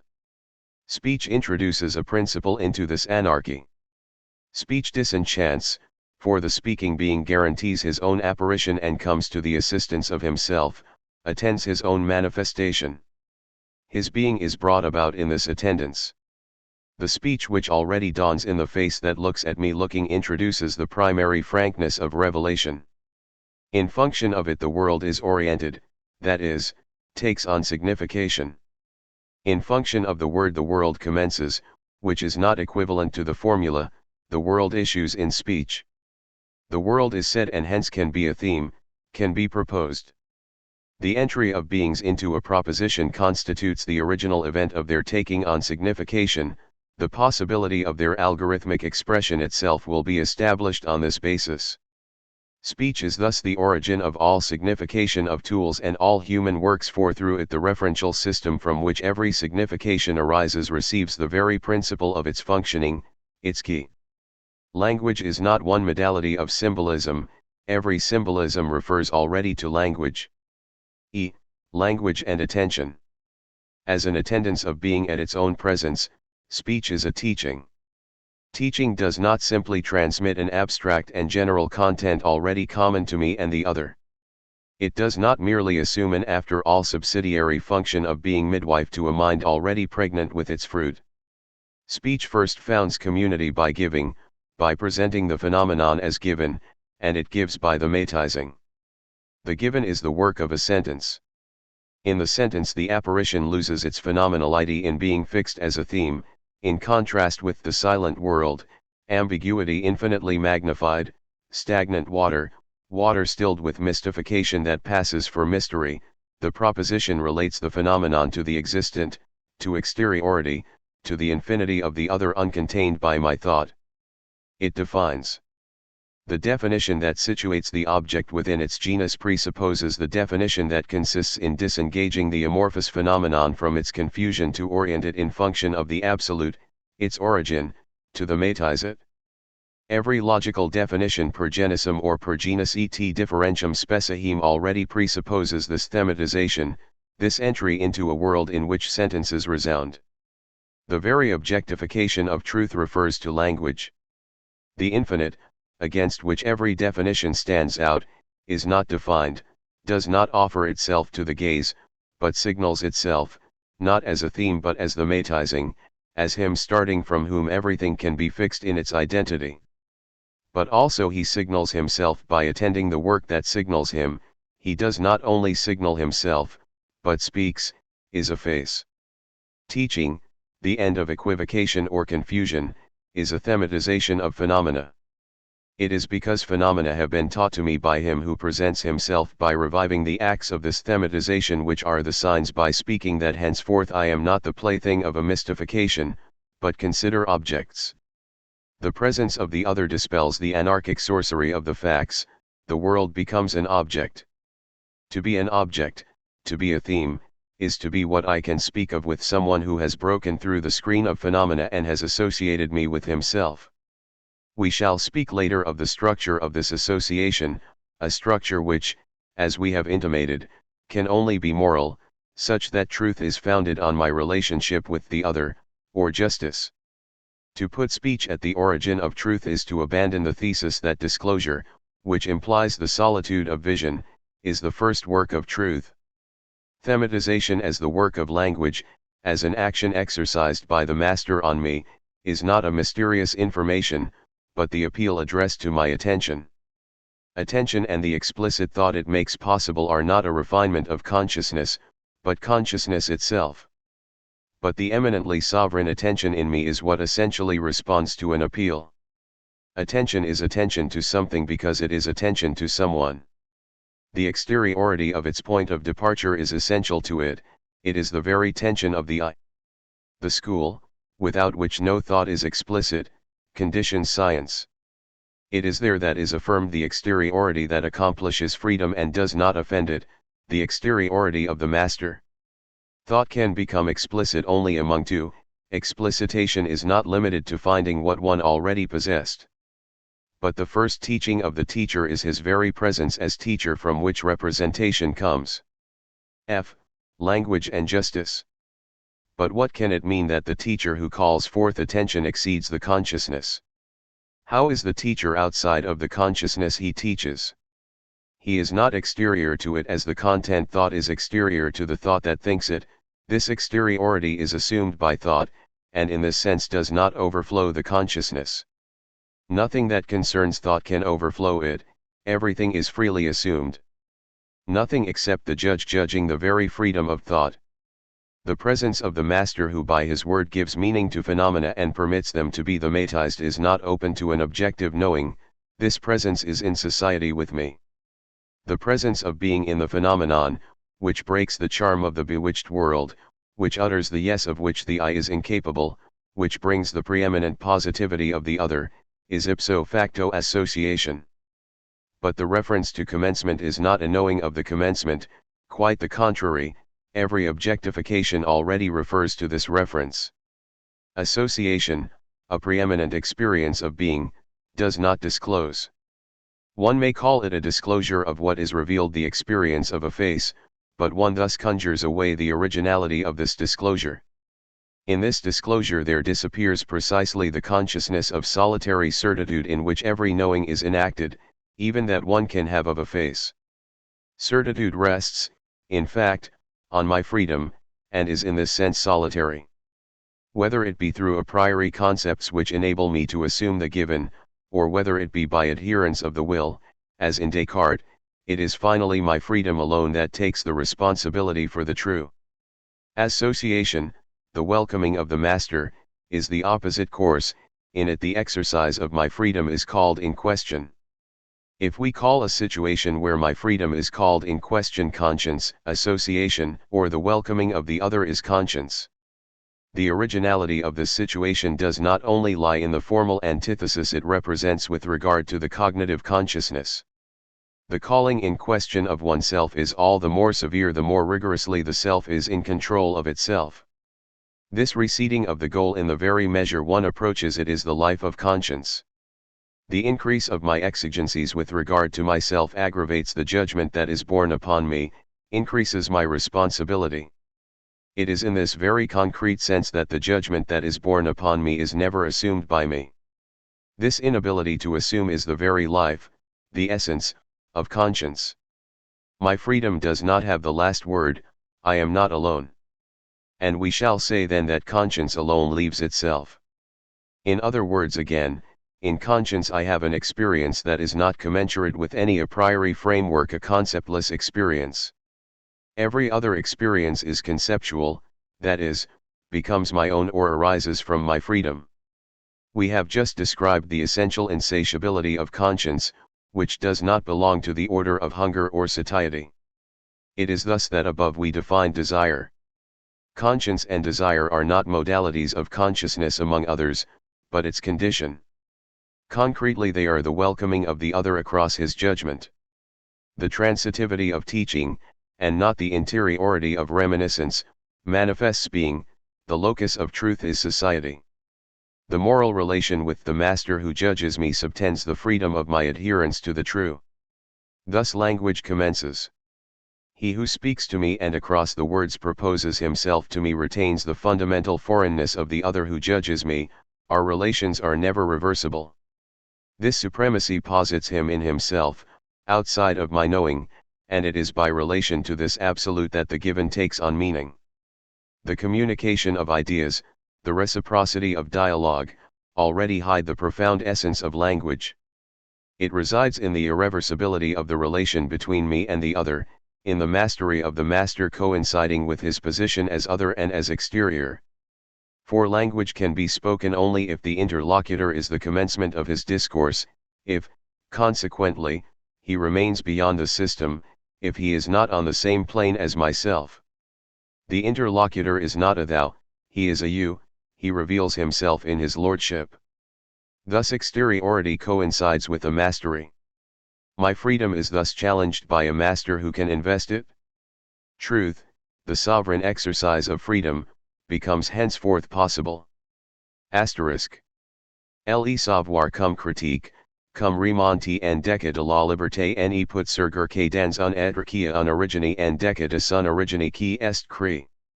Asterisk. De l'existence à l'existent, Paris 1947, pages 93, 105 trans. Agreement. The sensibility, which does not affirm, does agree to the agreeableness, or pleasure, of the element enjoyed. Asterisk. The French sense means both meaning and direction. Asterisk. Pas un toi, ils d'un vous. D. Separation and absoluteness. Emmanuel Levinas. The same and the other at the same time maintain themselves in relationship and absolve themselves from this relation, remain absolutely separated. The idea of infinity requires this separation. It was posited as the ultimate structure of being, as the production of its very infinite yud. Society accomplishes it concretely. But is not to broach being on the level of separation to broach it in its fallenness. The positions we have outlined oppose the ancient privilege of unity which is affirmed from Parmenides to Spinoza and Hegel. Separation and interiority were held to be incomprehensible and irrational. The metaphysical knowledge which puts the same in touch with the other then would reflect this fallenness. Metaphysics would endeavor to suppress separation, to unite, the metaphysical being should absorb the being of the metaphysician. The de facto separation with which metaphysics begins would result from an illusion or a fault. As a stage the separated being traverses on the way of its return to its metaphysical source, a moment of a history that will be concluded by union. Metaphysics would be an odyssey, and its disquieted nostalgia. But the philosophy of unity has never been able to say whence came this accidental illusion and fall, inconceivable in the infinite, the absolute, and the perfect. To conceive separation as a fall or privation or provisional rupture of the totality is to know no other separation than that evinced by need. Need indicates void and lack in the needy one, its dependence on the exterior, the insufficiency of the needy being precisely in that it does not entirely possess its being and consequently is not strictly speaking separate. One of the ways of Greek metaphysics consisted in seeking the return to and the fusion with unity. But Greek metaphysics conceived the good as separate from the totality of essences, and in this way, without any contribution from an alleged Oriental thought, it caught sight of a structure such that the totality could admit of a beyond. The good is good in itself and not by relation to the need to which it is wanting, it is a luxury with respect to needs. It is precisely in this that it is beyond being. When, above, disclosure was contrasted with revelation, in which truth is expressed and illuminates us before we sought it, the notion of the good in itself was already being taken up anew. Plotinus returns to Parmenides when he represents the apparition of the essence from the one by emanation and by descent. Plato nowise deduces being from the good, he posits transcendence as surpassing the totality. Alongside of needs whose satisfaction amounts to filling a void, Plato catches sight also of aspirations that are not preceded by suffering and lack, and in which we recognize the pattern of desire, the need of him who lacks nothing, the aspiration of him who possesses his being entirely, who goes beyond his plenitude, who has the idea of infinity. The place of the good above every essence is the most profound teaching, the definitive teaching, not of theology, but of philosophy. The paradox of an infinity admitting a being outside of itself which it does not encompass, and accomplishing its very infinitude by virtue of this proximity of a separated being, in a word, the paradox of creation thenceforth loses something of its audacity. But then it is necessary to cease interpreting separation as pure and simple diminution of the infinite, a degradation. Separation with regard to the infinite, compatible with the infinite, is not a simple fall of the infinite. Though being better than the relations connecting the finite to the infinite formally, in the abstract, the relations with the good are announced through an apparent diminution. The diminution counts only if, by abstract thought, one retains from separation, and from the creature, its finitude, instead of situating finitude within the transcendence by which it opens to desire and goodness. The ontology of human existence, philosophical anthropology, endlessly paraphrases this abstract thought by insisting, with pathos, on finitude. In reality what is at issue is an order where the very notion of the good first takes on meaning, what is at issue is society. Here the relation connects not terms that complete one another and consequently are reciprocally lacking to one another, but terms that suffice to themselves. This relation is desire, the life of beings that have arrived at self-possession. Infinity thought concretely, that is, starting with the separated being turned toward it, surpasses itself. In other words, it opens to itself the order of the good. In saying that infinity is thought concretely starting with the separated being turned toward it, we are nowise taking a thought that starts with the separated being to be relative. Separation is the very constitution of thought and interiority, that is, a relationship within independence. Infinity is produced by withstanding the invasion of a totality, in a contraction that leaves a place for the separated being. Thus relationships that open up a way outside of being take form. An infinity that does not close in upon itself in a circle but withdraws from the ontological extension so as to leave a place for a separated being exists divinely. Over and beyond the totality it inaugurates a society. The relations that are established between the separated being and infinity redeem what diminution there was in the contraction creative of infinity. Man redeems creation. Society with God is not an addition to God nor a disappearance of the interval that separates God from the creature. By contrast with totalization, we have called it religion. Multiplicity and the limitation of the creative infinite are compatible with the perfection of the infinite, they articulate the meaning of this perfection. Infinity opens the order of the good. It is an order that does not contradict, but goes beyond the rules of formal logic. The distinction between need and desire cannot be reflected in formal logic, where desire is always forced into the forms of need. From this purely formal necessity comes the force of Parmenidean philosophy. But the order of desire, the relationship between strangers who are not wanting to one another, desire in its positivity is affirmed across the idea of creation ex nihilo. Then the plane of the needy being, avid for its complements, vanishes, and the possibility of a sabbatical existence, where existence suspends the necessities of existence, is inaugurated. For an existent is an existent only in the measure that it is free, that is, outside of any system, which implies dependence. Every restriction put on freedom is a restriction put on being. For this reason multiplicity is taken to be the ontological fallenness of beings mutually limiting one another in their proximity. Since Parmenides across Plotinus we have not succeeded in thinking otherwise. For multiplicity seemed to us to be united in a totality, of which the multiplicity could be but an appearance, moreover inexplicable. But the idea of creation ex nihilo expresses a multiplicity not united into a totality. The creature is an existence which indeed does depend on an other, but not as a part that is separated from it. Creation ex nihilo breaks with system, posits a being outside of every system, that is, there where its freedom is possible. Creation leaves to the creature a trace of dependence, but it is an unparalleled dependence. The dependent being draws from this exceptional dependence, from this relationship, its very independence, its exteriority to the system.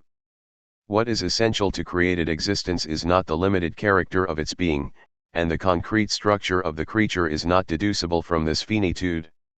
What is essential to created existence is its separation with regard to the infinite. This separation is not simply a negation. Accomplished as psychism, it precisely opens upon the idea of infinity. Thought and freedom come to us from separation and from the consideration of the other. This thesis is at the antipodes of Spinozism. Section 2. Interiority and economy. A. Separation as life. Emmanuel Levinas. 1. Intentionality and the social relation. In describing the metaphysical relation as disinterested, as disengaged from all participation, we would be wrong to recognize in it intentionality, the consciousness of, simultaneously, proximity and distance. For this Husserlian term evokes the relation with the object, the posited, the thematic, whereas the metaphysical relation does not link up a subject with an object. It is not that our intent be anti-intellectualist.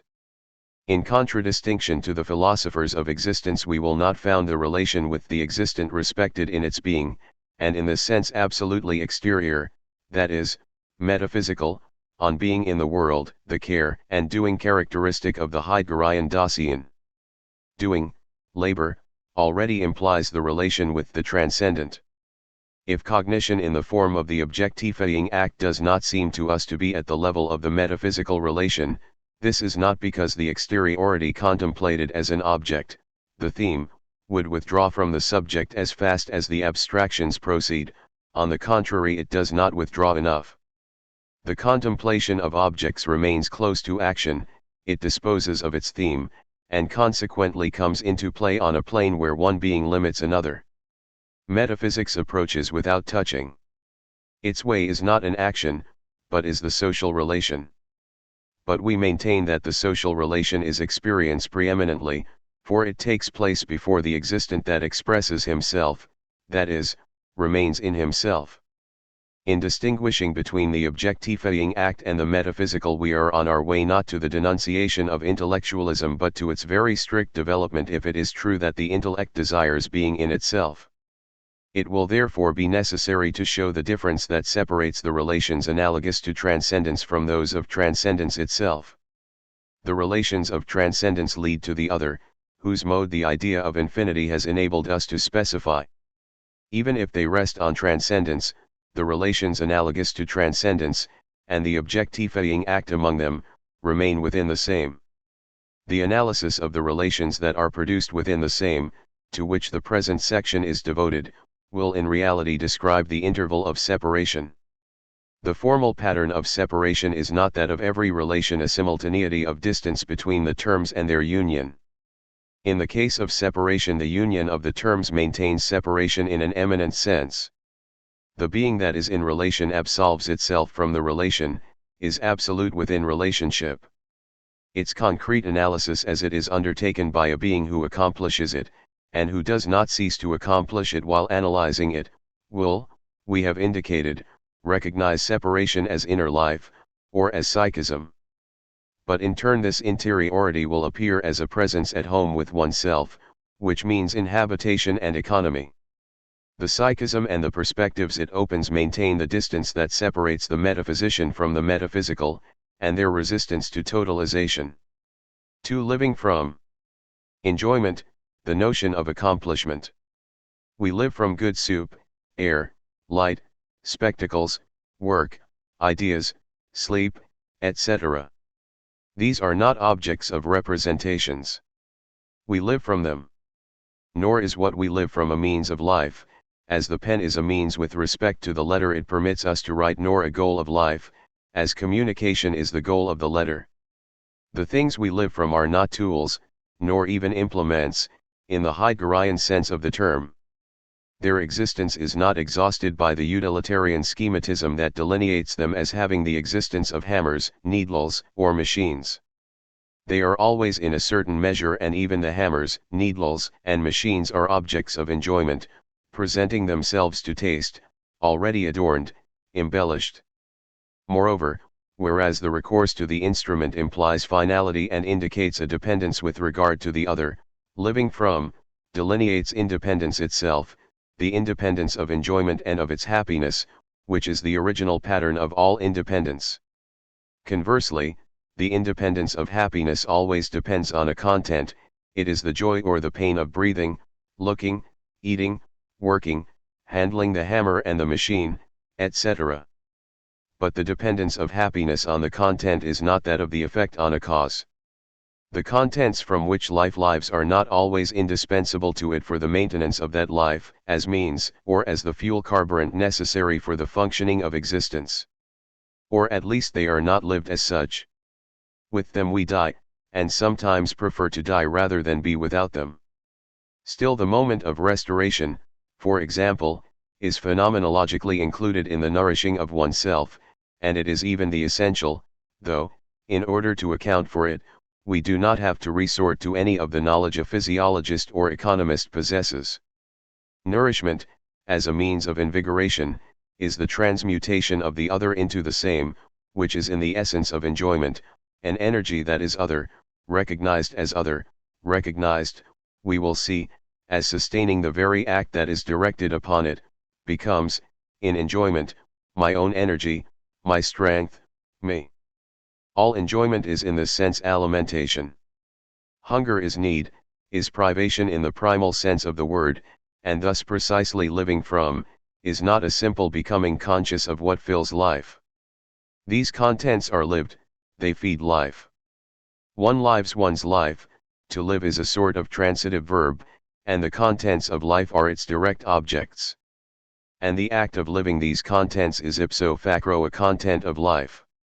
The relation with the direct object of the verb to exist, which, since the philosophers of existence, has become transitive, in fact resembles the relation with nourishment, where there is a relation with an object and at the same time a relation with this relation which also nourishes and fills life.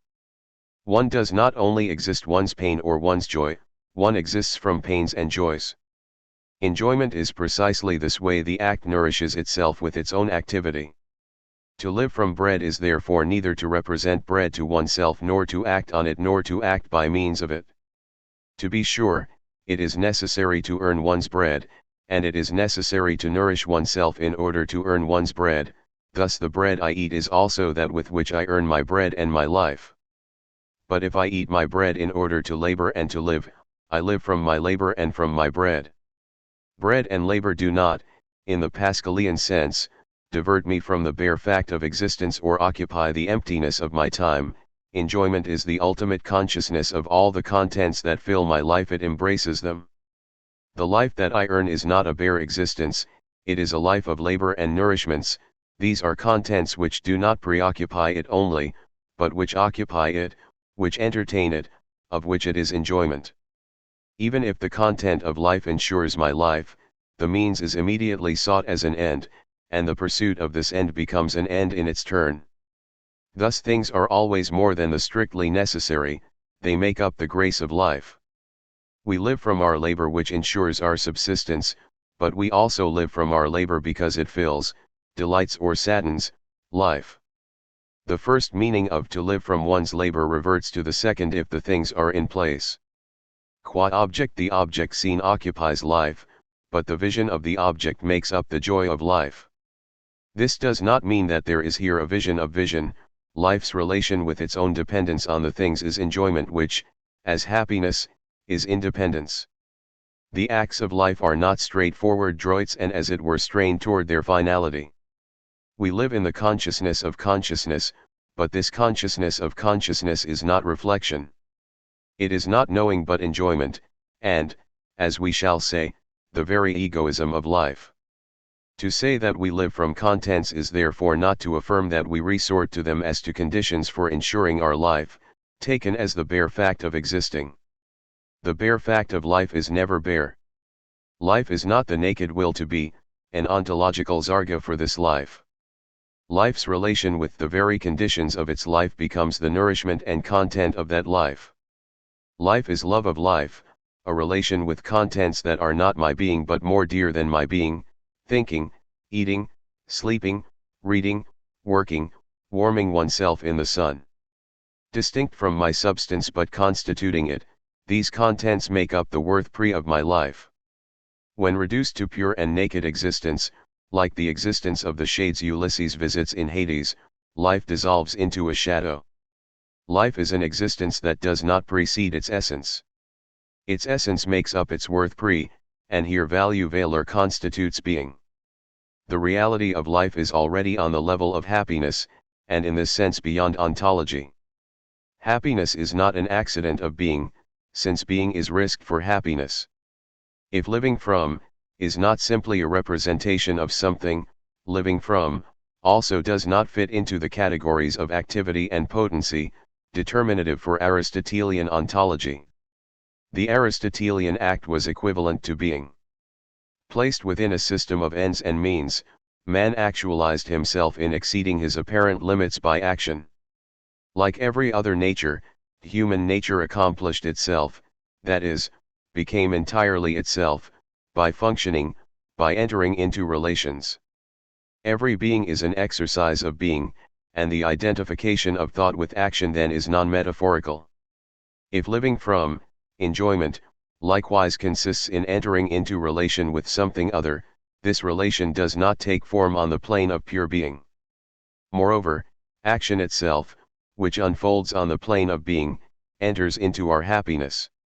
We live from acts and from the very act of being, just as we live from ideas and sentiments. What I do and what I am is at the same time that from which I live. We relate ourselves to it with a relation that is neither theoretical nor practical. Behind theory and practice there is enjoyment of theory and of practice, the egoism of life. The final relation is enjoyment, happiness. Enjoyment is not a psychological state among others, the effective tonality of empiricist psychology, but the very pulsation of the I. In enjoyment we maintain ourselves always at the second power, which, however, is not yet the level of reflection. For happiness, in which we move already by the simple fact of living, is always beyond being, in which the things are hewn. It is an outcome, but one where the memory of the aspiration confers upon the outcome the character of an accomplishment, which is worth more than ataraxy. Pure existing is ataraxy, happiness is accomplishment. Enjoyment is made of the memory of its thirst, it is a quenching. It is the act that remembers its potency. It does not express, as Heidegger would have it, the mode of my implantation, my disposition in being, the tonus of my bearing. It is not my bearing in being, but already the exceeding of being. Being itself befalls him who can seek happiness as a new glory above substantiality. Being itself is a content which makes up the happiness or unhappiness of him who does not simply realize his nature but seeks in being a triumph inconceivable in the order of substances. Substances are only what they are. The independence of happiness is therefore to be distinguished from the independence that, for philosophers, substance possesses.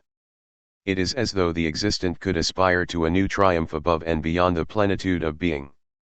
To be sure, the objection can be brought against us that the imperfection of the existing and existent disposes of alone renders this triumph possible and precious, and that the triumph can coincide only with the plenitude of existing.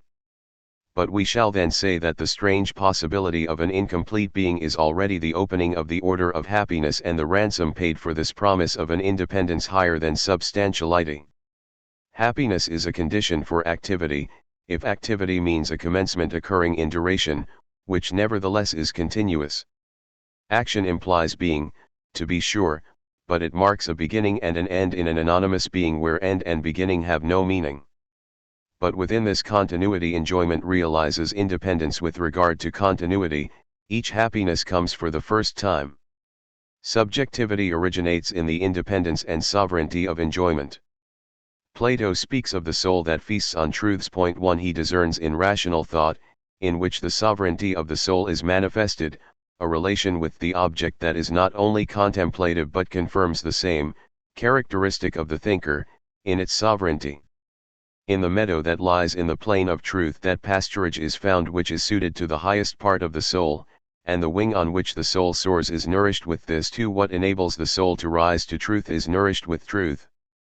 Throughout this book we are opposing the full analogy drawn between truth and nourishment, because metaphysical desire is above life, and with regard to it one cannot speak of satiety. But the Platonic image describes, with regard to thought, the very relationship that will be accomplished by life, where the attachment to the contents that fill it provides it with a supreme content. The consumption of foods is the food of life. 3. Enjoyment and independence. We have said that to live from something does not amount to drawing vital energy from somewhere. Life does not consist in seeking and consuming the fuel furnished by breathing and nourishment, but, if we may so speak, in consummating terrestrial and celestial nourishments. Though it thus depends on what is not itself, this dependence is not without a counterpart which in the final analysis nullifies it. What we live from does not enslave us, we enjoy it. Need cannot be interpreted as a simple lack, despite the psychology of need given by Plato, nor as pure passivity, despite Kantian ethics. The human being thrives on his needs, he is happy for his needs. The paradox of living from something, or, as Plato would say, the folly of these pleasures, is precisely in a complacency with regard to what life depends on, not a mastery on the one hand and a dependence on the other, but a mastery in this dependence. This is perhaps the very definition of complacency and pleasure. Living from, is the dependency that turns into sovereignty, into happiness essentially egoist. Need. The vulgar Venus is also, in a certain sense, the child of Pyro Omicron S and of Pi Nu Alpha. It is Pi Nu Alpha as source of Pyro Omicron S, in contrast with desire, which is the Pi Nu Alpha of Pyro Omicron S. What it lacks is its source of plenitude and wealth. Need, a happy dependence, is capable of satisfaction, like a void, which gets filled. Physiology, from the exterior, teaches us that need is a lack. That man could be happy for his needs indicates that in human need the physiological plane is transcended, that as soon as there is need we are outside the categories of being, even though in formal logic the structures of happiness, independence through dependence, or human creature cannot show through without contradiction. Need and enjoyment cannot be covered by the notions of activity and passivity, though they be merged in the notion of finite freedom. Enjoyment, in relation with nourishment, which is the other of life, is an independence sui generis, the independence of happiness. The life that is life from something is happiness. Life is affectivity and sentiment, to live is to enjoy life. To despair of life makes sense only because originally life is happiness. Suffering is a failing of happiness. It is not correct to say that happiness is an absence of suffering. Happiness is made up not of an absence of needs, whose tyranny and imposed character one denounces, but of the satisfaction of all needs. For the privation of need is not just a privation, but is privation in a being that knows the surplus of happiness, privation in a being gratified. Happiness is accomplishment, it exists in a soul satisfied and not in a soul that has extirpated its needs, a castrated soul. And because life is happiness, it is personal. The personality of the person, the ipseity of the I, which is more than the particularity of the atom and of the individual, is the particularity of the happiness of enjoyment. Enjoyment accomplishes the atheist's separation, it deformalizes the notion of separation, which is not a cleavage made in the abstract, but the existence at home with itself of an autochthonous I. The soul is not, as in Plato, what has the care of inanimate being everywhere. 3. It to be sure dwells in what is not itself, but it acquires its own identity by this dwelling in the other, and not logically, by opposition to the other. 4. Need and corpority. If enjoyment is the very eddy of the same, it is not ignorance but exploitation of the other. The alterity of the other, the world, is surmounted by need, which enjoyment remembers and is enkindled by. Need is the primary movement of the same. To be sure, need is also a dependence with regard to the other, but it is a dependence across time, a dependence that is not an instantaneous betraying of the same but a suspension or postponement of dependence, and thus the possibility to break, by labor and by economy, the very thrust of the alterity upon which need depends. In denouncing as illusory the pleasures that accompany the satisfaction of needs, Plato has fixed the negative notion of need. It would be a lack that satisfaction would make good. The essence of need would be visible in the need to scratch oneself in scabies, in sickness. Must we remain at a philosophy of need that apprehends it in poverty? Poverty is one of the dangers the liberation of man breaking with the animal and vegetable condition risks. In need the essential is in this rupture, despite this risk. To conceive of need as a simple privation is to apprehend it in the midst of a disorganized society which leaves it neither time nor consciousness.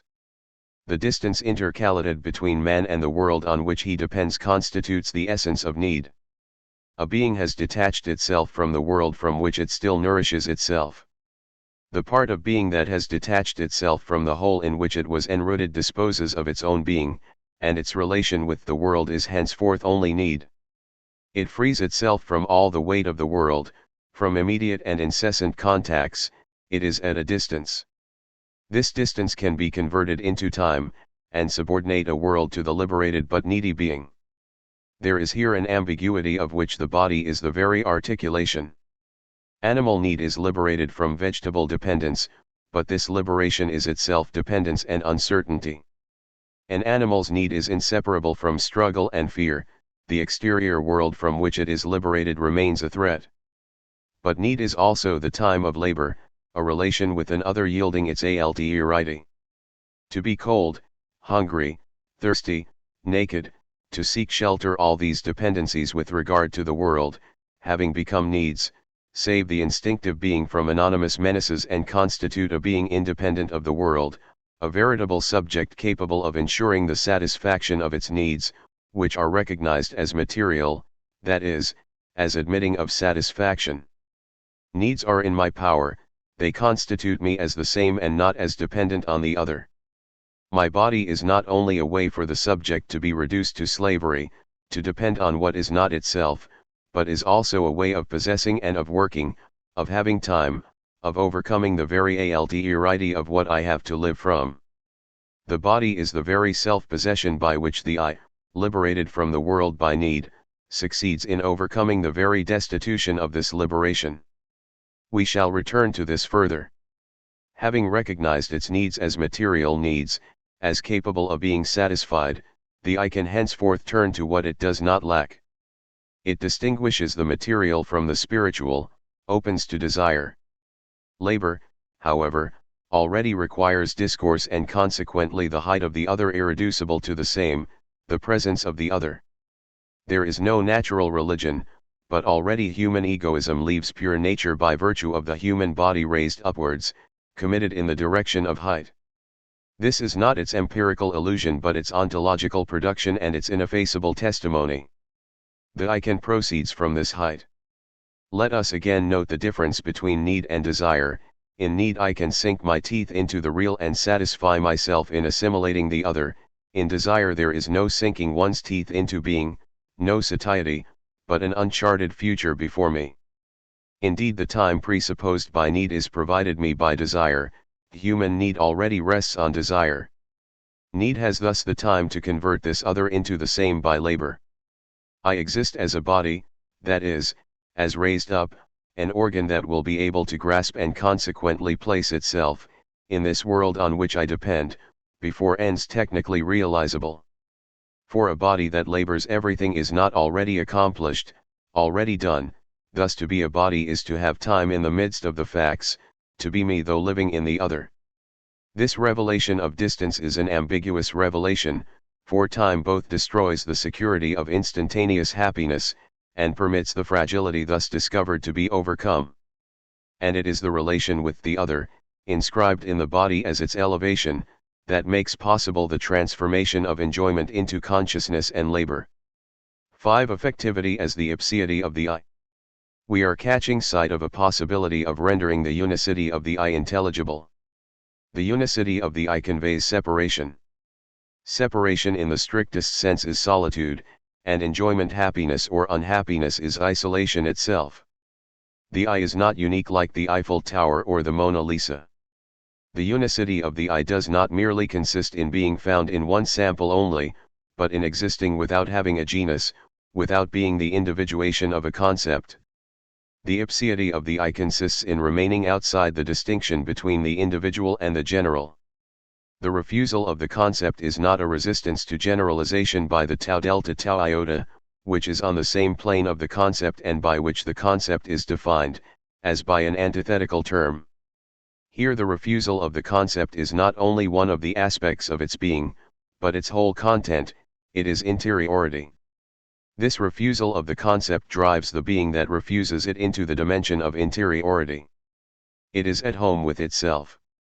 The I is thus the mode in which the breakup of totality, which leads to the presence of the absolutely other, is concretely accomplished.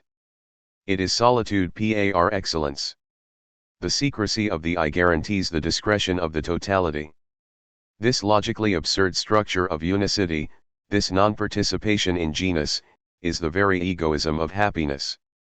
Happiness, in its relation with the other of nutriments, suffices to itself.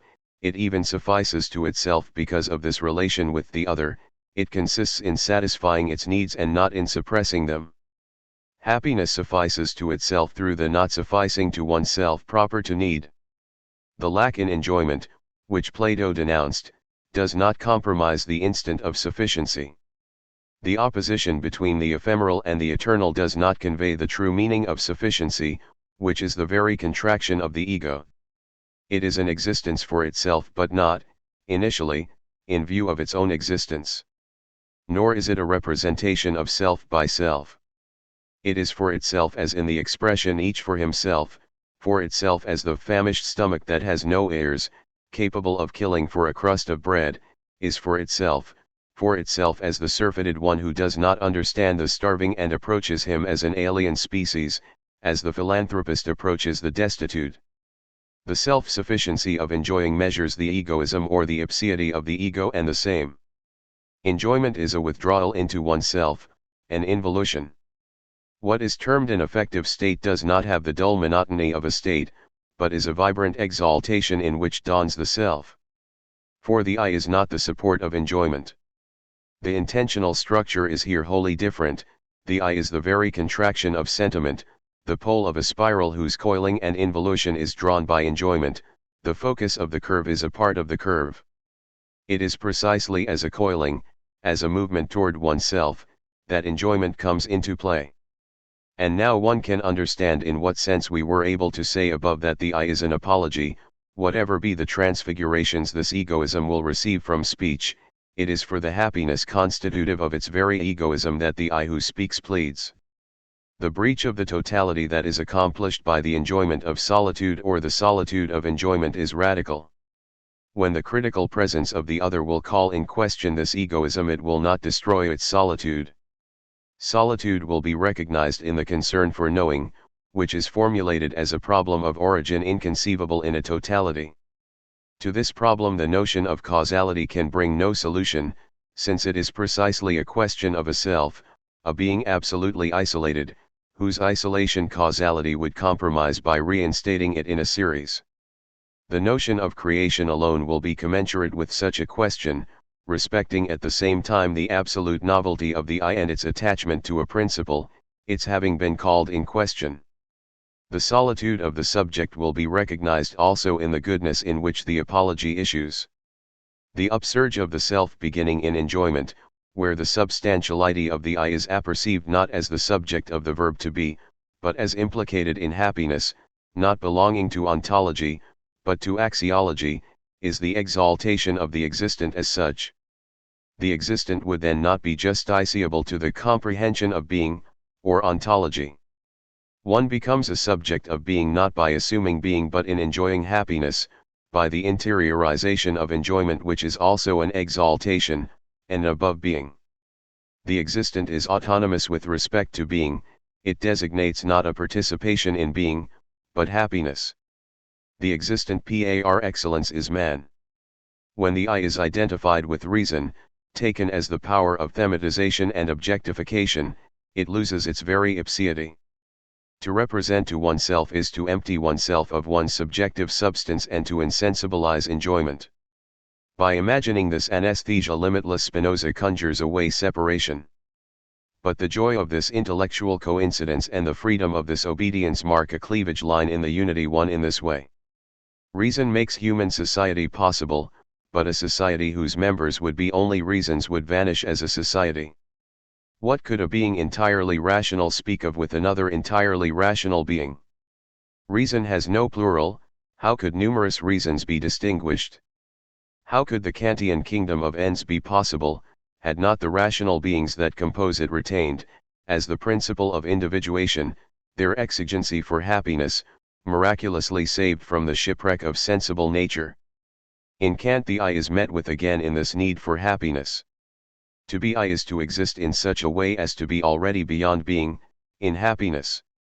For the I to be means neither to oppose nor to represent something to itself, nor to use something, nor to aspire to something, but to enjoy something. 6. The I of enjoyment is neither biological nor sociological. Individuation through happiness individuates a concept whose comprehension and extension coincide. The individuation of the concept by self-identification constitutes the content of this concept. The notion of the separated person which we have approached in the description of enjoyment, which is posited in the independence of happiness, is to be distinguished from the notion of person such as it is fabricated by the philosophy of life or of race. In the exaltation of biological life the person arises as a product of the species or of impersonal life, which has recourse to the individual so as to ensure its impersonal triumph. 4. The unicity of the I, its status as a conceptless individual, would disappear in this participation in what exceeds it. The pathos of liberalism, which we rejoin on one side, lies in the promotion of a person inasmuch as he represents nothing further, that is precisely a self. Then multiplicity can be produced only if the individuals retain their secrecy, if the relation that unites them into a multiplicity is not visible from the outside, but proceeds from one unto the other. If it were entirely visible from the outside, if the exterior point of view would open upon its ultimate reality, the multiplicity would form a totality in which the individuals would participate, the bond between persons would not have preserved the multiplicity from addition. In order that multiplicity be maintained, the relation proceeding from me to the other, the attitude of one person with regard to another, must be stronger than the formal signification of conjunction, to which every relation risks being degraded. This greater force is concretely affirmed in the fact that the relation proceeding from me to the other cannot be included within a network of relations visible to a third party. If this bond between me and the other could be entirely apprehended from the outside, it would suppress, under the gaze that encompassed it, the very multiplicity bound with this bond. The individuals would appear as participants in the totality, the other would amount to a second copy of the I, both included in the same concept. Pluralism is not a numerical multiplicity. In order that a pluralism in itself, which cannot be reflected in formal logic, be realized, there must be produced in depth the movement from me to the other, an attitude of an I with regard to the other, an attitude already specified as love or hatred, obedience or command, learning or teaching, etc. That would not be a species of relationship in general. This means that the movement from me to the other could not present itself as a theme to an objective gaze freed from this confrontation with the other, to a reflection. Pluralism implies a radical alterity of the other, whom I do not simply conceive by relation to myself, but confront out of my egoism. The alterity of the other is in him and is not relative to me, it reveals itself. But I have access to it proceeding from myself and not through a comparison of myself with the other.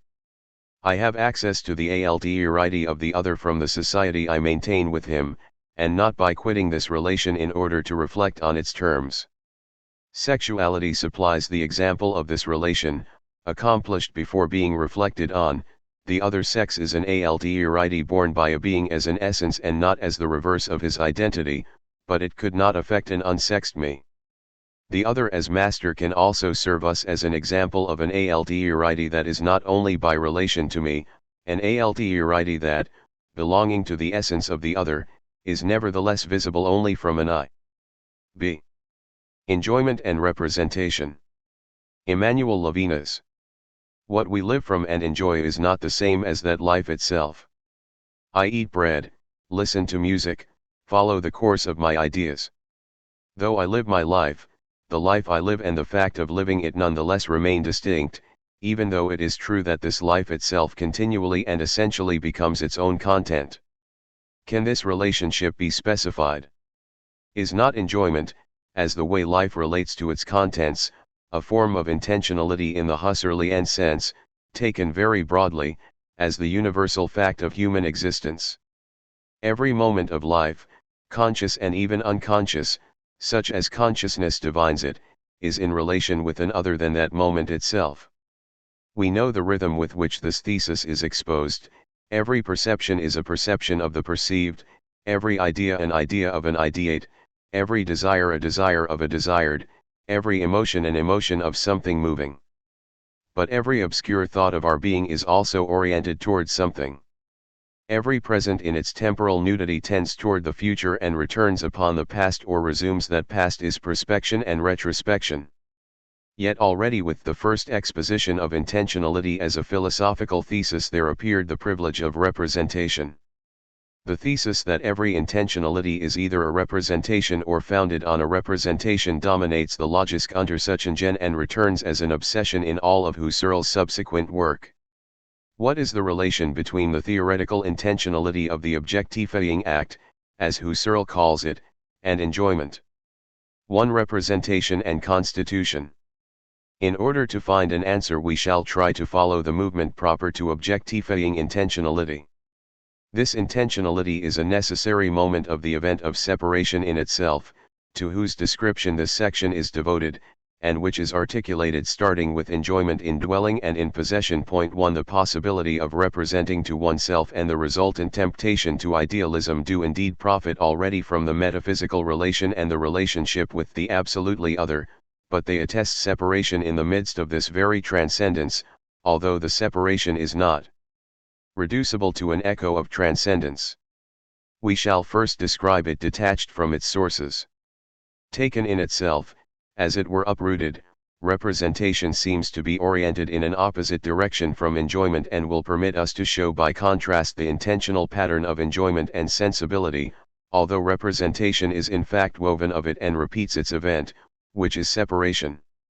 The Husserlian thesis of the primacy of the objectifying act, in which was seen Husserl's excessive attachment to theoretical consciousness, and which has served as a pretext to accuse Husserl of intellectualism, as though that were an accusation, leads to transcendental philosophy, to the affirmation, so surprising after the realist themes the idea of intentionality seemed to approach, that the object of consciousness, while distinct from consciousness, is as it were a product of consciousness, being a meaning endowed by consciousness, the result of Sinjbung. The object of representation is to be distinguished from the act of representation. This is the fundamental and most fecund affirmation of Husserl's phenomenology, to which a realist import is hastily given.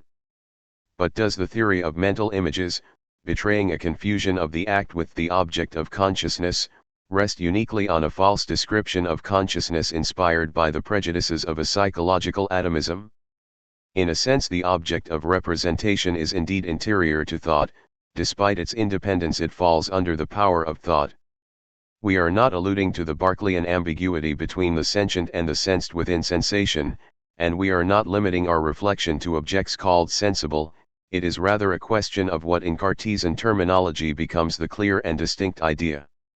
In clarity, an object which is first exterior is given, that is delivered over to him who encounters it as though it had been entirely determined by him. In clarity, the exterior being presents itself as the work of the thought that receives it.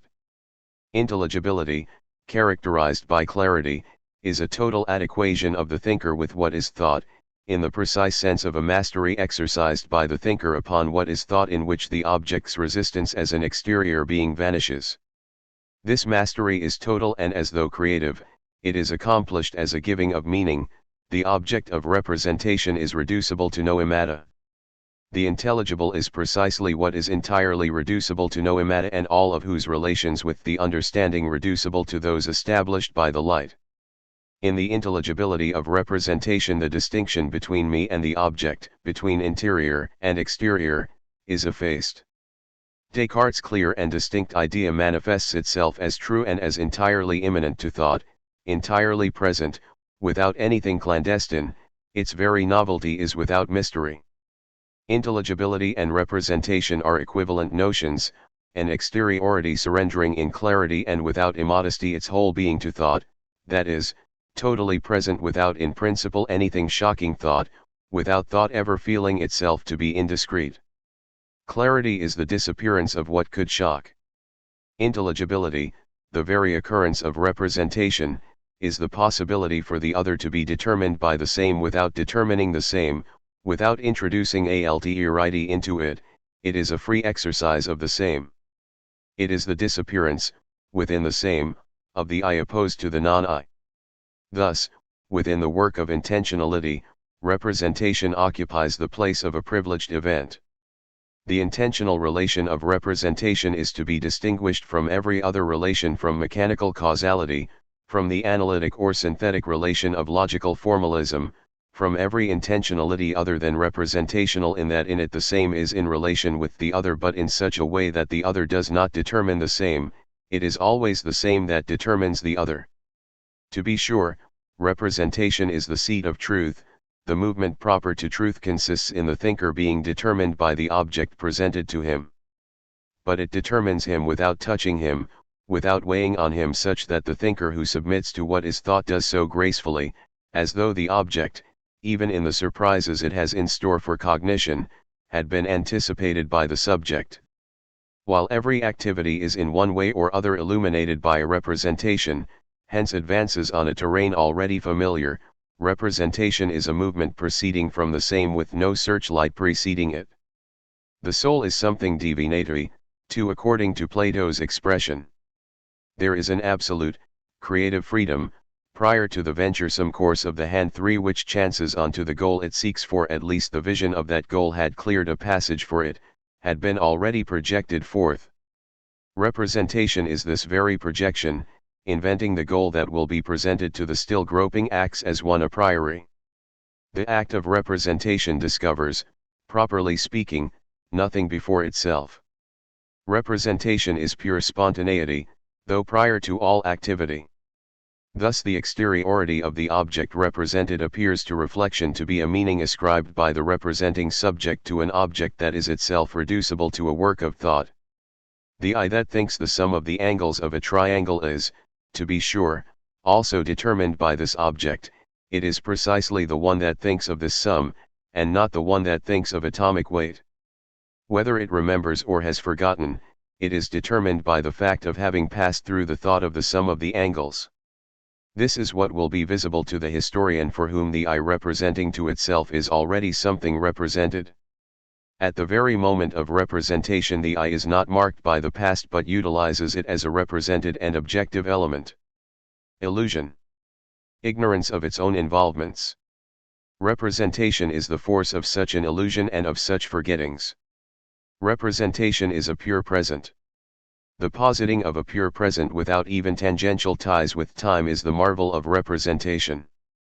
It is a void of time, interpreted as eternity.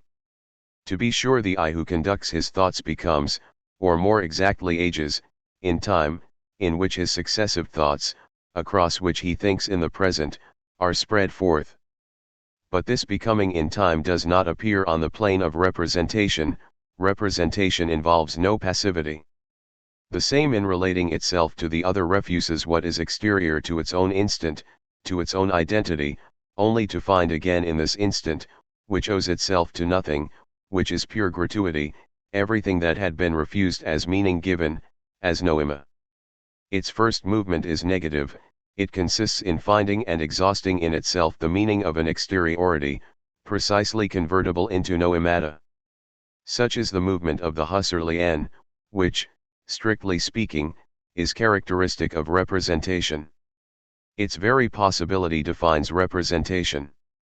The fact that in representation the same defines the other without being determined by the other justifies the Kantian conception according to which the unity of transcendental apperception remains an empty form in the midst of its synthetic work.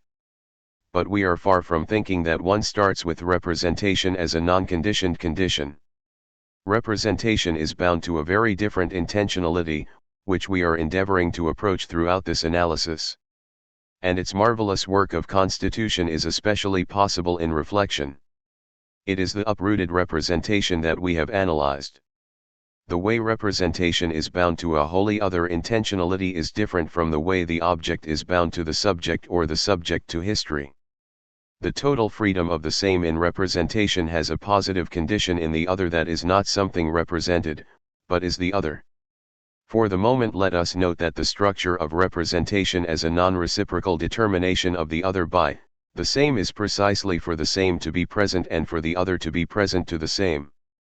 We call it the same because in representation the I precisely loses its opposition to its object, the opposition fades, bringing out the identity of the I despite the multiplicity of its objects, that is, precisely the unalterable character of the I. To remain the same is to represent to oneself. The I think is the pulsation of rational thought. The identity of the same unaltered and unalterable in its relations with the other is in fact the I of representation. The subject that thinks by representation is a subject that hearkens to its own thought. One has to think of thought as in an element analogous to sound and not to light. Its own spontaneity is a surprise for the subject, as though despite its full mastery qua the I surprised what was taking place. This inspiration genialite is the very structure of representation, a return in the present thought to the thought's past, an assuming of this past in the present, a going beyond this past and this present as in the Platonic reminiscence, in which the subject hoists himself up to the eternal. The particular I is one with the same, coincides with the daemon that speaks to it in thought, and is universal thought. The I of representation is the natural passage from the particular to the universal. Universal thought is a thought in the first person. This is why the constitution that for idealism remakes the universe starting from the subject is not the freedom of an I that would survive this constitution free and above the laws it will have constituted.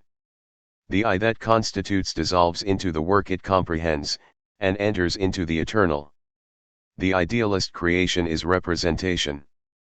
But this is true only of the I proper to representation detached from the conditions of its latent birth. And enjoyment, likewise detached from concrete conditions, presents a totally different structure, as we shall show shortly. For the moment let us note the essential correlation of intelligibility and representation. To be intelligible is to be represented and hence to be a priori. To reduce a reality to its content thought is to reduce it to the same. The thinking thought is the locus where a total identity and a reality that ought to negate it are reconciled, without contradiction. The most ponderous reality envisaged as an object of a thought is engendered in the gratuitous spontaneity of a thought that thinks it. Every anteriority of the given is reducible to the instantaneity of thought and, simultaneous with it, arises in the present. It thereby takes on meaning. To represent is not only to render present anew, it is to reduce to the present an actual perception which flows on. To represent is not to reduce a past fact to an actual image but to reduce to the instantaneousness of thought everything that seems independent of it. It is in this that representation is constitutive. The value of the transcendental method and its share of eternal truth lies in the universal possibility of reducing the represented to its meaning, the existent to the noema, the most astonishing possibility of reducing to a noema the very being of the existent. 2. Enjoyment and nourishment. The intentionality of enjoyment can be described by contrast with the intentionality of representation. It consists in holding on to the exteriority which the transcendental method involved in representation suspends. To hold on to exteriority is not simply equivalent to affirming the world, but is to posit oneself in it corporeally. The body is the elevation, but also the whole weight of position. The body naked and indigent identifies the center of the world it perceives, but, conditioned by its own representation of the world, it is thereby as it were torn up from the center from which it proceeded, as water gushing forth from rock washes away that rock. The body indigent and naked is not a thing among things which I constitute or see in God to be in a relation with a thought, nor is it the instrument of a gestural thought, of which theory would be simply the ultimate development. The body naked and indigent is the very reverting, irreducible to a thought, of representation into life, of the subjectivity that represents into life which is sustained by these representations and lives of them. Its indigence its needs a firm exteriority as non-constituted, prior to all affirmation.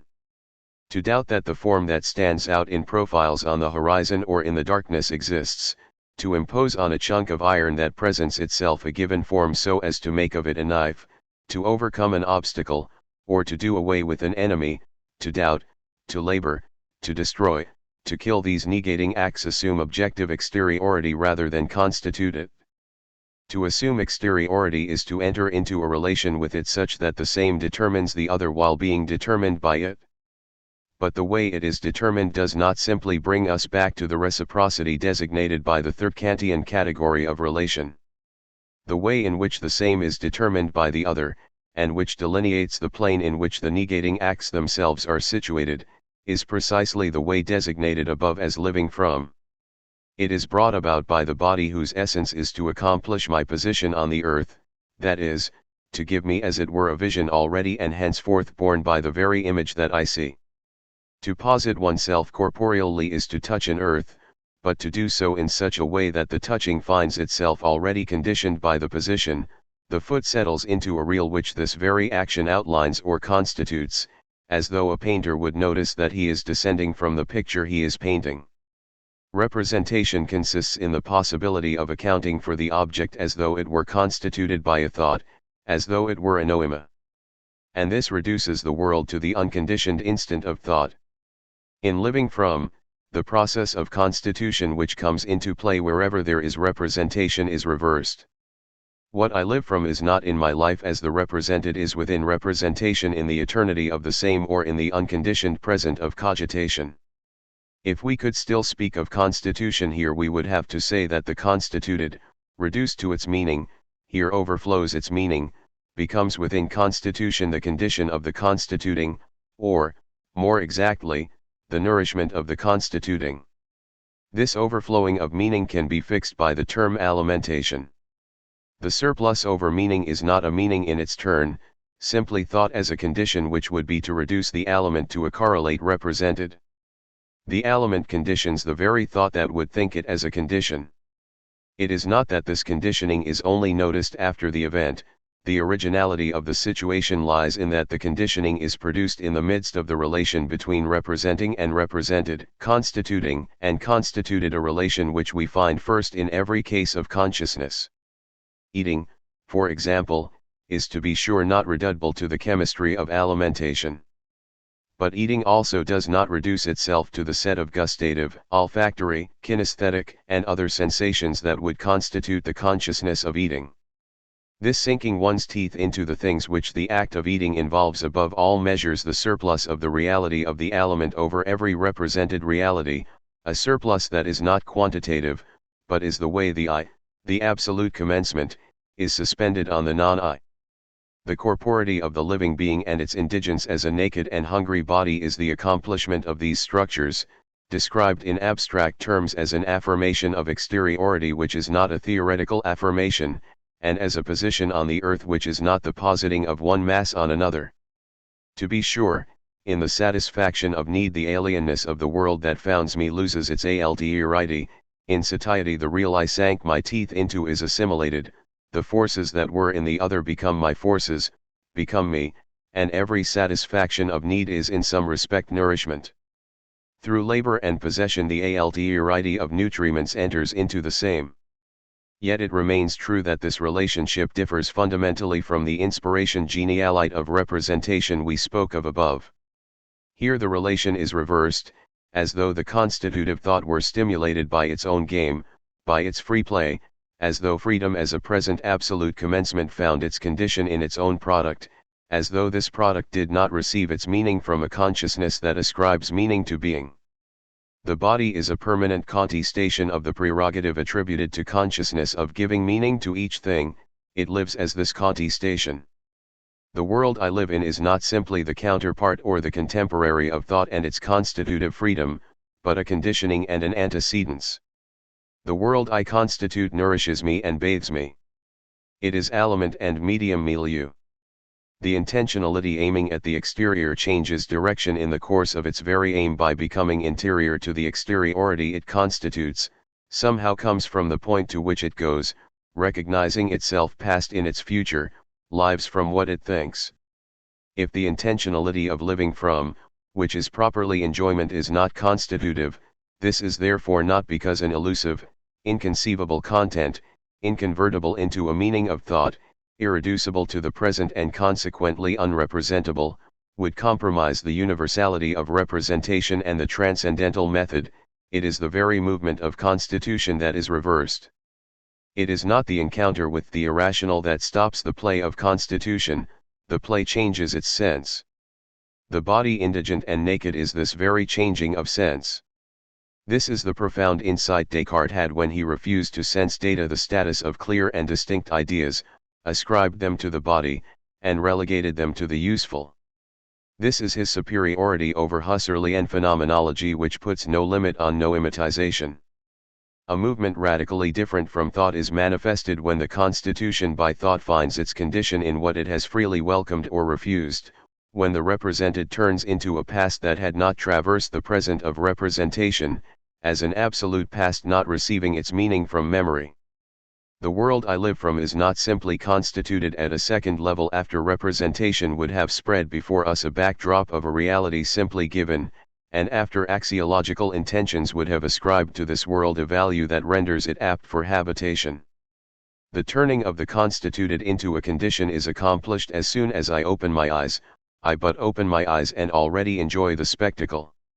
Objectification proceeding somehow from the center of a thinking being manifests, upon its contact with the earth, an eccentricity. What the subject contains represented is also what supports and nourishes its activity as a subject. The represented, the present, is a fact, already belonging to the past. 3 element and things, implements. But in what does the world of enjoyment resist the effort to describe it as correlative to representation? Would that universally possible reversal of the lived into the known, which feeds philosophical idealism, miscarry for enjoyment? In what respect does the sojourn of man in the world he enjoys remain irreducible and anterior to the knowledge of that world? Why declare the interiority of man to the world that conditions him, sustains and contains him? Does not this amount to affirming the exteriority of the things with respect to man? In order to answer we have to analyze more closely the way the things we enjoy come to us. Enjoyment precisely does not reach them qua things. Things come to representation from a background from which they emerge and to which they return in the enjoyment we can have of them. In enjoyment the things are not absorbed in the technical finality that organizes them into a system. They take form within a medium milieu in which we take hold of them. They are found in space, in the air, on the earth, in the street, along the road. The medium remains essential to things, even when they refer to property, whose intent we shall show further, and which constitutes the things qua things. This medium is not reducible to a system of operational references and is not equivalent to the totality of such a system, nor to a totality in which the look or the hand would have the possibility of choosing, a virtuality of things which choice would each time actualize. The medium has its own density. Things refer to possession, can be carried off, are furnishings, the medium from which they come to me lies as cheat, a common fund or terrain, essentially non-possessible, nobodies, earth, sea, light, city. Every relation or possession is situated within the non-possessible which envelopes or contains without being able to be contained or enveloped. We shall call it the elemental. The navigator who makes use of the sea and the wind dominates these elements but does not thereby transform them into things. They retain the intermination of elements despite the precision of the laws that govern them, which can be known and taught. The element has no forms containing it, it is content without form. Or rather it has but a side, the surface of the sea and of the field, the edge of the wind, the medium upon which the side takes form is not composed of things. It unfolds in its own dimension, depth, which is inconvertible into the breadth and length in which the side of the element extends.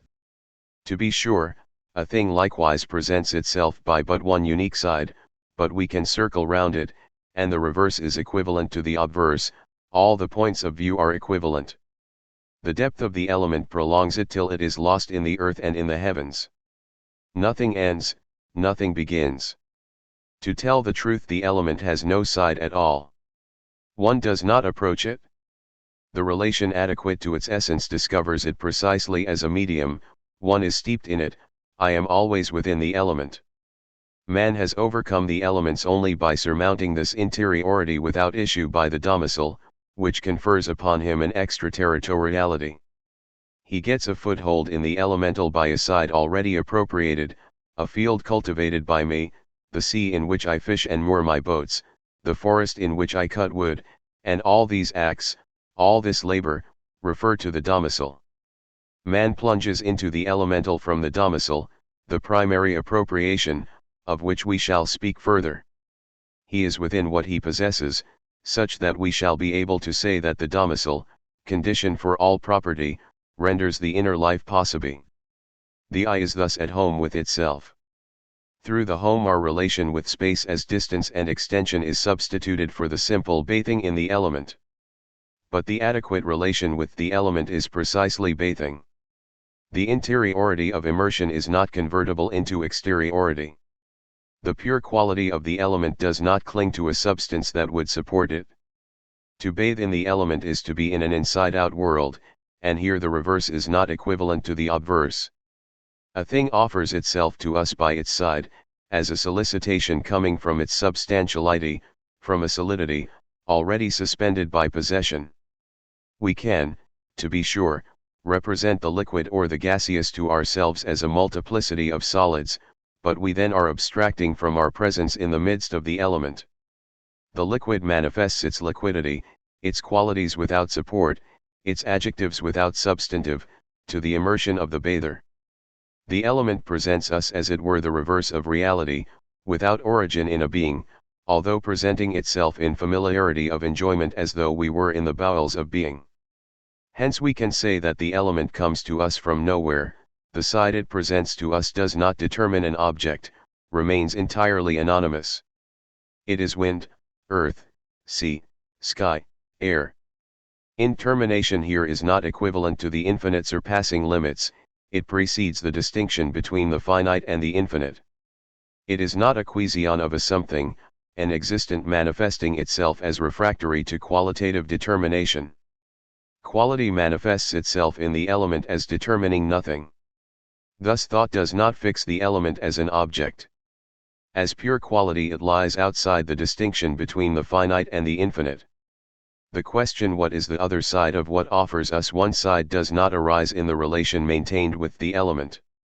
The sky, the earth, the sea, the wind suffice to themselves. The element as it were stops up the infinite by relation to which it should have had to have been thought, and by relation to which scientific thought, which has received from elsewhere the idea of infinity, does in fact situate it. The element separates us from the infinite. Every object offers itself to enjoyment, a universal category of the empirical even if I lay hold of an object implement, if I handle it as a zhug.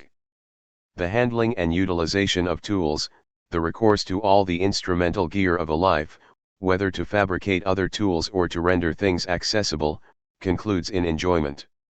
As material or gear the objects of everyday use are subordinated to enjoyment, the lighter to the cigarette one smokes, the fork to the food, the cup to the lips. Things refer to my enjoyment.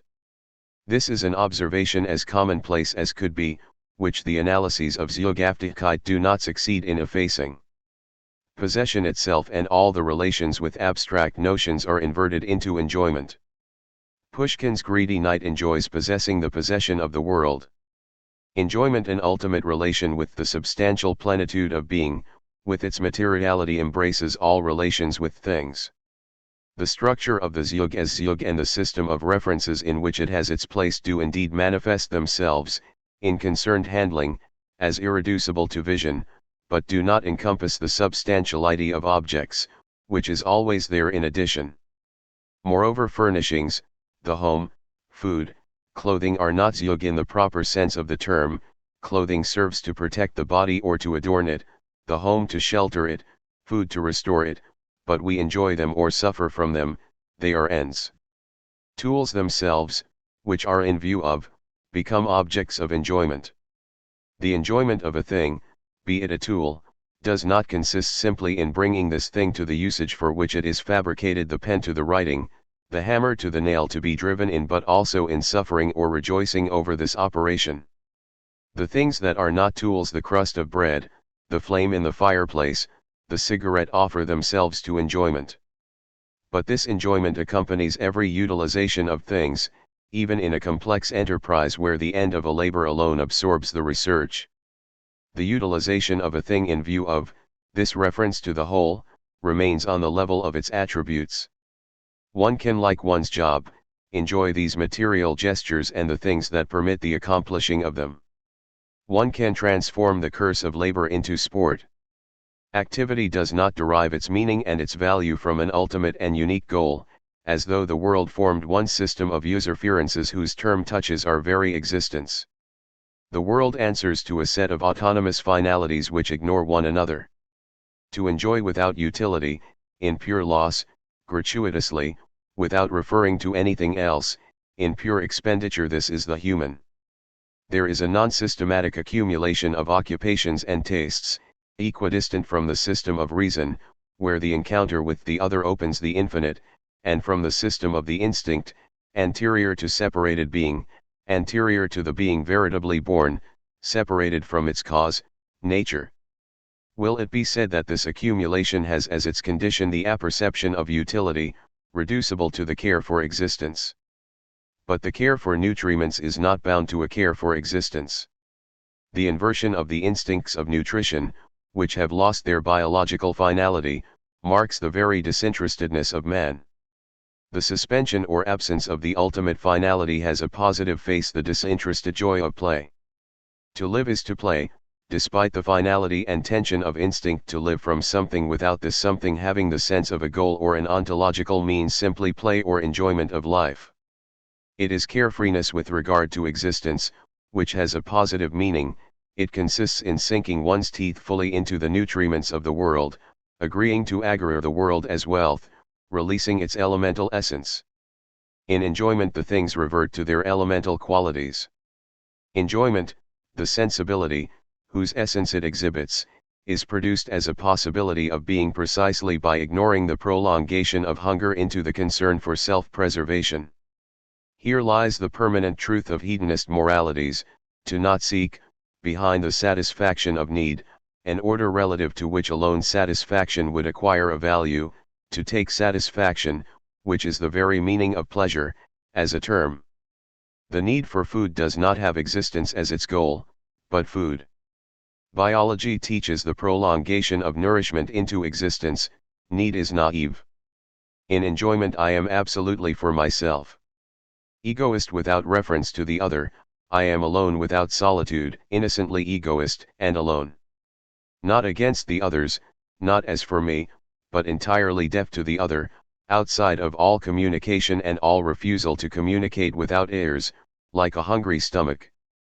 The world as a set of implements forming a system and suspended on the care of an existence anxious for its being interpreted as an ontology, attests labor, habitation, the home, and economy, but in addition, it bears witness to a particular organization of labor in which foods take on the signification of fuel in the economic machinery. It is interesting to observe that Heidegger does not take the relation of enjoyment into consideration. The implement has entirely masked the usage and the issuance at the term the satisfaction. Dasein in Heidegger is never hungry. Food can be interpreted as an implement only in a world of exploitation. For sensibility. But to posit the element as a quality without substance does not amount to admitting the existence of a mutilated or still stammering thought correlative of such phenomena. To be in the element does indeed disengage a being from blind and deaf participation in a whole, but differs from a thought making its way outward. Here on the contrary the movement comes incessantly upon me, as the wave that engulfs and submerges and drowns an incessant movement of afflux without respite, a total contact without fissure nor gap from which the reflected movement of a thought could arise. It is to be within, to be inside of.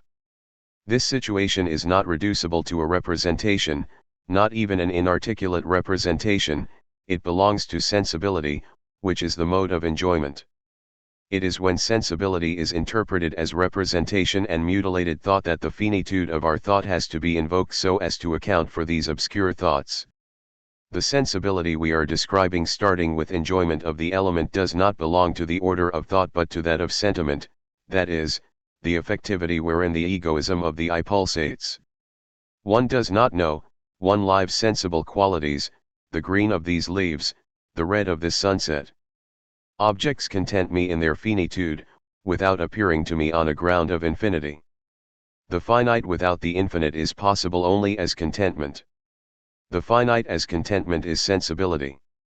Sensibility does not constitute the world, because the world called sensible does not have as its function to constitute a representation but constitutes the very contentment of existence, because its rational insufficiency does not even appear in the enjoyment it procures me. To sense is to be within, without the conditioned, and consequently of itself inconsistent, character of this ambience, which troubles rational thought, being in any way included in the sensation. Sensibility, essentially naive, suffices to itself in a world insufficient for thought. The objects of the world, which for thought lie in the void, for sensibility or for life spread forth on a horizon which entirely hides that void. The sensibility touches the reverse, without wondering about the obverse, this is produced precisely in contentment. The profundity of the Cartesian philosophy of the sensible consists, we have said, in affirming the irrational character of sensation, an idea forever without clarity or distinctness, belonging to the order of the useful and not of the true. The strength of the Kantian philosophy of the sensible likewise consists in separating sensibility and understanding, in affirming, though only negatively, the independence of the matter of cognition with regard to the synthetic power of representation. In postulating things in themselves so as to avoid the absurdity of apparitions without there being anything that is appearing, Kant does indeed go beyond the phenomenology of the sensible. But at least he does recognize thereby that of itself the sensible is an apparition without there being anything that appears. Sensibility establishes a relation with a pure quality without support, with the element. Sensibility is enjoyment. The sensitive being, the body, concretizes this way of being, which consists in finding a condition in what, in other respects, can appear as an object of thought, as simply constituted. The sensibility is therefore to be described not as a moment of representation, but as the instance of enjoyment. Its intention, if we may resort to this term, does not go in the direction of representation. It does not suffice to say that sensation lacks clarity and distinctness, as though it were situated on the plane of representation. Sensibility is not an inferior theoretical knowledge bound however intimately to affective states. In its very gnosis sensibility is enjoyment, it is satisfied with the given, it is contented. Sensible knowledge does not have to surmount infinite regression, that vertigo of the understanding, it does not even experience it. It finds itself immediately at the term, it concludes, it finishes without referring to the infinite. Finition without reference to the infinite, finition without limitation, is the relation with the end fin as a goal. The sense datum with which sensibility is nourished always comes to gratify a need, responds to a tendency. It is not that at the beginning there was hunger, the simultaneity of hunger and food constitutes the paradisal initial condition of enjoyment.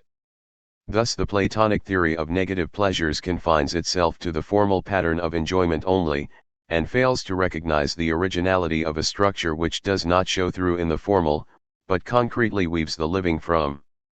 An existence that has this mode is the body both separated from its end, that is, need, but already proceeding toward that end without having to know the means necessary for its obtainment, an action released by the end, accomplished without knowledge of means, that is, without tools. Pure finality, irreducible to a result, is produced only by corporeal action ignorant of the mechanism of its own physiology. But the body is not only what is steeped in the element, but what dwells, that is, inhabits, and possesses. In sensibility itself and independently of all thought there is announced an insecurity which throws back in question this quasi-eternal immemoriality of the element, which will disturb it as the other, and which it will appropriate by recollecting esse recueant in a dwelling. Enjoyment seems to be in touch with an other inasmuch as a future is announced within the element and menaces it with insecurity. We will speak further of this insecurity belonging to the order of enjoyment. For the moment what is important for us is to show that sensibility is of the order of enjoyment and not of the order of experience. Sensibility thus understood is not to be confused with still vacillating forms of consciousness of. It is not separated from thought by a simple difference of degree, nor even by a difference in the nobility or the extent of expansion of their objects. Sensibility does not aim at an object, however rudimentary. It concerns even the elaborated forms of consciousness, but its proper work consists in enjoyment, through which every object is dissolved into the element in which enjoyment is steeped. For in fact the sensible objects we enjoy have already undergone labor. The sensible quality already clings to a substance. And we shall have to analyze further the signification of the sensible object qua thing. But contentment, in its naivete, lurks behind the relation with things. This earth upon which I find myself and from which I welcome sensible objects or make my way to them suffices for me. The earth which upholds me does so without my troubling myself about knowing what upholds the earth.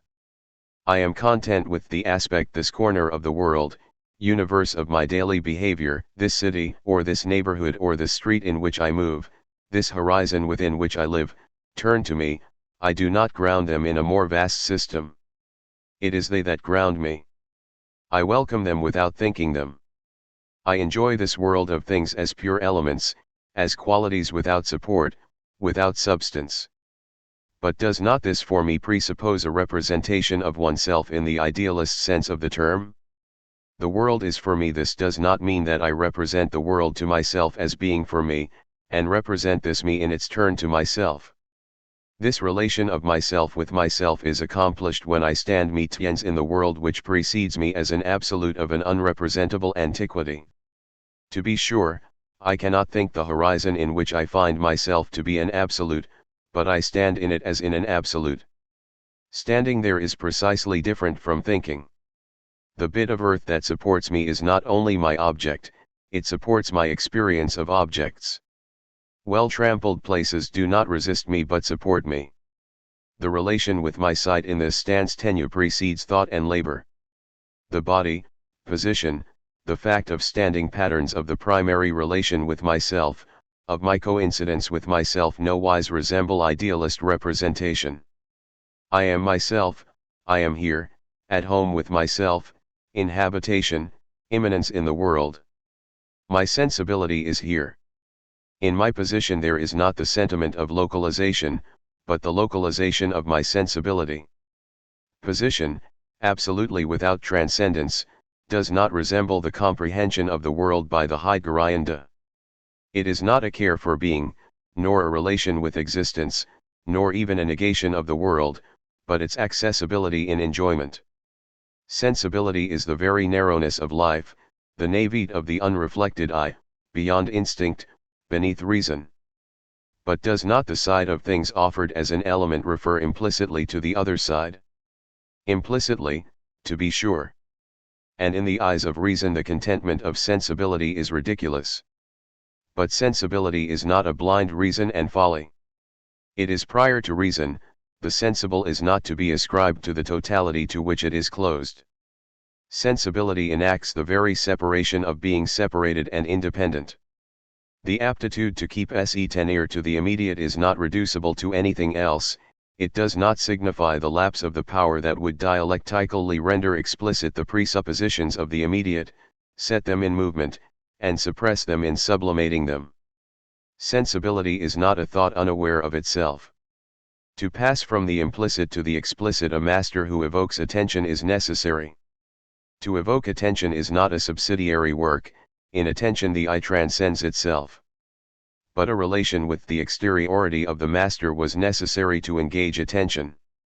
Explicitation presupposes this transcendence.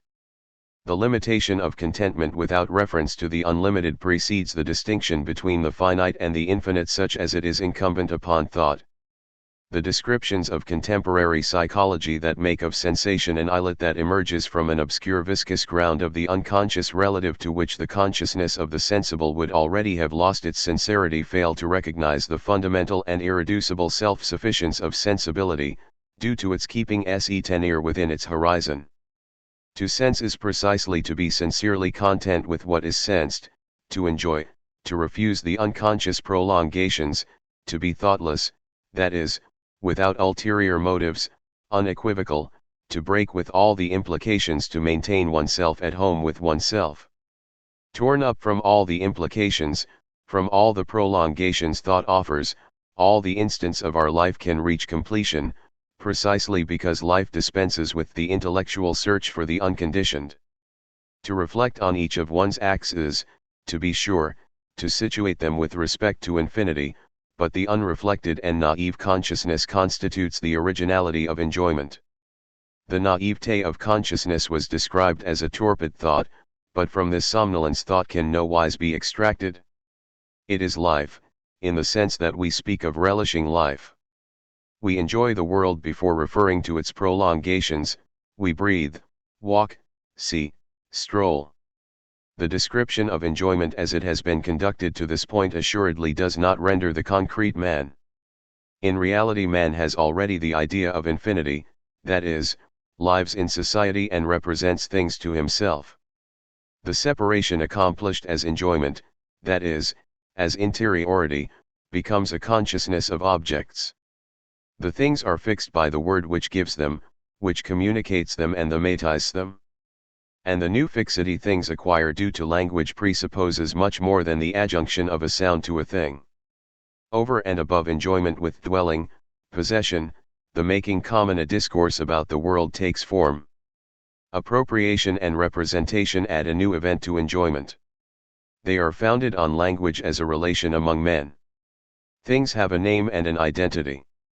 Transformations occur to things which remain the same, the stone crumbles but remains the same stone, I rediscover my pen and armchair the same, it is in the self-same palace of Louis XIV that the Treaty of Versailles was signed, the same train is the train that leaves at the same hour.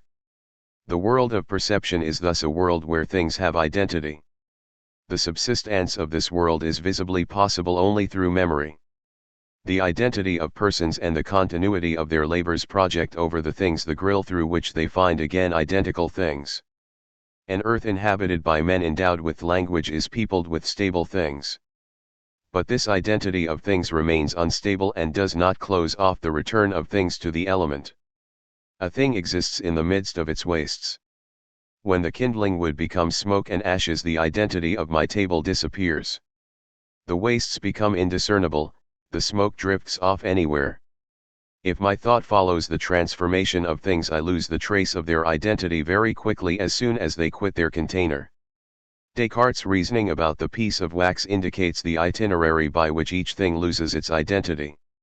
In things, the distinction between matter and form is essential, as also the dissolution of form in the matter. It imposes a quantitative physics in place of the world of perception. The distinction between form and matter does not characterize all experience. The face has no form added to it, but does not present itself as the formless, as matter that lacks and calls for form. Things have a form, are seen in the light silhouettes or profiles, the face signifies itself. As silhouette and profile, a thing owes its nature to a perspective, remains relative to a point of view, a thing's situation thus constitutes its being. Strictly speaking, it has no identity, convertible into another thing, it can become money. Things have no face, convertible, realizable, they have a price. They represent money because they are of elemental nature, are wealth. Their rootedness in the elemental, their accessibility to physics, and their signification as tools are thus confirmed. The aesthetic orientation man gives to the whole of his world represents a return to enjoyment and to the elemental on a higher plane.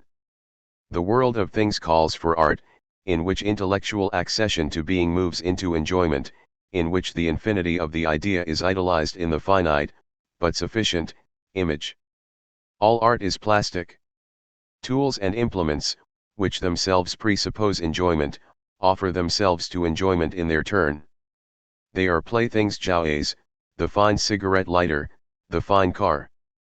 They are adorned by the decorative arts, they are immersed in the beautiful, where every going beyond enjoyment reverts to enjoyment. 5. The mythical format of the element.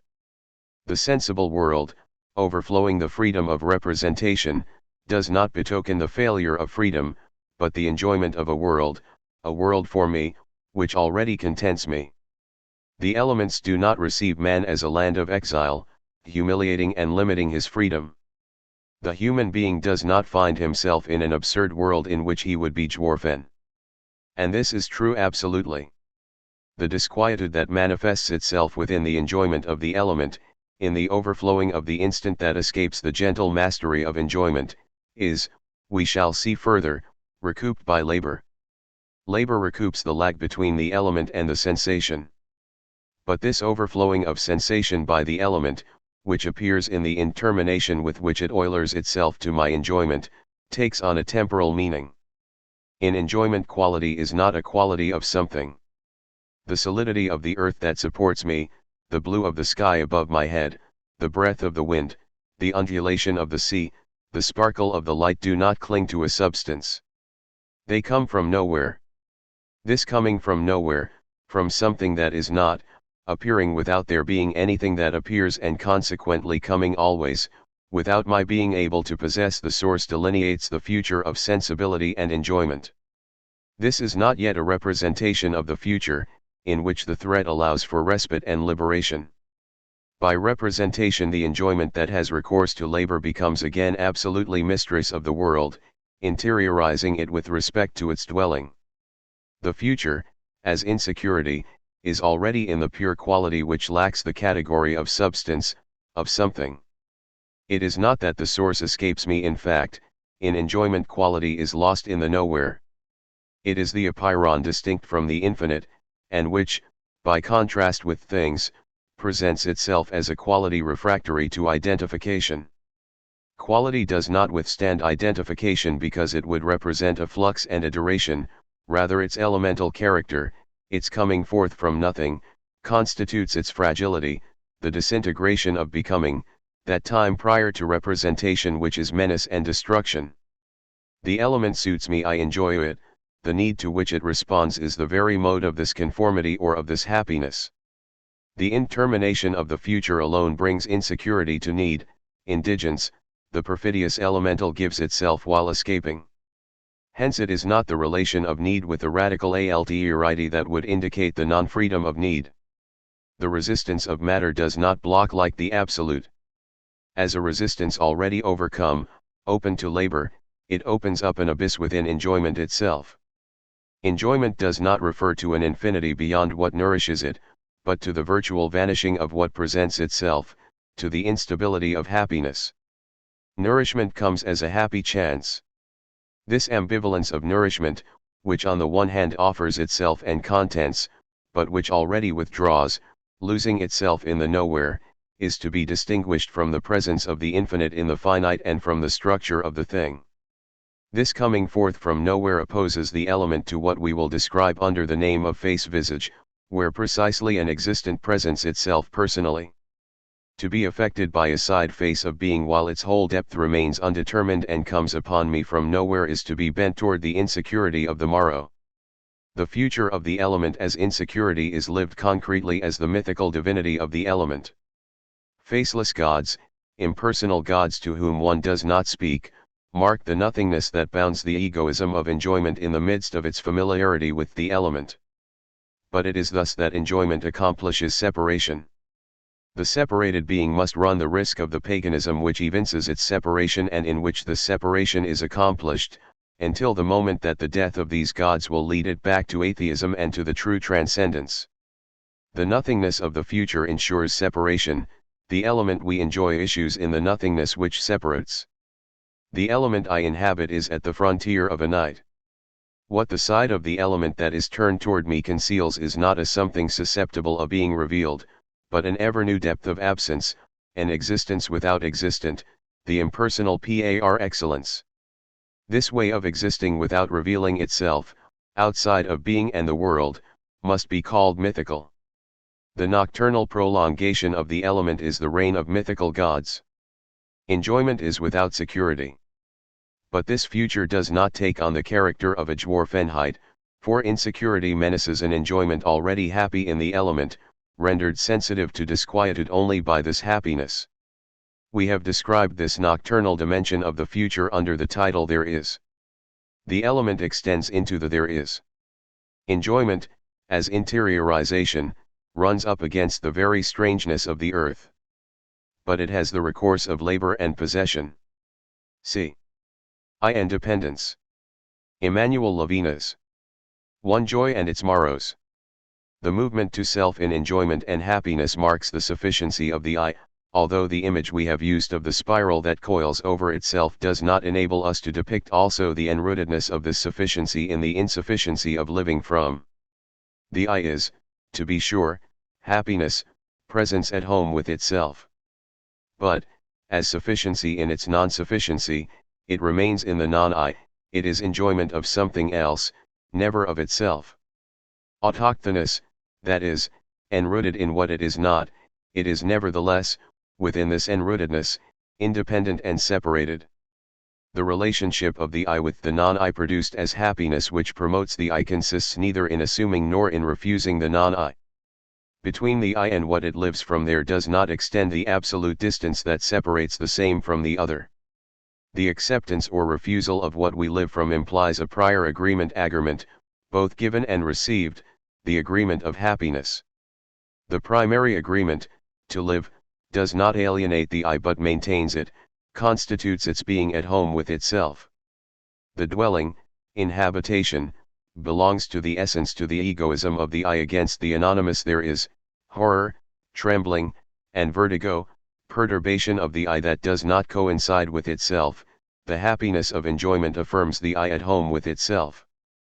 But if, in the relation with the non-I of the world it inhabits, the I is produced as self-sufficiency and is maintained in an instant torn up from the continuity of time, dispensed from assuming or refusing a past, it does not benefit from this dispensation by virtue of a privilege enjoyed from eternity. The veritable position of the I in time consists in interrupting time by punctuating it with beginnings. This is produced in the form of action.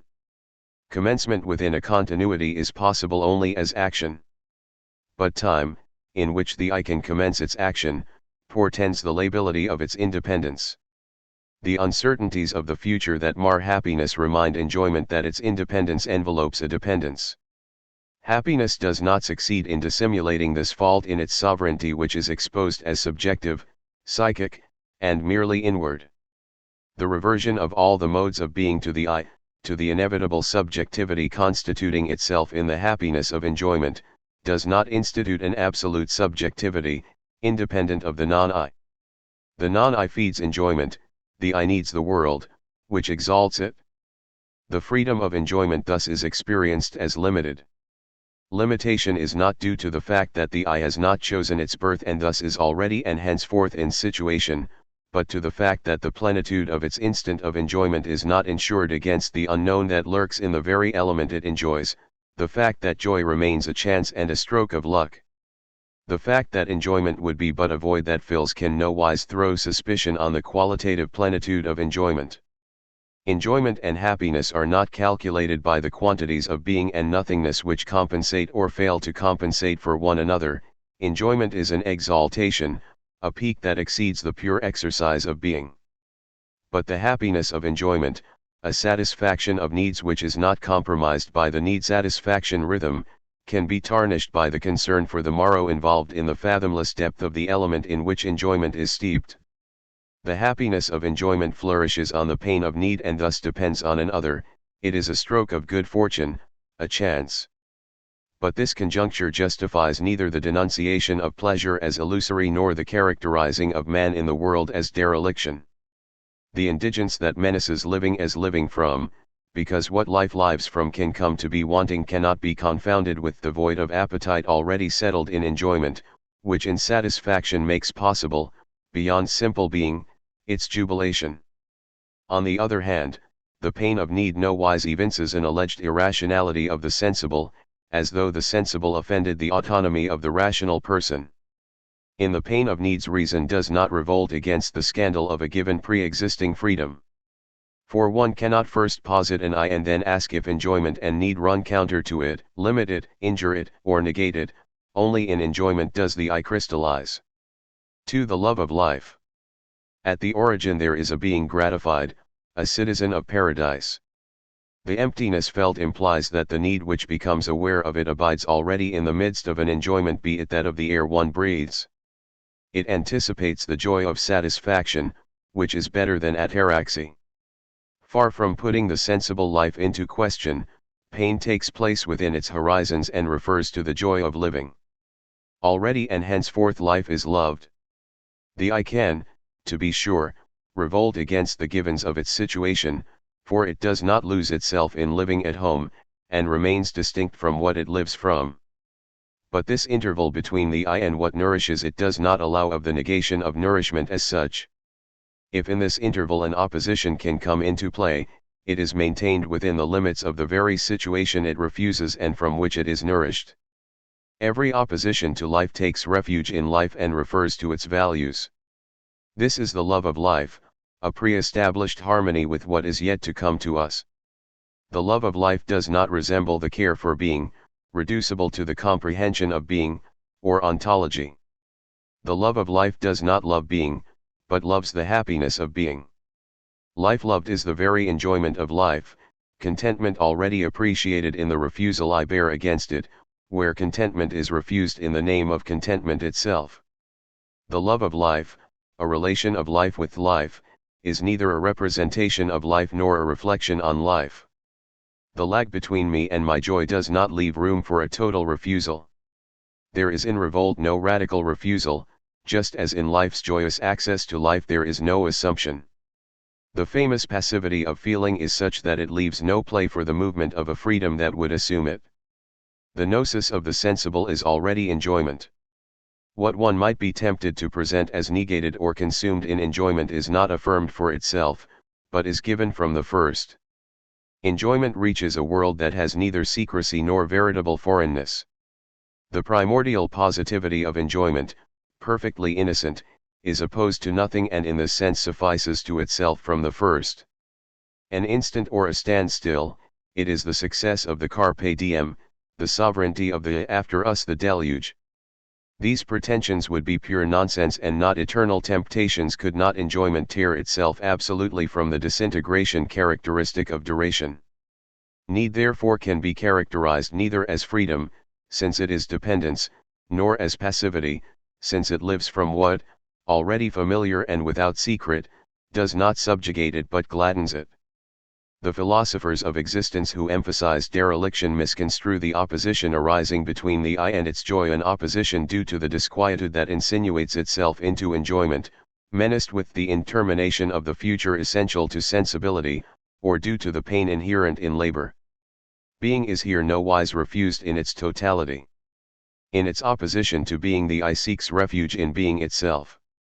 Suicide is tragic, for death does not bring a resolution to all the problems to which birth gave rise, and is powerless to humiliate the values of the earth, whence Macbeth's final cry in confronting death, defeated because the universe is not destroyed at the same time as his life. Suffering at the same time despairs for being riveted to being and loves the being to which it is riveted. It knows the impossibility of quitting life. What tragedy! What comedy! The tedium vitae is steeped in the love of the life it rejects. Despair does not break with the ideal of joy. In reality, this pessimism has an economic infrastructure. It expresses the anxiety for the morrow and the pain of labor, whose role in metaphysical desire we shall show later. The Marxist views retain here their whole force, even in a different perspective. The suffering of need is not assuaged in anorexia, but in satisfaction. Need is loved. Man is happy to have needs. A being without needs would not be happier than a needy being, but outside of happiness and unhappiness. That indigence could mark the pleasure of satisfaction, that instead of possessing plenitude pure and simple we would reach enjoyment through need and labor. This conjuncture is due to the very structure of separation. The separation that is accomplished by egoism would be but a word if the ego, the separated and self-sufficient being, did not hear the muffled rustling of nothingness back unto which the elements flow and are lost. Labor can surmount the indigence with which not need, but the uncertainty of the future affects being. The nothingness of the future, we shall see, turns into an interval of time in which possession and labor are inserted.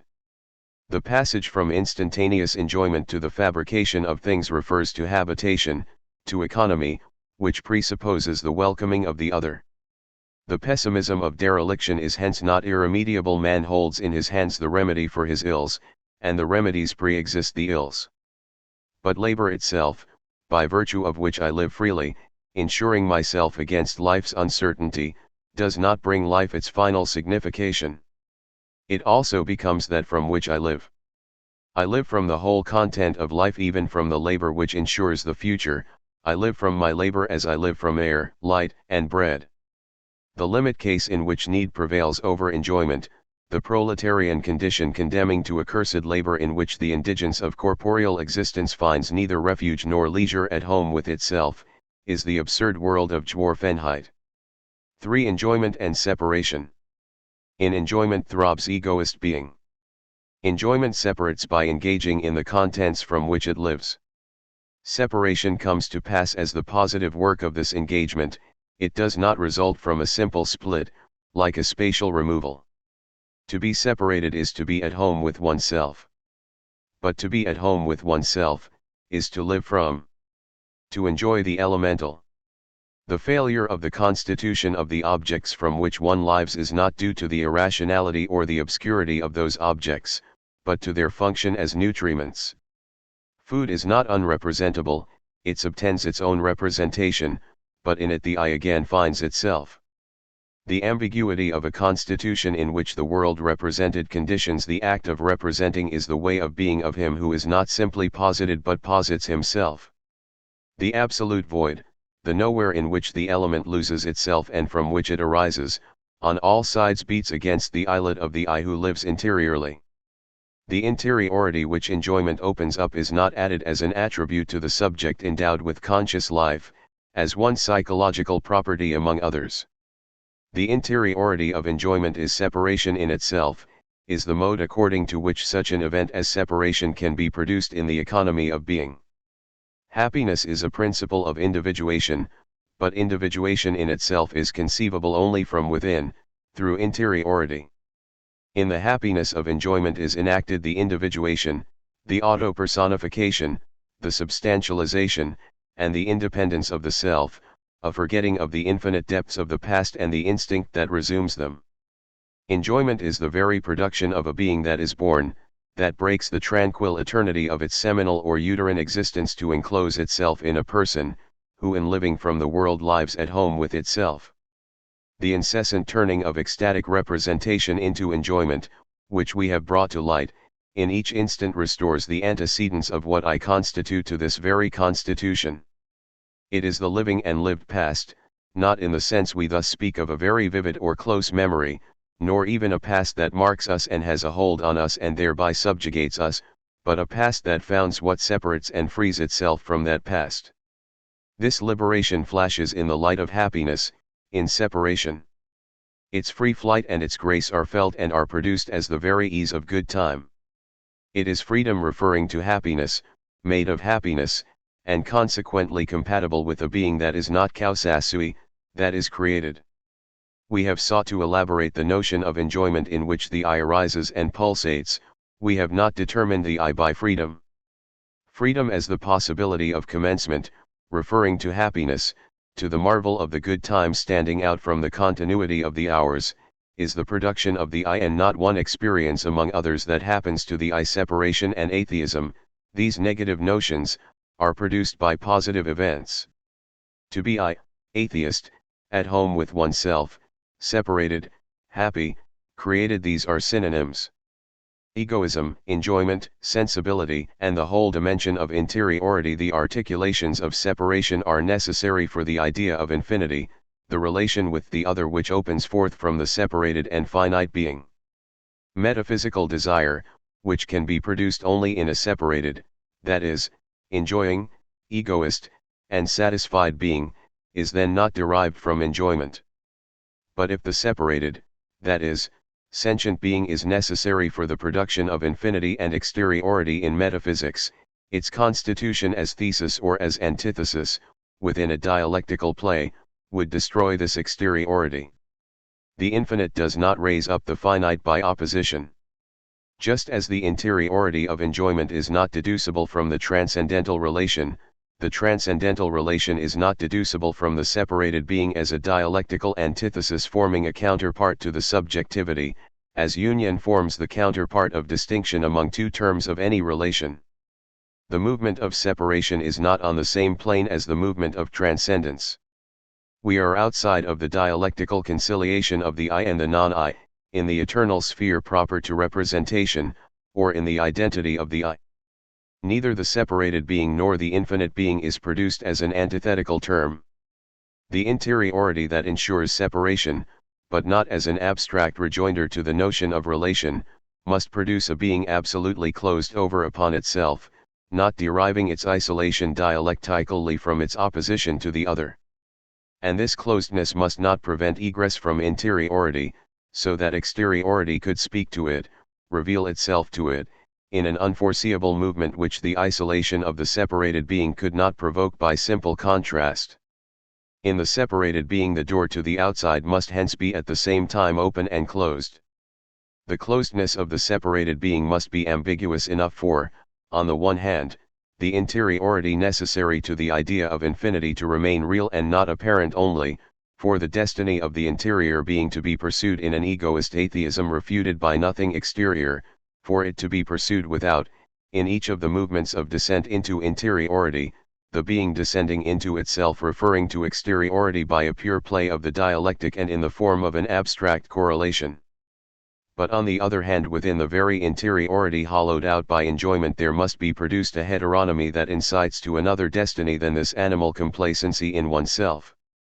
If the dimension of interiority cannot belie its interiority by the apparition of a heterogeneous element in the course of this descent into itself along the path of pleasure, a descent which in fact first hollows out this dimension, still in this descent a shock must be produced which, without inverting the movement of interiorization, without breaking the thread of the interior substance, would furnish the occasion for a resumption of relations with exteriority. Interiority must be at the same time closed and open. The possibility of rising from the animal condition is assuredly thus described. To this singular requirement enjoyment does indeed answer, by the insecurity troubling its fundamental security. This insecurity is not due to the heterogeneity of the world with respect to enjoyment, which would allegedly bring the sovereignty of the I to naught. The happiness of enjoyment is stronger than every disquietude, but disquietude can trouble it. Here lies the gap between the animal and the human. The happiness of enjoyment is greater than all disquietude, whatever be the concerns for the morrow. The happiness of living, of breathing, of seeing, of feeling, 1 minute more, Mr. Hangman, remains in the midst of disquietude as the term proposed to every evasion from the world troubled, to intolerability, by disquietude. One flees life toward life. Suicide appears as a possibility to a being already in relation with the other, already elevated to life for the other. It is the possibility of an existence already metaphysical. Only a being already capable of sacrifice is capable of suicide. Before defining man as the animal that can commit suicide, it is necessary to define him as capable of living for the other and of being on the basis of the other who is exterior to him. But the tragic character of suicide and of sacrifice evinces the radically of the love of life. The primordial relation of man with the material world is not negativity, but enjoyment and agreeableness, agreement of life. It is uniquely with reference to this agreeableness unsurpassable within interiority, for it constitutes it that the world can appear hostile, to be negated and to be conquered. If the insecurity of the world that is fully agreed to in enjoyment troubles enjoyment, the insecurity cannot suppress the fundamental agreeableness of life. But this insecurity brings into the interiority of enjoyment a frontier that comes neither from the revelation of the other nor from any heterogeneous content, but somehow from nothingness. It is due to the way the element, in which the separated being contents itself and suffices to itself, comes to this being due to the mythological depth which prolongs the element and into which the element loses itself. This insecurity, which thus delineates a margin of nothingness about the interior life, confirming its insularity, is lived in the instant of enjoyment as the concern for the morrow. But thus in interiority a dimension opens through which it will be able to await and welcome the revelation of transcendence. In the concern for the morrow there dawns the primordial phenomenon of the essentially uncertain future of sensibility. In order that this future arise in its signification as a postponement and a delay in which labor, by mastering the uncertainty of the future and its insecurity and by establishing possession, delineates separation in the form of economic independence, the separated being must be able to recollect itself se recueillir and have representations. Recollection and representation are produced concretely as habitation in a dwelling or a home. But the interiority of the home is made of extraterritoriality in the midst of the elements of enjoyment with which life is nourished. This extraterritoriality has a positive side. It is produced in the gentleness douceur or the warmth of intimacy, which is not a subjective state of mind, but an event in the ecumenia of being, a delightful lapse of the ontological order. By virtue of its intentional structure, gentleness comes to the separated being from the other. The other precisely reveals himself in his alterity, not in a shock negating the I, but as the primordial phenomenon of gentleness. The whole of this work aims to show a relation with the other not only cutting across the logic of contradiction, where the other of A is the non-A, the negation of A, but also across dialectical logic, where the same dialectically participates in and is reconciled with the other in the unity of the system. The welcoming of the face is peaceable from the first, for it answers to the unquenchable desire for infinity. War itself is but a possibility and nowise a condition for it.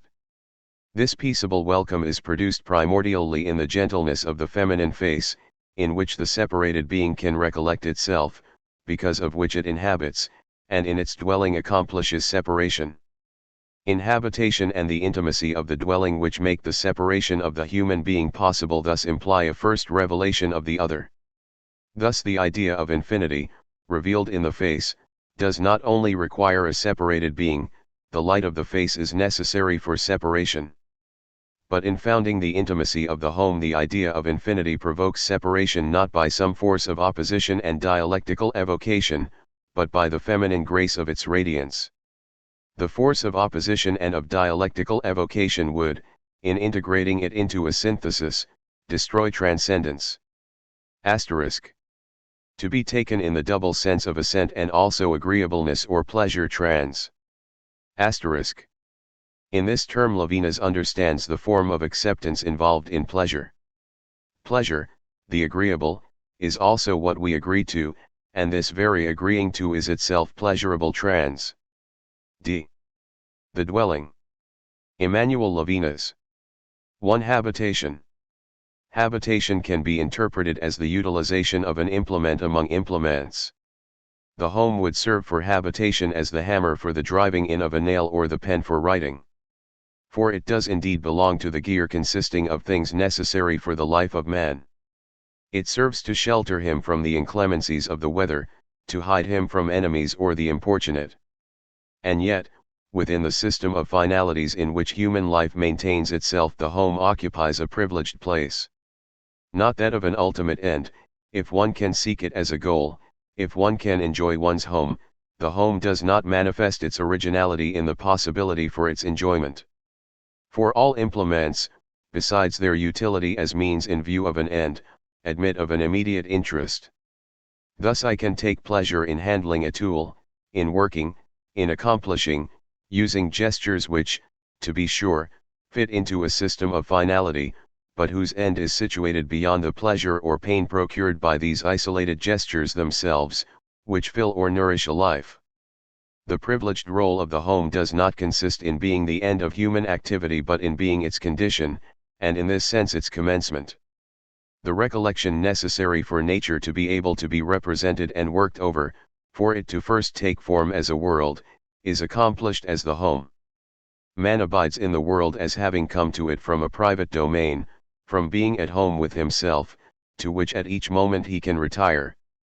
He does not come to it from an intersideral space where he would already be in possession of himself and from which at each moment he would have to recommence a perilous landing. But he does not find himself brutally cast forth and forsaken in the world. Simultaneously without and within, he goes forth outside from an inwardness intimate. Yet this inwardness opens up in a home which is situated in that outside, for the home, as a building, belongs to a world of objects. But this belongingness does not nullify the bearing of the fact that every consideration of objects, and of buildings too, is produced out of a dwelling.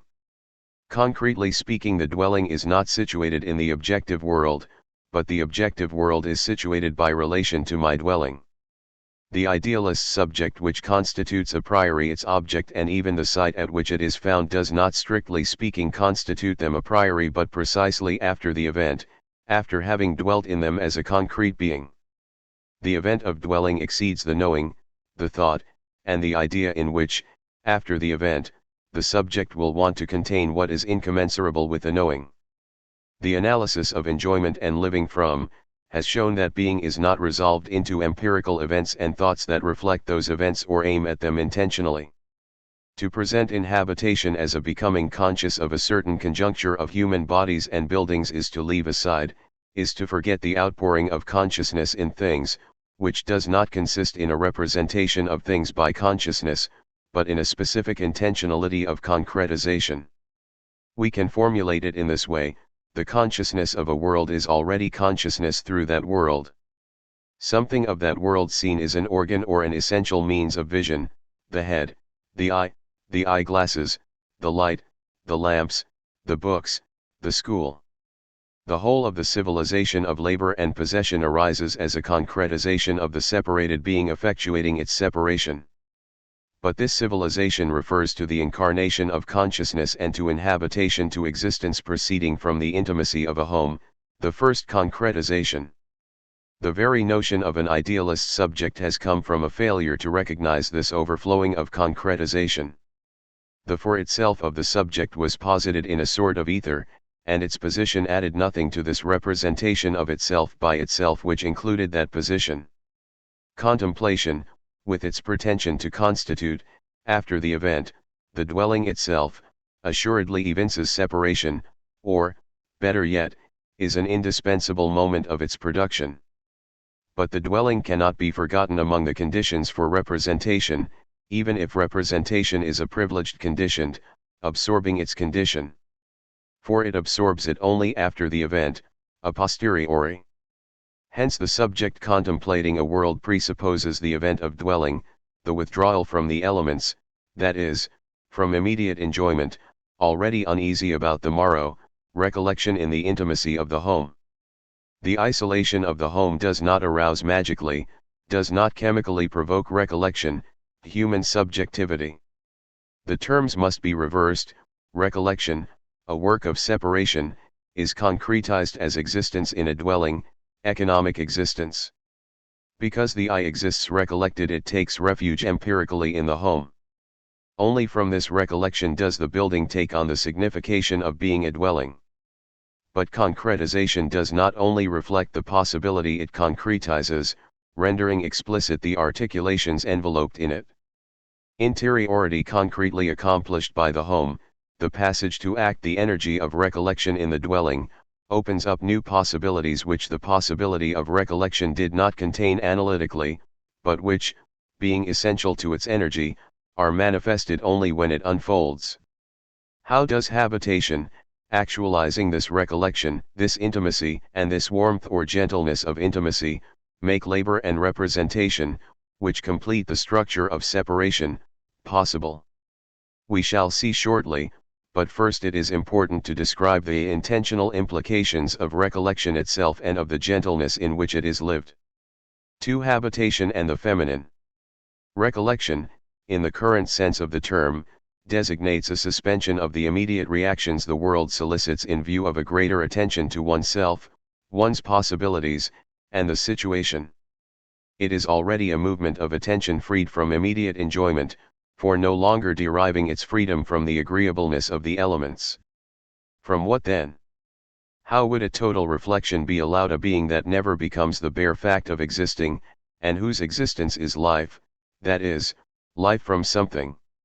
How, in the midst of a life which is life from, which enjoys elements, and which is preoccupied with overcoming the insecurity of enjoyment, is a distance to be produced?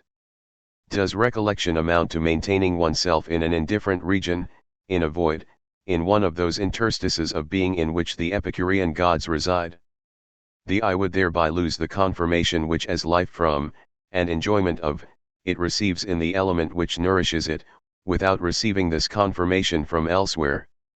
Or would the distance with regard to enjoyment, rather than signifying the cold void of the interstices of being, be lived positively as a dimension of interiority beginning with the intimate familiarity into which life is immersed? The familiarity of the world does not only result from habits acquired in this world, which take from it its roughnesses and measure the adaptation of the living being to a world it enjoys and from which it nourishes itself. Familiarity and intimacy are produced as a gentleness that spreads over the face of things. This gentleness is not only a conformity of nature with the needs of the separated being, which from the first enjoys them and constitutes itself as separate, as I, in that enjoyment, but is a gentleness coming from an affection amati for that I. The intimacy which familiarity already presupposes is an intimacy with someone. The interiority of recollection is a solitude in a world already human. Recollection refers to a welcome. But how can the separation of solitude, how can intimacy be produced in face of the other? Is not the presence of the other already language and transcendence? For the intimacy of recollection to be able to be produced in the ecumenia of being, the presence of the other must not only be revealed in the face which breaks through its own plastic image, but must be revealed, simultaneously with this presence, in its withdrawal and in its absence. This simultaneity is not an abstract construction of dialectics, but the very essence of discretion. And the other, whose presence is discreetly an absence, with which is accomplished the primary hospitable welcome which describes the field of intimacy, is the woman. The woman is the condition for recollection, the interiority of the home, and in habitation. The simple living from, the spontaneous agreeableness of the elements is not yet habitation. But habitation is not yet the transcendence of language. The other who welcomes in intimacy is not the you of the face that reveals itself in a dimension of height, but precisely the thou too of familiarity, a language without teaching, a silent language, an understanding without words, an expression in secret. The I-thou in which Buber sees the category of interhuman relationship is the relation not with the interlocutor but with feminine alterity. This alterity is situated on another plane than language and nowise represents a truncated, stammering, still elementary language. On the contrary, the discretion of this presence includes all the possibilities of the transcendent relationship with the other. It is comprehensible and exercises its function of interiorization only on the ground of the full human personality, which, however, in the woman, can be reserved so as to open up the dimension of interiority. And this is a new and irreducible possibility.